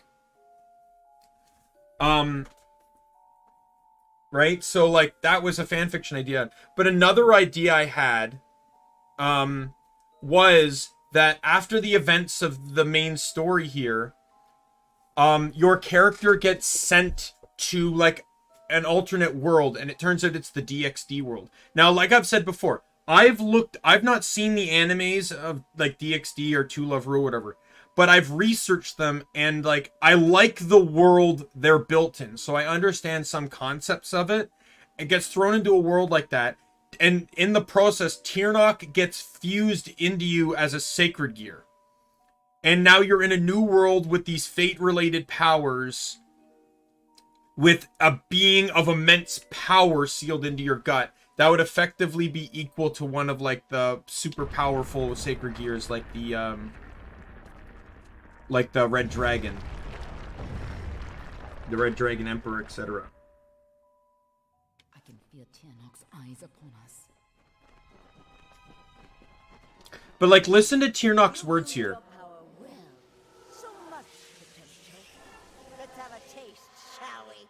Like, listen, her voice sounds maniacked. Like, she's gone crazy. Yes, you're now fighting shades of yourself. She just tore out a part of the fates you've stolen and turned it against you. Perhaps it is not inaccurate to think of her as a god. I have been imprisoned here since before your kind emerged from the dark. But now, my freedom draws near. See? She's talking about her freedom. You'll notice, though, that she never talks about destruction or revenge. Or maybe a small sense of revenge for, like, being imprisoned or something. But, like, she doesn't talk about wanting to destroy the world or anything. She just wants her freedom.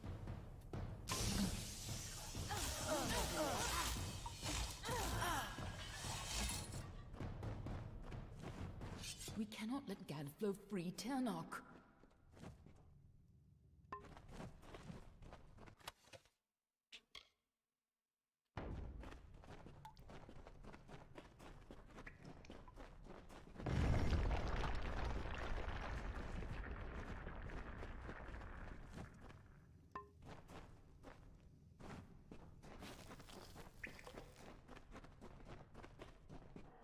Godflow's prayers weakened this prison, but he is not the one who will set you free. Well, that's the thing.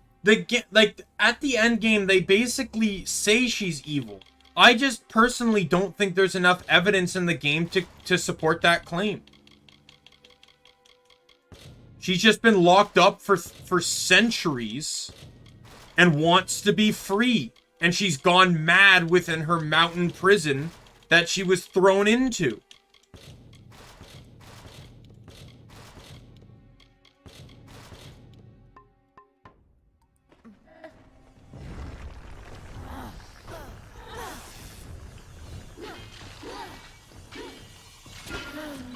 Oh, I one-shotted that. That's satisfying. Don't listen. You're the only one who has the power to stop her. Like, are her actions great? No. Her actions are not good. But I definitely do not feel like just based on the actions I can perceive here, she's not evil. She just wants to be free. And I think after centuries, she has a right to be free.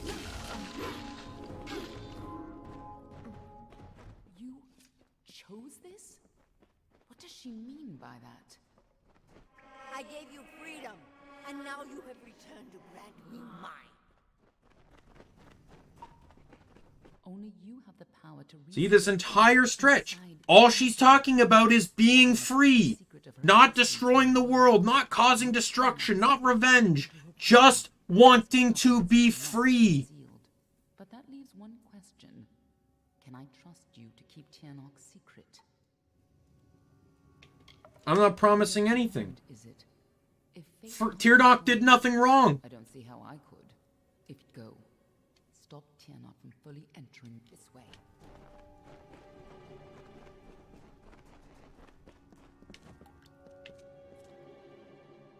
There's no turning back now. And I feel like the Prismeer is a part of, like, these red crystals. It is Tyrnok's power, don't get me wrong.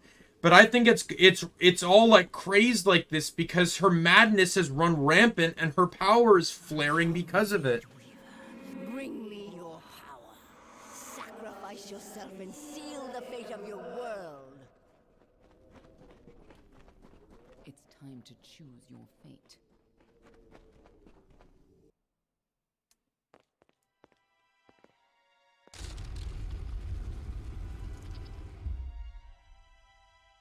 Amethyst lies beyond. This is where the dragon will breach the veil. Come forward, mortal. You want to know another reason why I believe she's also not evil? With a being that has this degree of power, how did they trap it? Without just simple gentle trickery. They pretended to be kind and then sealed her in a mountain. A being this powerful, literally able to rip the fate right out of you, to resurrect you free from the confines of fate itself. A being that powerful can't just be sealed away. To me, it seems like abused trust.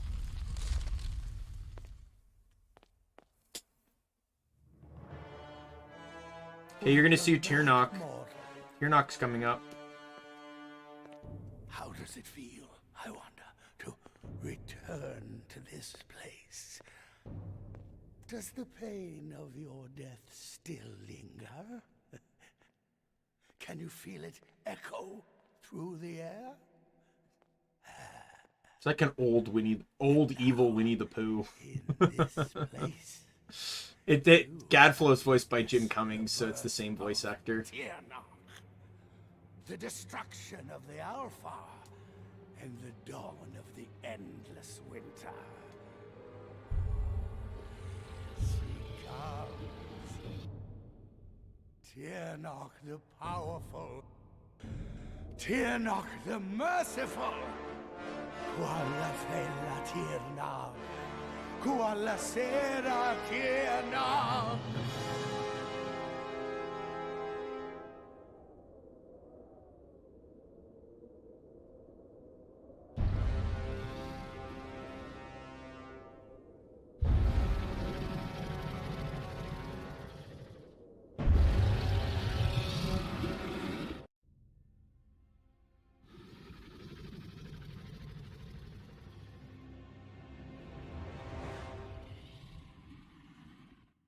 Tyrnok?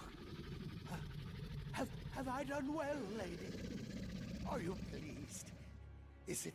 You have served your purpose. But I have so much more to give.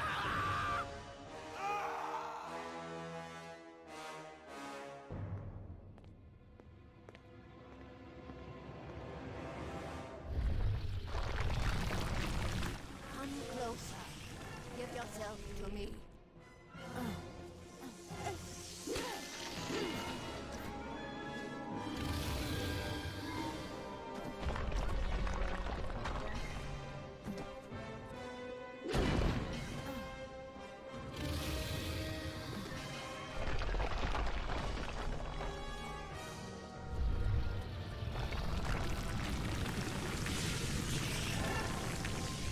Yeah, you can, like, basically two-cycle... Like, you can end this fight really fast if you Blacksmith very efficiently.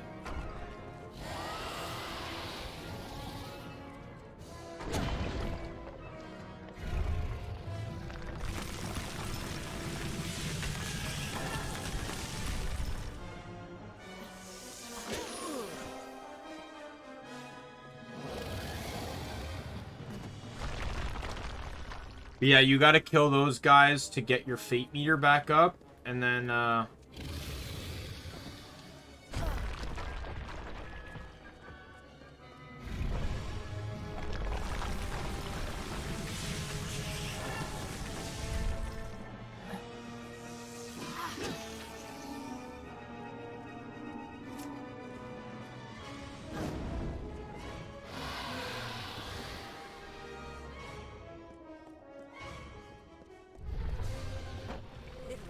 Like, look how crammed she looks in here.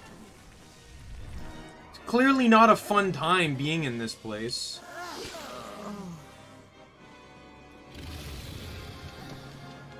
Can you give me a means to attack you now, maybe? Like, get something on here?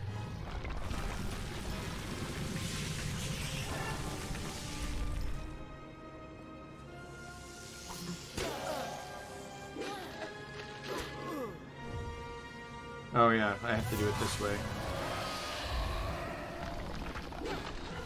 Oh God!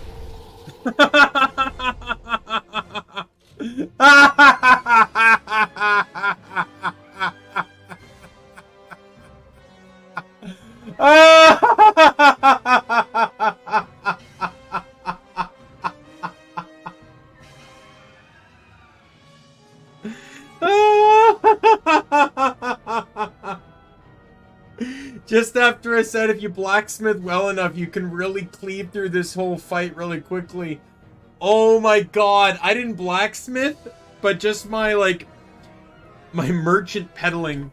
Why one-shot? I basically one-shotted her. Look at the health bar, that was one hit!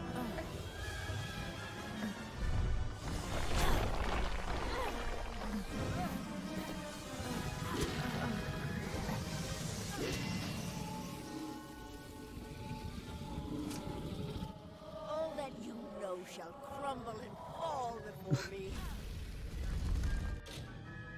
And I can end this really quickly too. Items. Component. Nope. Regent.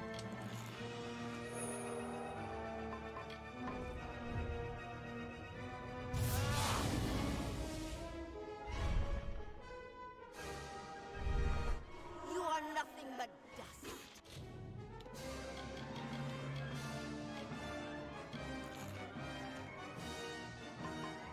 Why won't you die? If you have enough, like, I didn't do it, but if you have enough to make several fate potions, I really should have made a few going in here, because you can speedrun this fight like crazy, because you have to kill the phantom versions of you to get fate power, because she keeps draining it from you. But if you came in here with, like, say, like, a dozen or more fate, or maybe not like maybe it does, like 10 or so fate potions, one guzzle, full fate, you can attack. And you basically avoid her entire combat phase.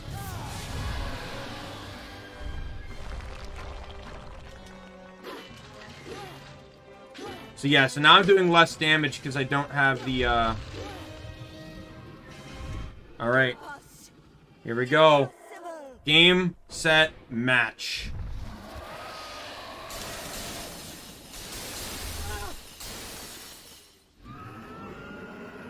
Earnock is dead. At least they allude to the fact that she's dead. They say many times later that she's gone. How could we have known So that this would be a new beginning? I wonder now if we should have foreseen this outcome, but who knew then what fate would bring? I would have liked to have delivered this message in person, to see you one final time. That, however, victory! would have been complicated. The order to which I belong had other plans. Were you ever to leave the crystalline fortress? When it comes to you, though, it seems no fate is written in stone. It was only through my assurances that your silence could be counted upon that either one of us still draws breath. I trust you will not make of me a liar. Were stories of what we have seen to begin to surface in the inns and taverns of Amalur, I would be asked to seek you out. And as we both know, the next time you die, there will be no return. But let us not speak of this. Your life is your own. Go now, and see what fate may bring you, or what fate you may bring. Perhaps one day in happier times, you and I will meet again. Until that day, I remain yours, Aelin Share.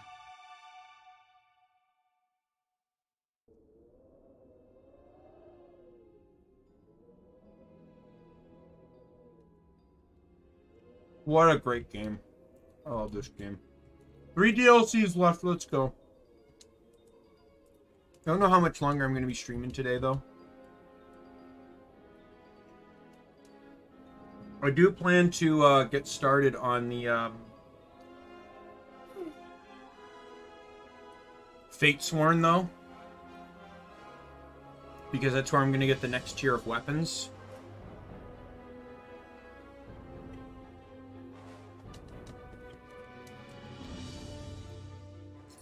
Destiny Defiant.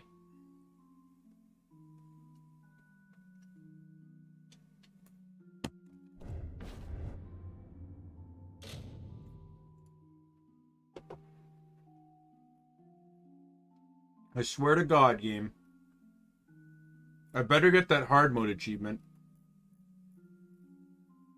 I know this game can be buggy, so I beat it on very hard.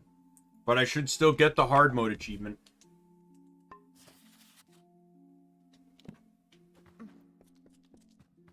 There it is. Destiny dominated. Awake at last. You gave us quite a scare. But you're here and the war's all but over. So who are we to complain? I had it all under control. Never had any doubt at all. Sidon and I were waiting for you when the ground started rumbling and the Tuatha all started screaming. And all I could think was, Gadflow just met his match. Sure enough, wasn't much longer before Aelin Shear showed. She left some kind of note for you, but I know better than to read a private message from the likes of her. Yes, you did. You had an army at your back, but in the end, it was you who defeated Gadflow. So there's 3 more DLCs. There's 3 DLCs, though. Teeth of Narrows, Dead Kel, and Fatesworn. And, try as I might, I can't see a fate for any of us. Tyrnok, you don't expect me to think that Gadflow's god was real, do you? No, impossible. Whatever happened down there, though, it changed everything. At least for now. By the way, enjoy hearing Agarth's voice, because when we run into him in Fatesworn, he is going to have a different voice actor. Because Fatesworn came out, obviously, like a decade later. But the thing is, the reason why is actually because the original voice actor for Agarth had passed away by the time this game came out. The remastered came out. And so when they made the DLC for the remastered, sadly, they could not obviously include the original voice actor. Which is a shame, because, you know, he was...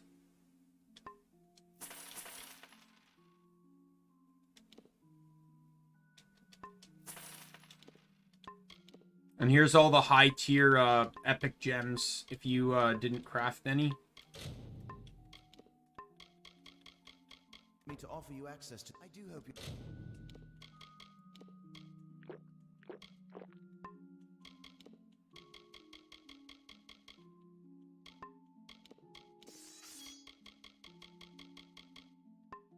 Your stay's been restorative.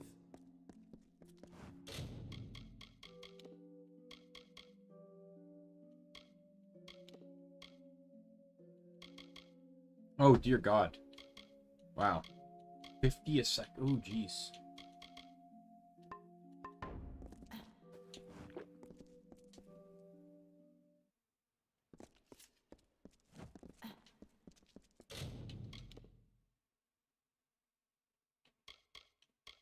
So that's Dead Kel. That's going to be Teeth of Naros. We're going to continue with unsettling news. Good day to you.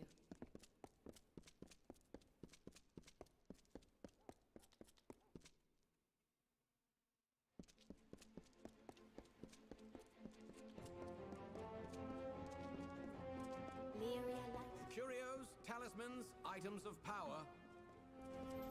Dirty then.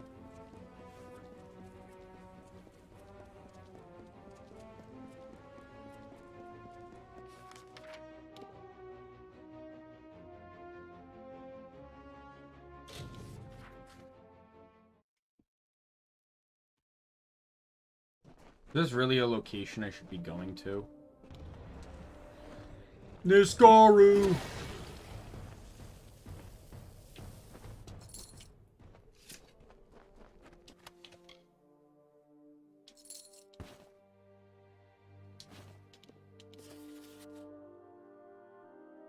What do I do now? Well, there, like I said, there's still 3 DLCs.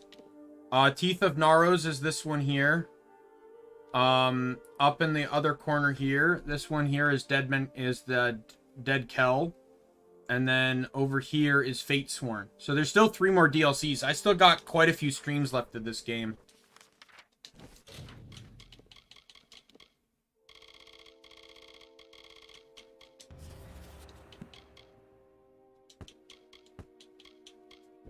I'm just Fates. So the order in which they came out, which is what I normally do DLCs in, Dead Kell came first, then it's Teeth of Naros, I believe, or it could be vice versa. One of them is set to level 10, and the other one doesn't have a level limit. So,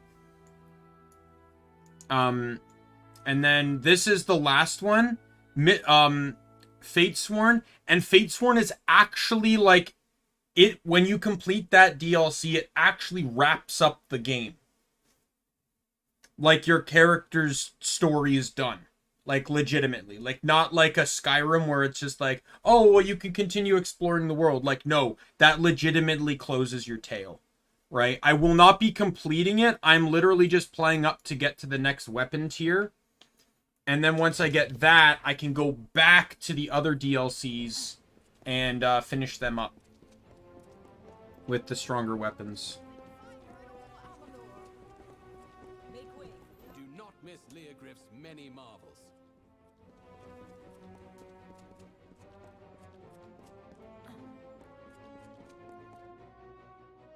Personally, I feel like, I don't know. I'm kind of at odds with how they handled this DLC, not gonna lie. I've really kind of wished they went with a different plot point other than blaming you for fate unraveling.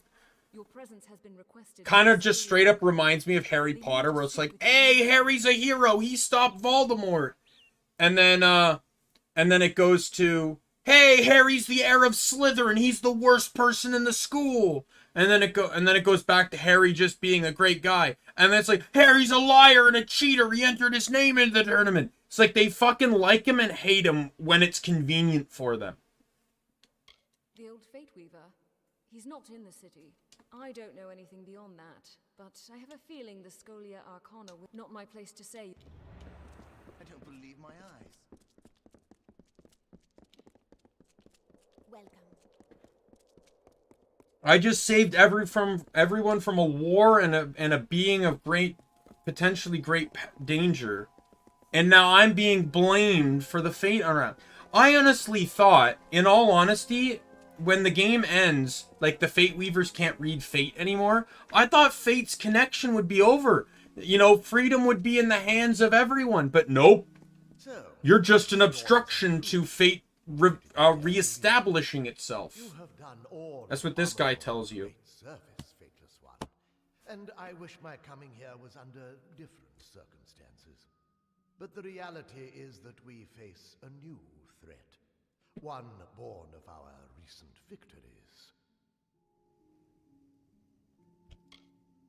I am Ambith, a fellow Fate Weaver and citizen of Amalur. One who, I might add, is in your debt. Everybody thought was right. The Order are grateful on behalf of ourselves and all those who will never know of your sacrifice. But actions have consequences. And your ability to reshape... Tomorrow is GTA, yes. I promise. Terrible harm. I am Lord Ambith, leader of the Order of Fate Weavers. I have watched you from a distance with both dread and fascination. Tragically, your greatest feats, the defeat of Tiernok and the restoration of Mel Senshir, have come at great cost. Those are the two biggest fights you had. So much damage, the tapestry of fate itself has begun to unravel. And now the whole of Amalur threatens to come undone. That is why I have summoned you. Like, the Order has heard disturbing reports from the west, from the region of Mithros. There is even talk of a new... Your ability to control the threads of fate has begun up... The Fate Weaver Agarth Ulfric was sent ahead. You must go to Mithros. You must, I'm ready. If only that the cliff secrecy. Follow the settlers. It is true. May you make. I guess now looking at it, I'm pleased that you think so. Goodbye. I guess now looking at this again. Amalur is always changing. And as every ballad ends, another one begins. A new thread in the tapestry of fate. This is one such story. It is the story of a young apprentice, his doting master, and a god who sought to reforge our world in chaos.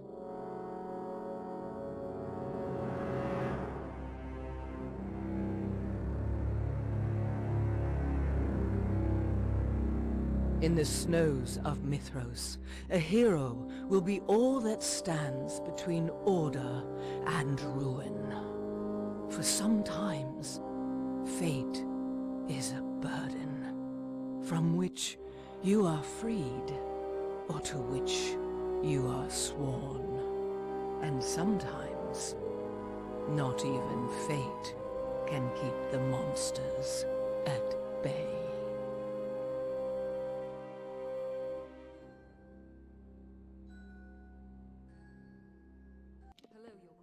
So, you know, rethinking through that, I've kind of come to this conclusion when it comes to Fatesworn now. I just, you know, just right now. You know, when the game initially ended, it made it seem like fate was no longer a concern. Fate as a concept is gone from the world. Everyone is now free. Their decisions are their own to be made. And it made it, and the game never made it seem like anything to do with that was wrong. In many cases, it almost made it seem like that was the right thing to do. Let people be free to make their own decisions, type of thing. However, this DLC basically tells you, no, it wasn't the right thing to do. And as a matter of fact, the world is now going to be destroyed because the whole... I guess I wasn't paying too much attention to the dialogue. Basically, the world cannot... The fate is what holds the world together. And the tapestry is now falling apart. Meaning that the world is going to collapse. So we need to travel back to Gorehart. It's kind of interesting that you have to go back here. Oh, do I have to still talk to someone in here? Oh, I had to acquire a border permit first.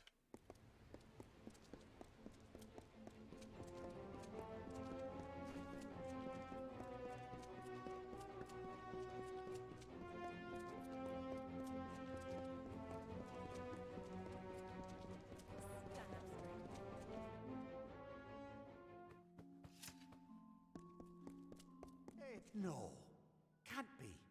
Ah, you're famous. They're making dolls of you. Did you know that? Can they actually make dolls of Min? I think that'd be fantastic. I'd buy a doll of Min. I'd literally, like, I'd get a shelf for just over my monitor and put it there. Ah, the call of the West. Colder. I've thought about going west myself. I hear it's a new frontier out there. Open land. Most of us could use a fresh start after all this fighting. Well, here you go. One Mithros, I'll be here. Yay, border permit. Now, I'm gonna save before I enter. Because the last time I did this, so I played this DLC on launch day for it. And one thing happened very early on in the DLC. And it was so early on that I was able to just redo everything. So there is a quest that requires you to do a persuasion check.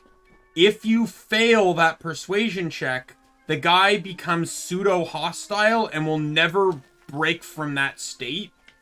And you effectively cannot complete the quest. The quest is locked.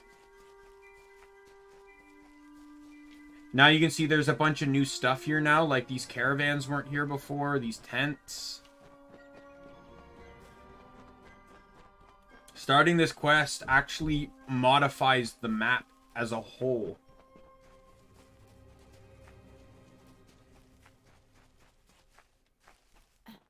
Yes, hello. Private Sterling. Alpha Army. Well, you've come to the right place. Do you have the proper paperwork? Ah, that's it. They got Aylin's voice actor to do a couple spare roles here and there. You certainly pack light for a settler. Not like the rest of these poor souls. One last thing. I'll need a name for the border records. Okay, sure. If you're finished with the jokes, you can move to so far. Yes, it's this damn border. I told Private Lloyd how to do it, but that fool is more interested in impressing these young farmers' daughters than he is in his— Damn it all. I missed someone. A settler on the manifest. One of the folks who came through. If my superiors found out, I'd be ever since they opened the pot. But someone got through. I just don't know how, truly. Only if you mean it. If you're willing to lend a hand. But if I find out the intruder is by. Alright. So I'm going to save right here. Especially since I haven't saved in... at all since I started playing. In 5 hours, I had not saved. Now, there is autosave, obviously, in this game, so... The brand new region. I actually really like how well-crafted this region is. It's also unique, because there's no snowy area in the game. So the fact that they included, like, a snowy mountain area is actually a rather nice change of pace. And you got to keep in mind, too, one thing that also really impresses me with this DLC is that this DLC was made for, like, 2021. 2021, 2022. The game was made in 2012. So the fact of the matter is that most likely an entirely new development team created this DLC and successfully managed to make it blend perfectly with the world of the architecture, the aesthetics of the world of Amalur. And I love it.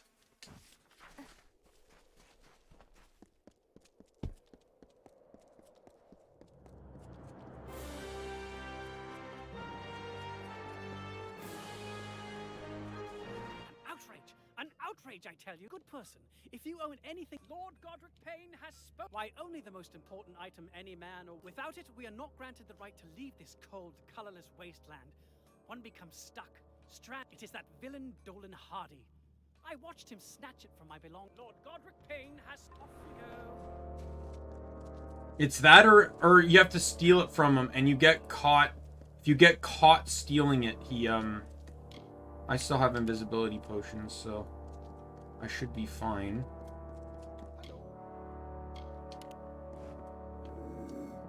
You again. We new arrivals have to stick together. What, you stolen permit? What stolen permit? Are you mad?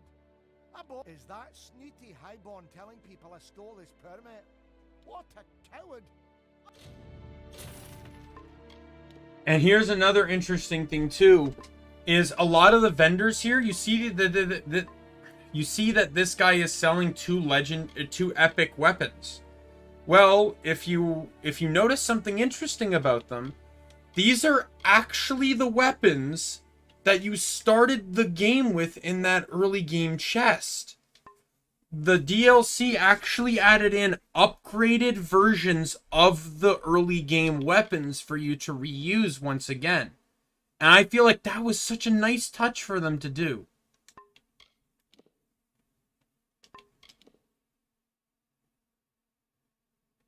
Oh god, buying both of those would be dangerous.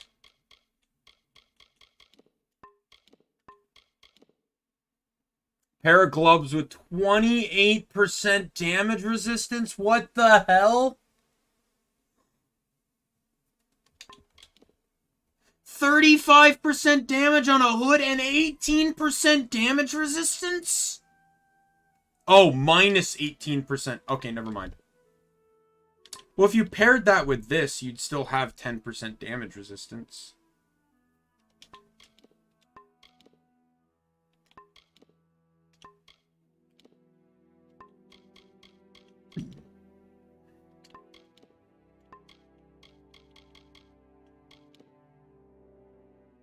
Yeah, so this is a new component. Boom, new backpack. We can hold 10 more items again.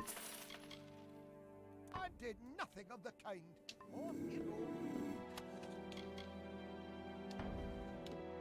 So yeah, so if you steal from him and get caught, he goes into like this semi-hostile state. You can't attack. I think you can attack him if you go into that, if you toggle that mode. Of all these fruitless louts, may Mitharu bless you. The border permit is back Fix my shit. in the right hands.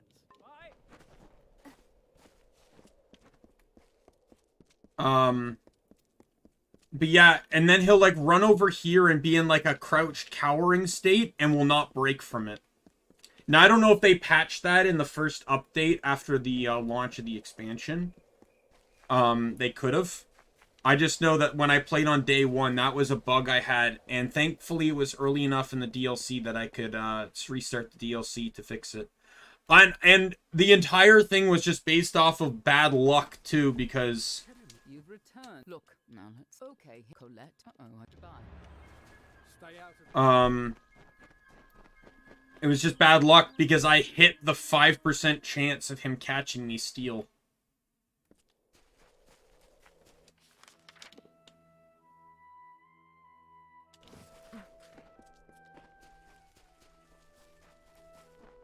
Right, there's another quest over here.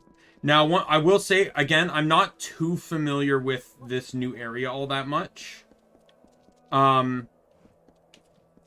I don't believe there's too many new enemies. I do know there's a lot of ice-themed enemies. So, that may modify the weapons I'm going to run in this expansion. You can call me Colette. Maybe you've heard of me. Every art, Mitharu and folk music. Yes, this will be the first step. Sadly, I'm currently a solo act. Truly, before I make... I know of a... Stay happy. So with that in mind, I'm probably going to change up my weapons then.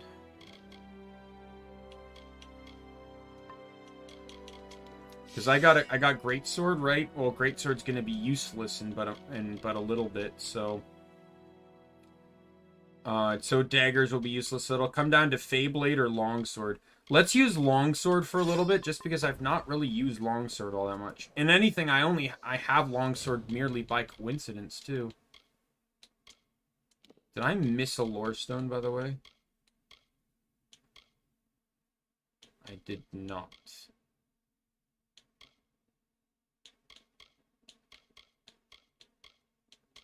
Did I get the lore stone achievement then? It must have popped when I wasn't paying attention.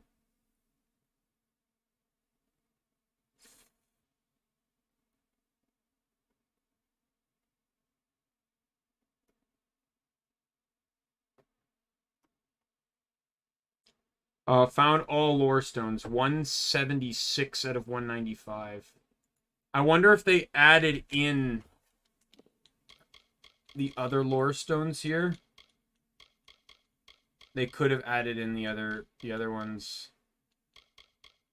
Because that's 20 there, plus, minus the 1. Yeah, so they added in the Dead Man Kell and Teeth of Naros DLCs as into the total. They were not initially in the total. The total was 175.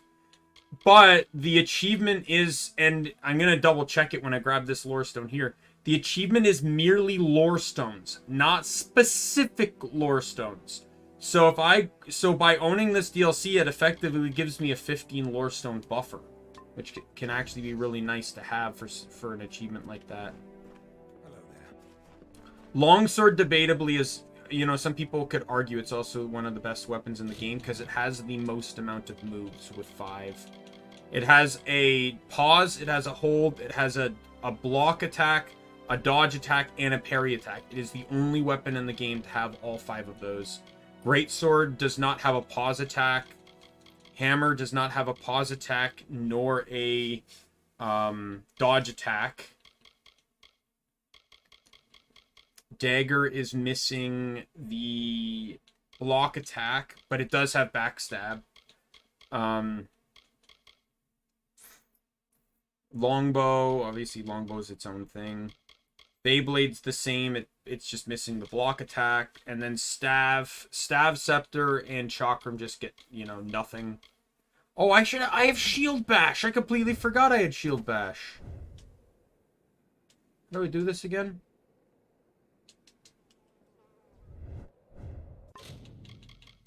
I was just looking at the thing.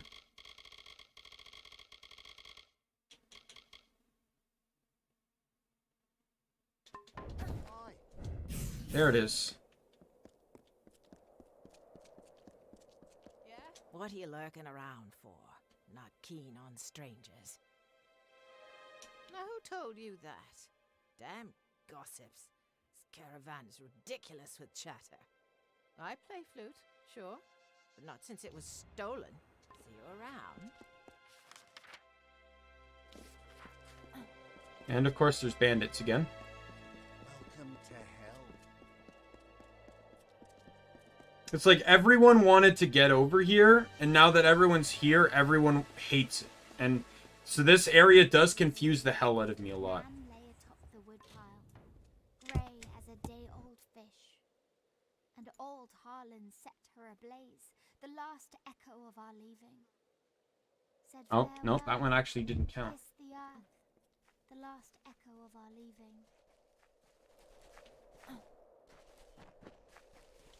Well, actually, it may have. Double check again.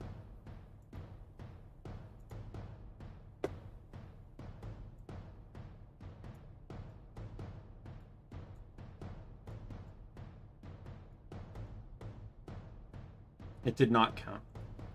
So it specifically does not track Fatesworn.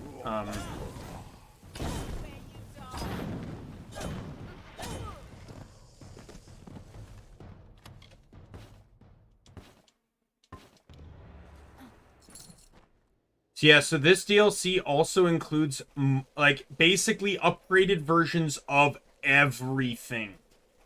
Even components. The highest tier, like for damage percentage components, for example, the highest you could get was 30%. The highest you can now get is 37%. What can I do for you? Let me know if you see something. See, dagger with +2 might, and that's a Prismir weapon too. And it has poison and bleed on it. Oh my god. That's a terrifying weapon. What is my dagger? Because I will actually legitimately trade for that. 112. I am buying that new dagger.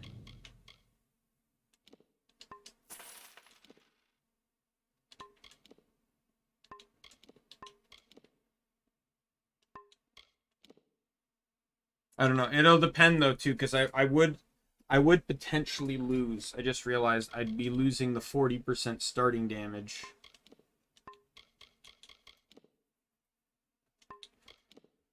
There's 2 might on boots.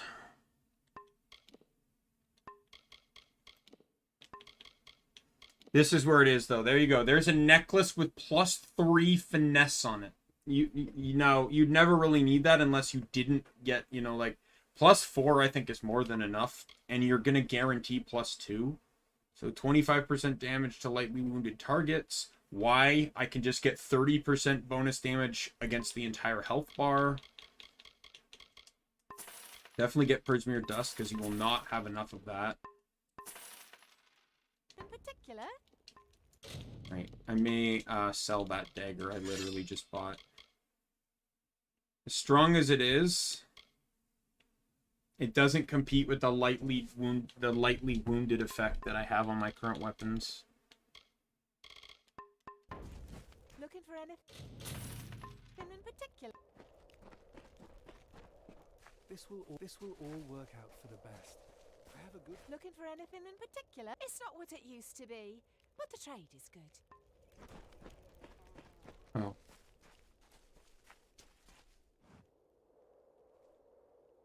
Oh, hello. You must be wondering why I departed the caravan in such a hurry. Well, you question Lord Godric Payne?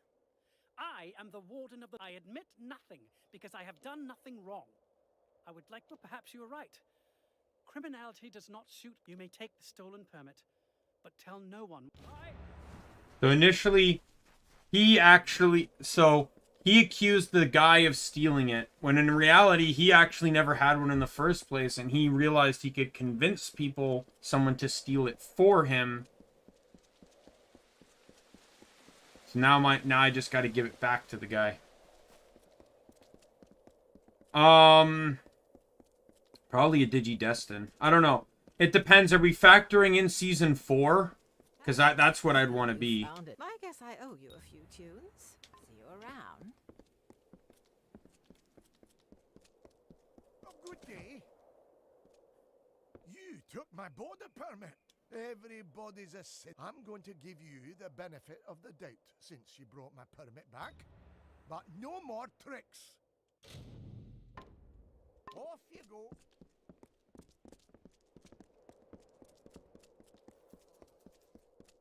Hi.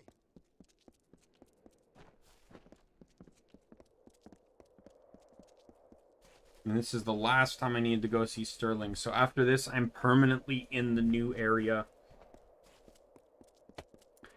I may very well treat this kind of like what I did with when I ran to get that armor set.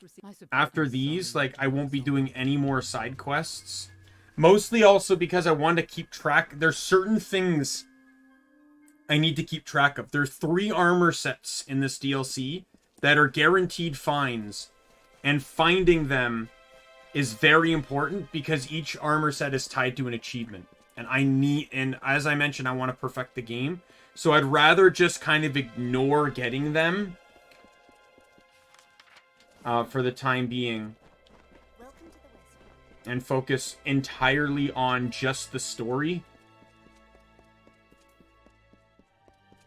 Because the story is where it's going to get me to the new weapon, so...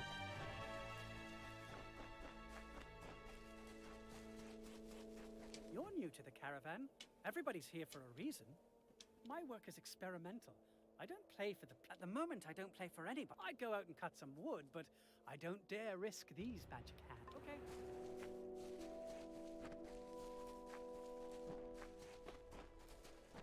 Hey, stranger.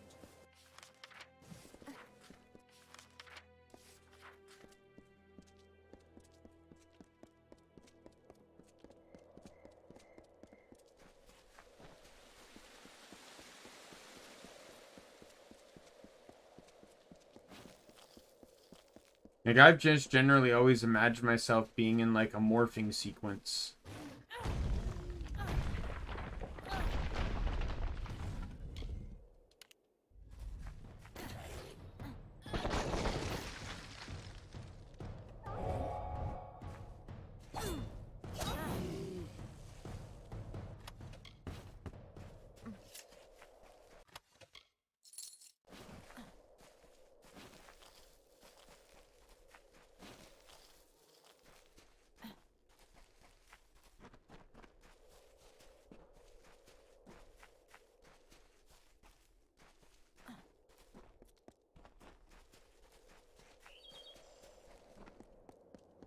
Where are the boggarts? These boggarts? Yes.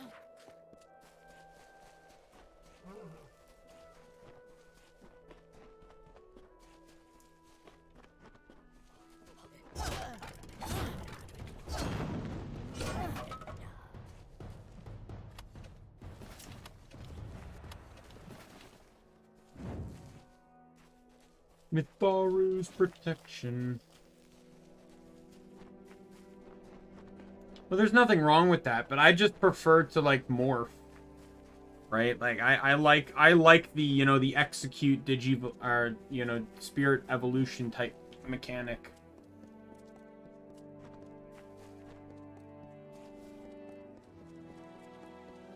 In all honesty, despite the fact that it almost seems more dangerous because you're putting yourself in the line of fire, it actually, to me, almost feels more safer because you don't have to rely on... Because, to me, a big problem with the Digidestin mechanic is that the Digimon has to fight the bad guy, but then the Digimon also has to protect you.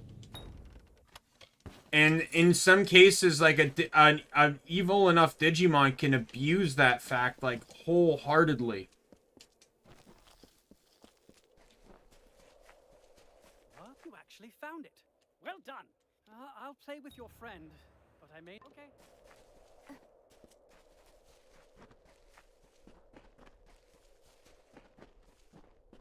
Right? It's like, look, even looking at the 2000 series, it's like, God knows, like, every scene I see, Tai is sitting on the shoulder of his Digimon. It's like, eventually he's gonna get hit.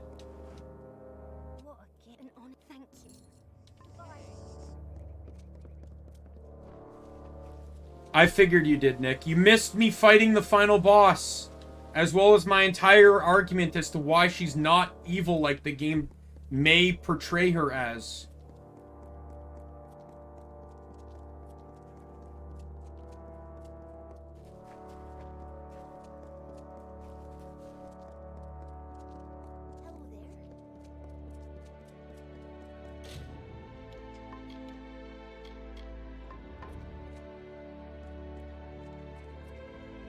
Right, so I'm just going to be pushing story.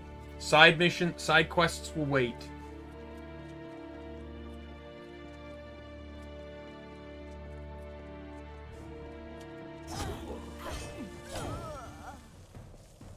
That sure as hell didn't work out well for you, did it?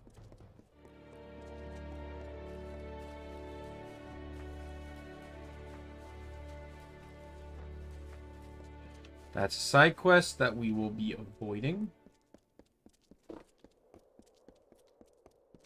I have to say it again. I love that this development team managed to match the aesthetics of Amalur so well.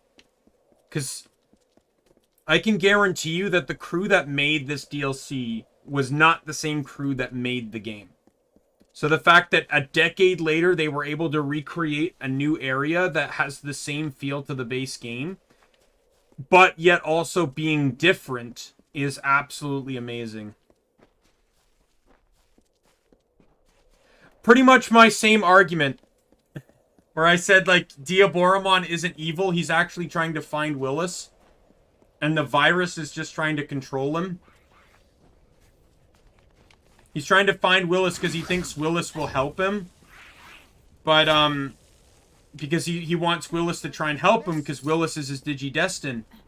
But, the virus is trying to stop him, and it's trying to take out Willis to prevent Willis from stopping him. Binder's Lesion? What the hell is that disease? Minus 15% armor. Oh, that won't do.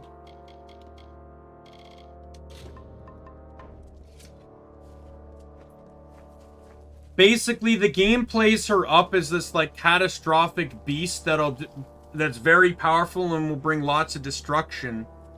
But the game doesn't actually provide any information, time of events, or anything like that prove that she's as dangerous as it says. However, Aelin mentions that she's in an organization that has done their best to ensure the world doesn't know about Tirnoch.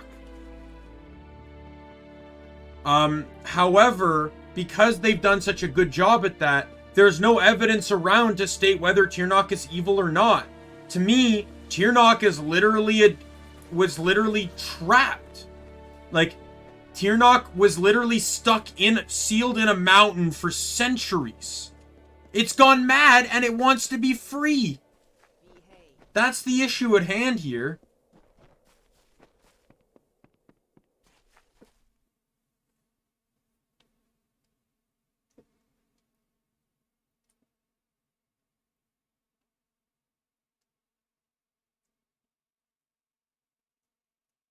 Tirnoch was sealed due to people fearing what Tirnoch could do.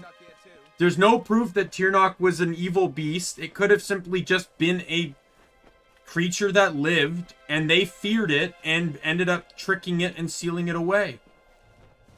With the power Tirnoch has and is said to have had, and you can theorize having, it makes perfect sense that Tirnoch would not have the power of, would not be someone that you could just seal away. It would most likely be that they tricked Tyrnok into her prison. Not now. What are you doing back already? Do you want to be stripped of your stipend and sent packing? If not, you... Oh, damn. By the light of Mitharu, you're right. My apologies. I've got a host of hired swords running around spooked. First, the Mitharans lock us out, and now the camp's being targeted by random attacks. And I thought we left all the trouble back east. Well, that's what we call them anyway. Whole packs of the things. Agitated in a kind of... It's all the chaos magic in the air. Some fool in the city thinks he's Telogris, and he's been working his follow... Telogris, the Chaos King?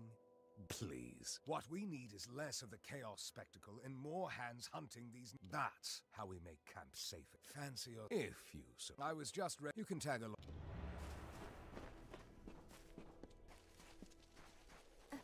Yo, Mr. Gnome. Hello, Outlaw. I am... Or Miss Gnome.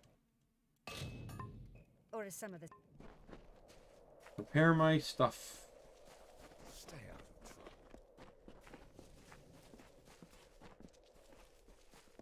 Like, I have nothing but sympathy for Tyrnok.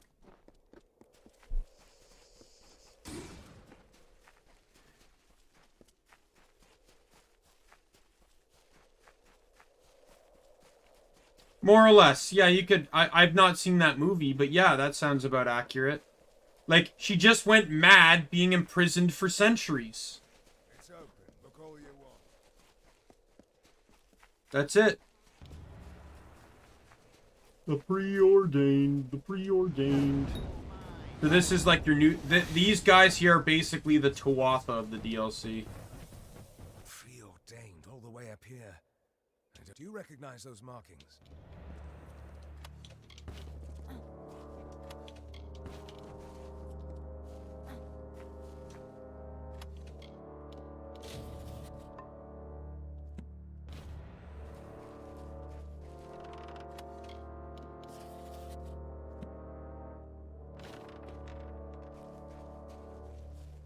Oh, and this DLC also comes with one other thing.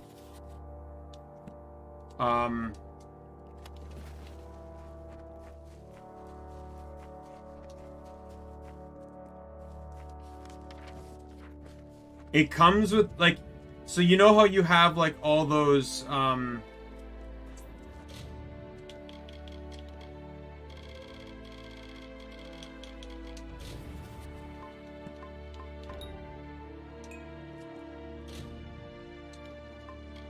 I got a new skill.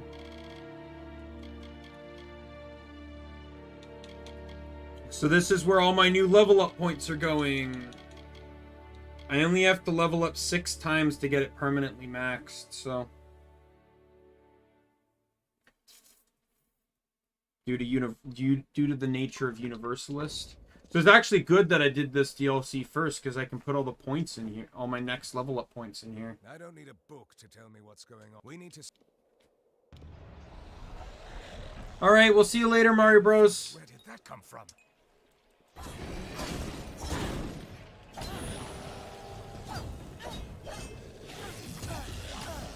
There's a rift around here somewhere. I'm certain of it. Iskaru will keep coming until we close the rift. Well done. Hopefully that'll keep that at bay. Looks like you have... I've got a bad...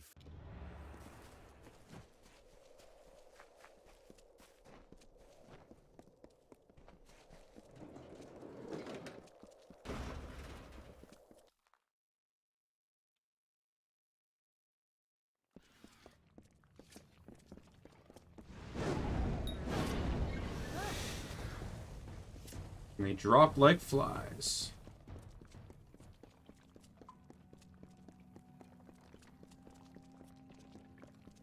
I just like this idea that this is a chamber that had its doors completely sealed shut. There's no other way in or out. And yet kobolds have been living in here for God knows how long. Can I please, yeah, thank you. Good to know I can still one-shot everything with fire.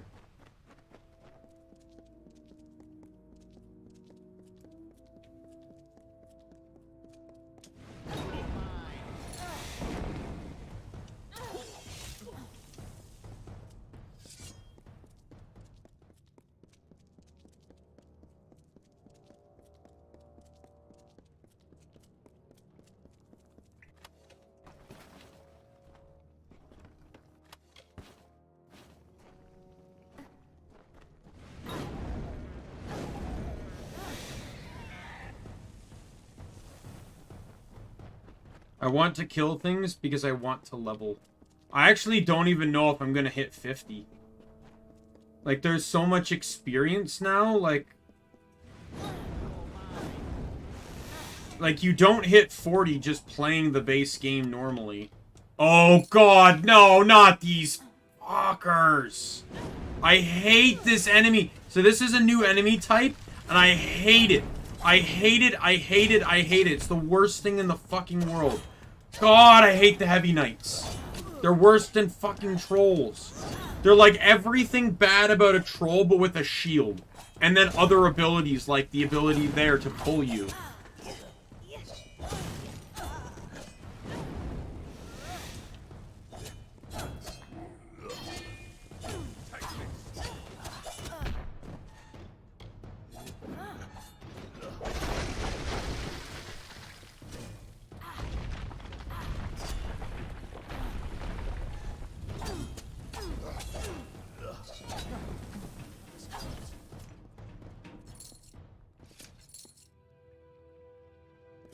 Gergetta, welcome. Seen me before? I don't know, your name seems semi-familiar. I feel like maybe you've popped into the stream before. I don't think it was recent though.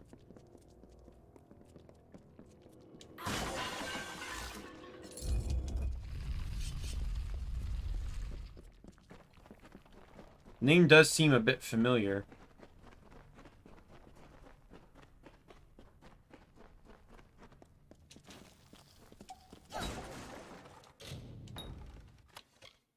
Late of the morning, there's a new epic.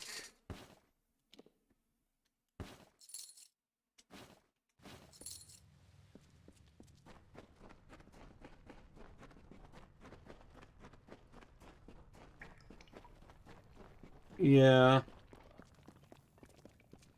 That's probably where why I might remember you, because I think every time you've come into my stream, you've said a Joker joke or reference or whatever.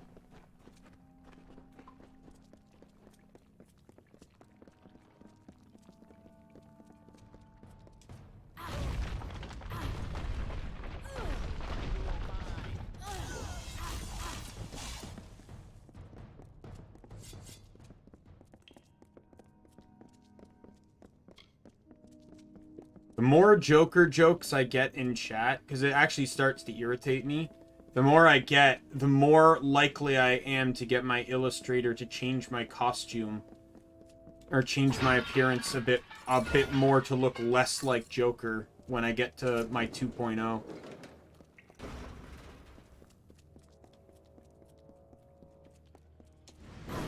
I wouldn't mind if my character, like, I don't watch Batman or anything.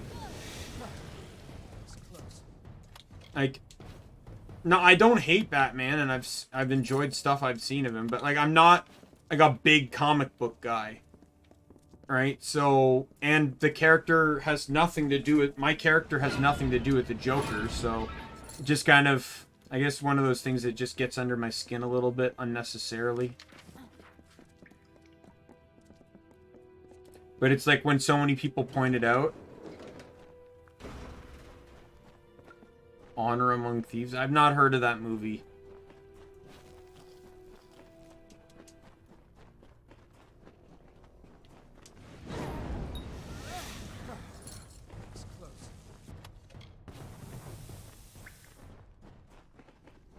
I know I've had a few people tell me I shouldn't change my appearance because it's a part of my identity. No, it's not.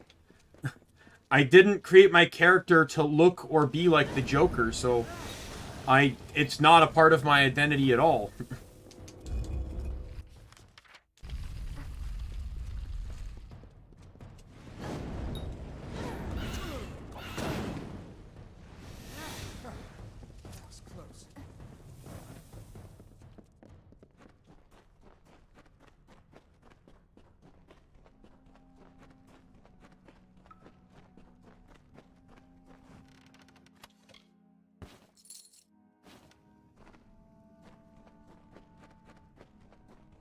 Yeah, I know it's the colors.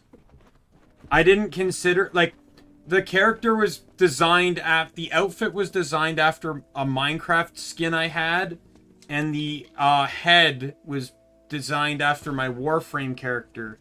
I didn't think at the time that the purple jacket and green hair would make people think Joker. In hindsight, I really should have been thinking more along that lines, but yeah.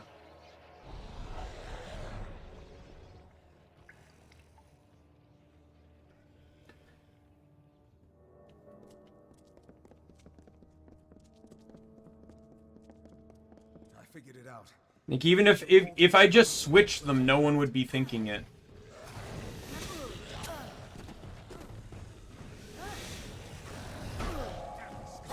There's a rift around here somewhere. I'm certain of it. Yeah, that's true. I don't know, like, maybe one day I might make, like, I'm kind of, like, that's what I said, like, I'm kind of mixed on it. Like, part of me wants to make a Halloween costume that's Joker-based, just to kind of join in on, like, the people that talk about it, but at the same time, it does kind of bother me, because it's, you know, Joker has nothing to do with my character. 20 years in the Warsworn, but nothing even comes close. I'd have been at this place. I reckon these. I don't want this. May be the work of chaos. Yes, if you can.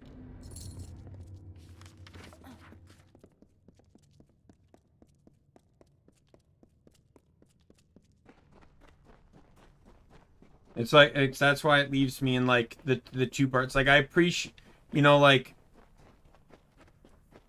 I don't want people to be confused and think that, you know, that,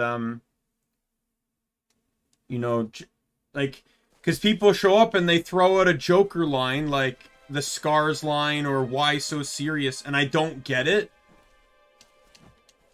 Especially since it doesn't fit in the context. Like, I'm talking to Nick about something, right? And then someone pops in and says, "Why so serious?" And I'm like, I'm serious because, you know, like, I like that thing that, you know, I'm talking to Nick about, and, you know, and I care about it, and, you know, I enjoy it, you know, whatever I'm talking about. You know, and a lot of the times the comments get thrown out because people think, you know, see I look like Joker and they want to make that comment, but it's so out of context to what I'm currently talking about that my head doesn't latch onto the change. And I think that's probably why it annoys me, because it's just my head can't click to the change in to the change within current conversation to the quote they're citing. So it just seems like random nonsense that they're throwing into my chat.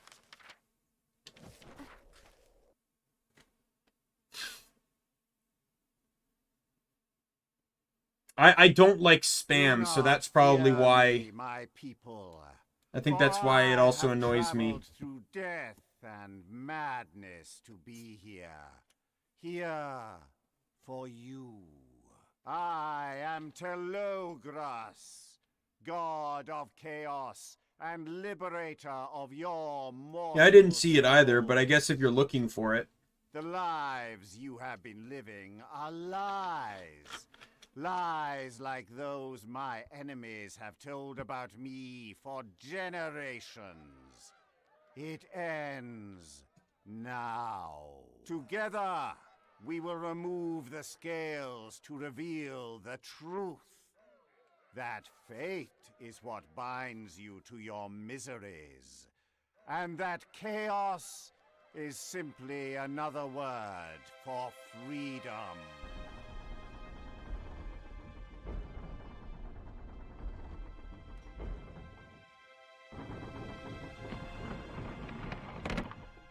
Come. Yeah. Join me. We will build a new destiny together. You know what would be another interesting build so you know, like, I did that Digimon stream where it's like I gave all VTubers Digimon? I would actually like to do one where I do it a Kingdoms of Amalur style one, where I have to assign a role, one of the 7 roles, to VTubers. So you got Universalist, Universalist, Warlord, Nightblade, Archmage, Shadowcaster, Champion, Blade Master, or yeah, our Universalist. And I gotta basically assign what I feel like would best fit them. Like, let's temporarily Hololive Gen 3. Let's talk about them. So Rushia, and I'm including Rushia, would obviously be Archmage, because she's a Necromancer, so she's a full-on pure mage style character. Noelle would easily be Warlord, because she's a pure knight. Due to the way canon has shown things, I would say that Flare is a Shadowcaster, because she uses a bow and fire magic. So she would have to be a mix of finesse and sorcery. And what's left? Pekora and Marine. I'd probably say that both of them would probably be Nightblades.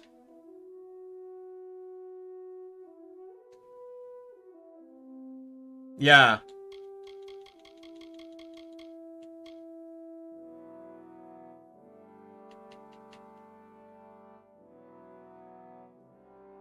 Because Blade Master is absolutely the stealth class of the game.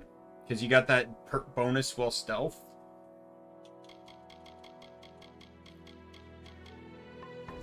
It's also by far the strongest melee class in the game, too, so...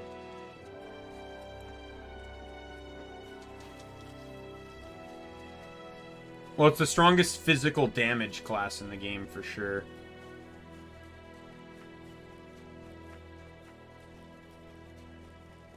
I also don't feel like the classes are built well anyway. Like, oh, I want to be a battle mage. That'd be such a cool class to play. So let's go be a battle mage, right? It'll be amazing.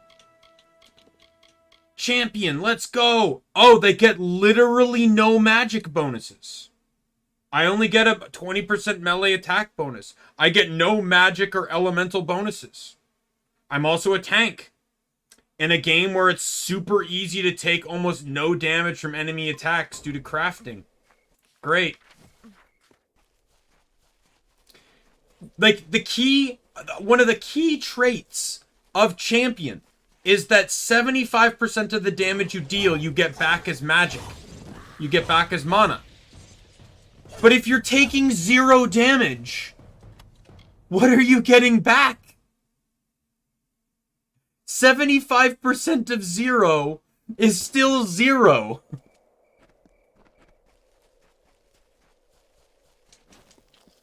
There's a lot of Prismir in this new area.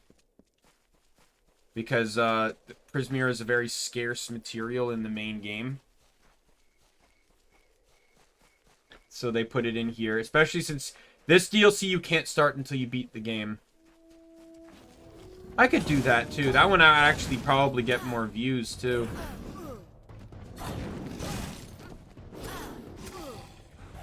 You know what would probably... It's tricky here. So that idea works. But the thing is I don't personally feel like every VTuber would have a single typed team. Right? So, if I were to do something like that, I'd probably want to instead be like, this would be their perfect, canonically accurate team. Right? It wouldn't be a team that, like, for all I know, they may have a favorite Pokemon I have no knowledge on. Right? If I know it, I'll put it in the team. But if I don't know it, right, like... it might not be in there, but the team's going to consist of, like, canonically accurate Pokemon based off of character and personality. Right? So, like, Pekora, for example, she would have a Diggersby because it's a rabbit. But she may also have an Electrode because she likes to blow things up.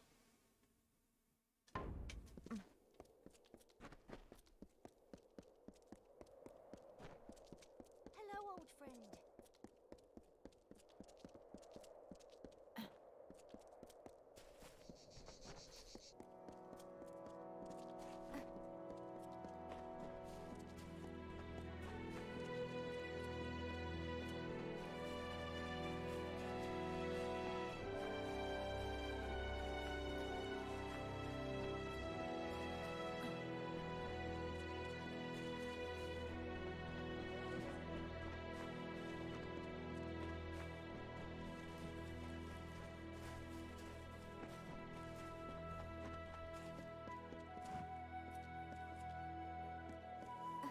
How do I get to the Outer Rim?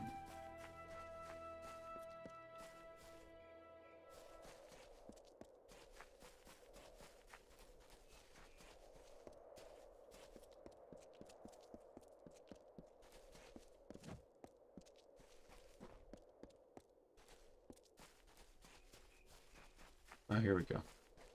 My forge is your forge.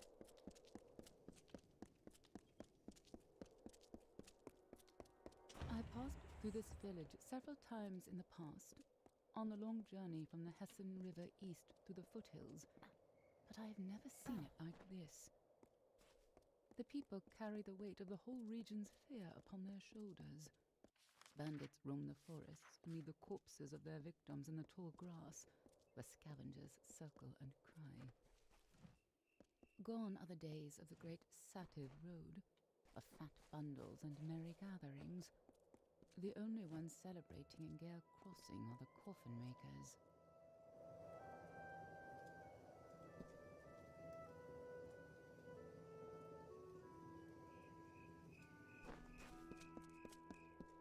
Beware the night bar guest.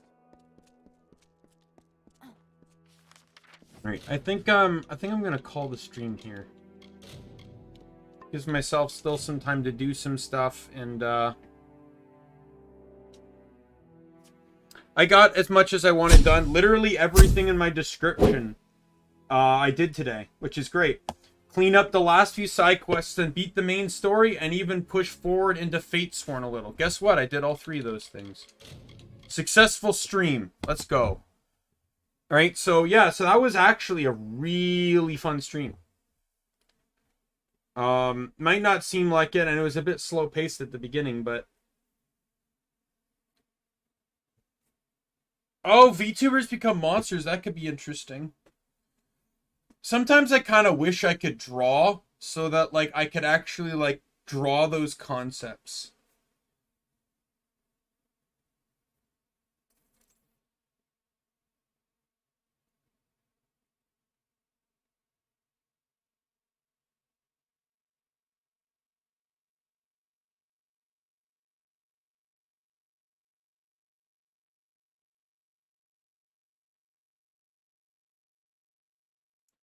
I don't know. There's a lot of things, but if I wanted to do that, I'd nearly need to be passionate about it.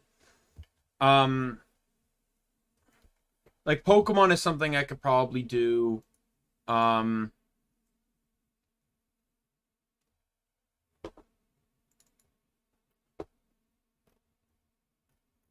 don't want to do too many of them though, because then it just seems like it's my gimmick. And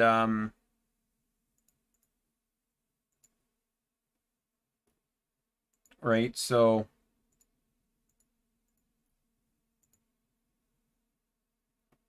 yeah, so I got GTA tomorrow.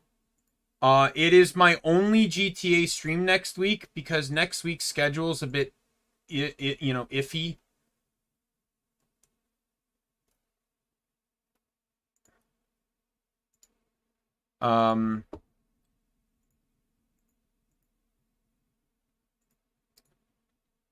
You know, my next week's schedule is really, really iffy. So I have I have to take 2 days off of streaming next week rather than my normal one because of it. So GTA lost the stream. So that way I can still dedicate 2 streams to Kingdoms of Amalur on my days off to try and push more out of this game. GTA's tomorrow. However, it goes into, so the days off on my schedule are days I have to work like a closing shift at my job. So I can do the GT, because of that I can sleep in. So I can do the GTA stream longer. So like I think I'm starting at 6, may get pushed to 6:30 at the latest, just because, you know, I'm still trying to work out that 30-minute difference type thing, because I stay at work 30 minutes longer than I used to on a normal shift. But if I manage to get, you know, I start at 6, I could probably go for a solid 6 hours at the very least and try and blast through a bit more of the game. I do have an idea, by the way, of, because Amalur, like, one of these games is coming to an end soon, and that's going to be what Biomutant replaces. I do have a few games that I might want to push to start up with next. I'll run them through here, and so Nick, you can give me your opinions on them. So one of them is the cross stitch. Cross stitch is starting up again this week. It's going to be on Wednesday, I believe. Yeah, Wednesday, I think. We'll be restarting from scratch. So the first option is Hyperdimension Neptunia Rebirth 1. I do want to play through the Neptunia franchise on stream. I've only played the first 3 games, and there's so much more to the franchise than that. So I would really like to be able to play it on stream and get into it. Because there's so much fun dialogue and video game references, and the girls are cute, you know. So I would really like to definitely do that. I do have Nexomon Extinction, because I did play Nexomon 1 on stream. So I wouldn't mind playing the sequel. So there's another option. Nier Automata is another game I've been meaning to want to check out at some point. Also, there was another game. Oh, yeah. Oh, this, actually, it could very well be this one, because Scarlet Nexus. I've had that game for a while, and I've actually wanted to play it for quite a bit of time. The only reason I never did was because I'm like, I actually might want to try and play this game on Steam, right? Or I want to play this game on stream. I was going to maybe make it one of the games I played prior to, you know, beating the game. I also have all the Shadow Warrior games, which when I played one for a while ago, and I enjoyed it, but I kept having computer issues with being able to run it, so I wasn't able to ever beat it. So yeah, and then I got a bunch of Sword Art Online games that supposedly are going to be a combat system I really, really enjoy. I know nothing about the Sword Art Online franchise, but if the games are going to be fun, I don't care about the Sword Art Online franchise as long as it's a fun game. So yeah, so there are some options to consider going forward. The Neptunia, you know what I might do? So I'm going to take Neptunia off the table, because I think what I might end up doing with the Neptunia games is probably waiting a bit and then doing what I did with the Ys games, where I just blitz through all the Neptunia games back to back after I beat them.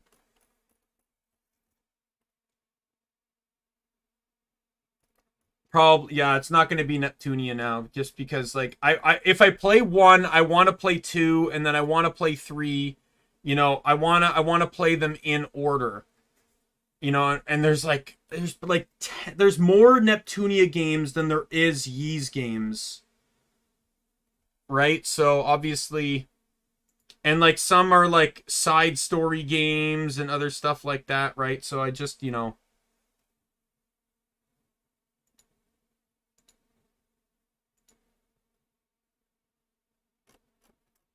the last option. Oh, I got Spyro too. There's Spyro. I could play the Spyro games. That's a little nostalgic right there. Sword Art Online games was one of the other options. Because I've heard that their combat is really fun, and it's the type of combat I'd really enjoy. It's a combat really kind of been looking forward to. I know nothing about the Sword Art Online franchise, but I would really be interested in maybe trying out the games.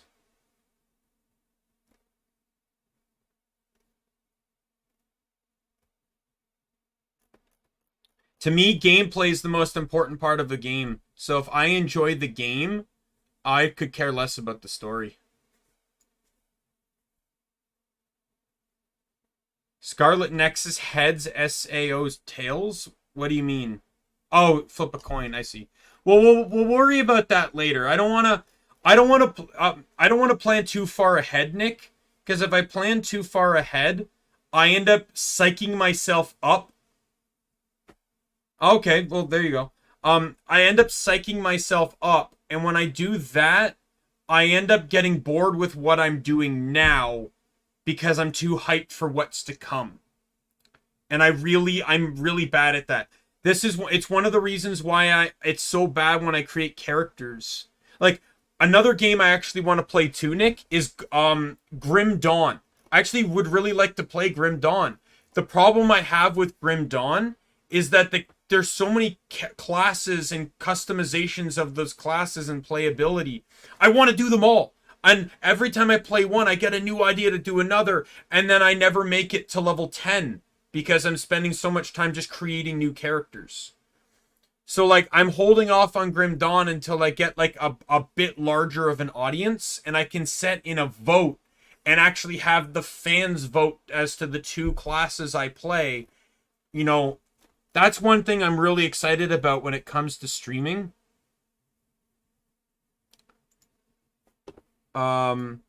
Is that I really, really, really want to, like, if I ever get to a point where I'm very indecisive on what to do, I can have the fans, help keep me on track more. And you know, that's a very exciting thing to me.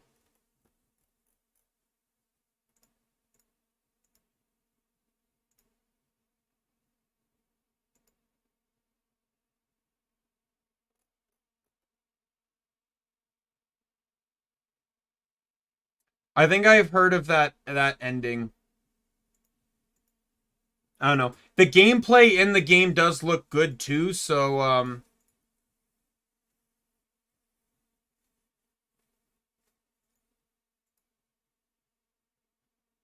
so we'll see. But yeah, so we'll definitely take a look at that.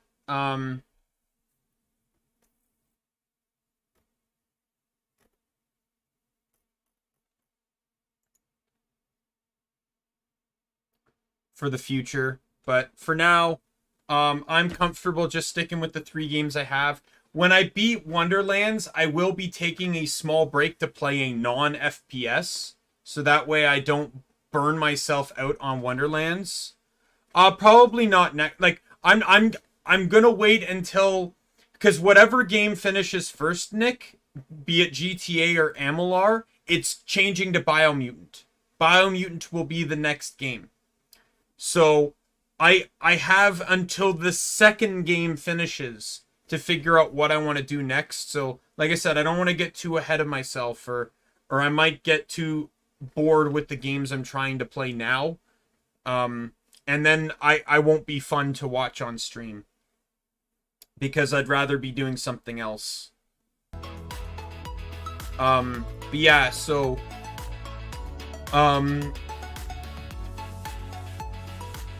yeah, when I beat Wonderlands, I'll be taking a small break with another game that, like, maybe another, like, roguelike or something where I can just play for a little bit and then go back to the next Wonderlands character. As mentioned, I want to beat the game on all 6 classes. I'm only on the 3rd playthrough. So I need to, so I need to push it. I'm probably about a 1/3 through the game now, so that's actually not bad. At least based off a level. I'm level... I think I just hit like 22.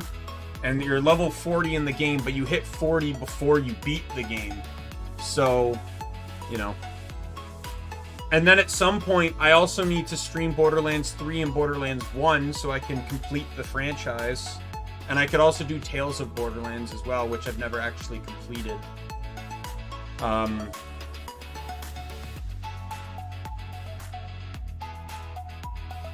Borderlands 1 will not be a challenge run, though. I'm probably just going to play any character other than Roland. I'll see.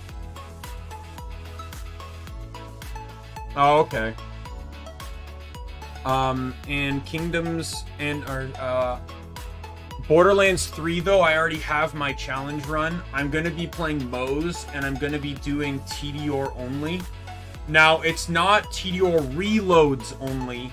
It's just TDR only, so I can only use TDR style guns. This is good because I feel like TDR guns are good. They're just worse than everything else, right? Like, I'm gonna get more DPS out of like a Dahl or a Torg or a Maliwan. So I feel bad because I think TDR can have potential. It's just not good. But the problem too is that it guzzles ammunition, especially when you're trying to abuse reloads. So I'm going to be playing Moe's, who can effectively counter ammo regeneration problems, to allow myself to utilize TDR a lot more. And then obviously Borderlands 1 will, like I said, it'll just be a random character. Won't be Roland though, because that's the only character I've beaten the game with. Probably either be, I'm thinking Mordecai. I've heard a lot of people talk about how fun Mordecai is, so I'll probably play him. But with that said, I'm going to call it here. My name is Daimien Kamiya. I'm the Omni King, and be you friend, foe, or member of the Omni Council, I'm going to see you later. See you later, everyone.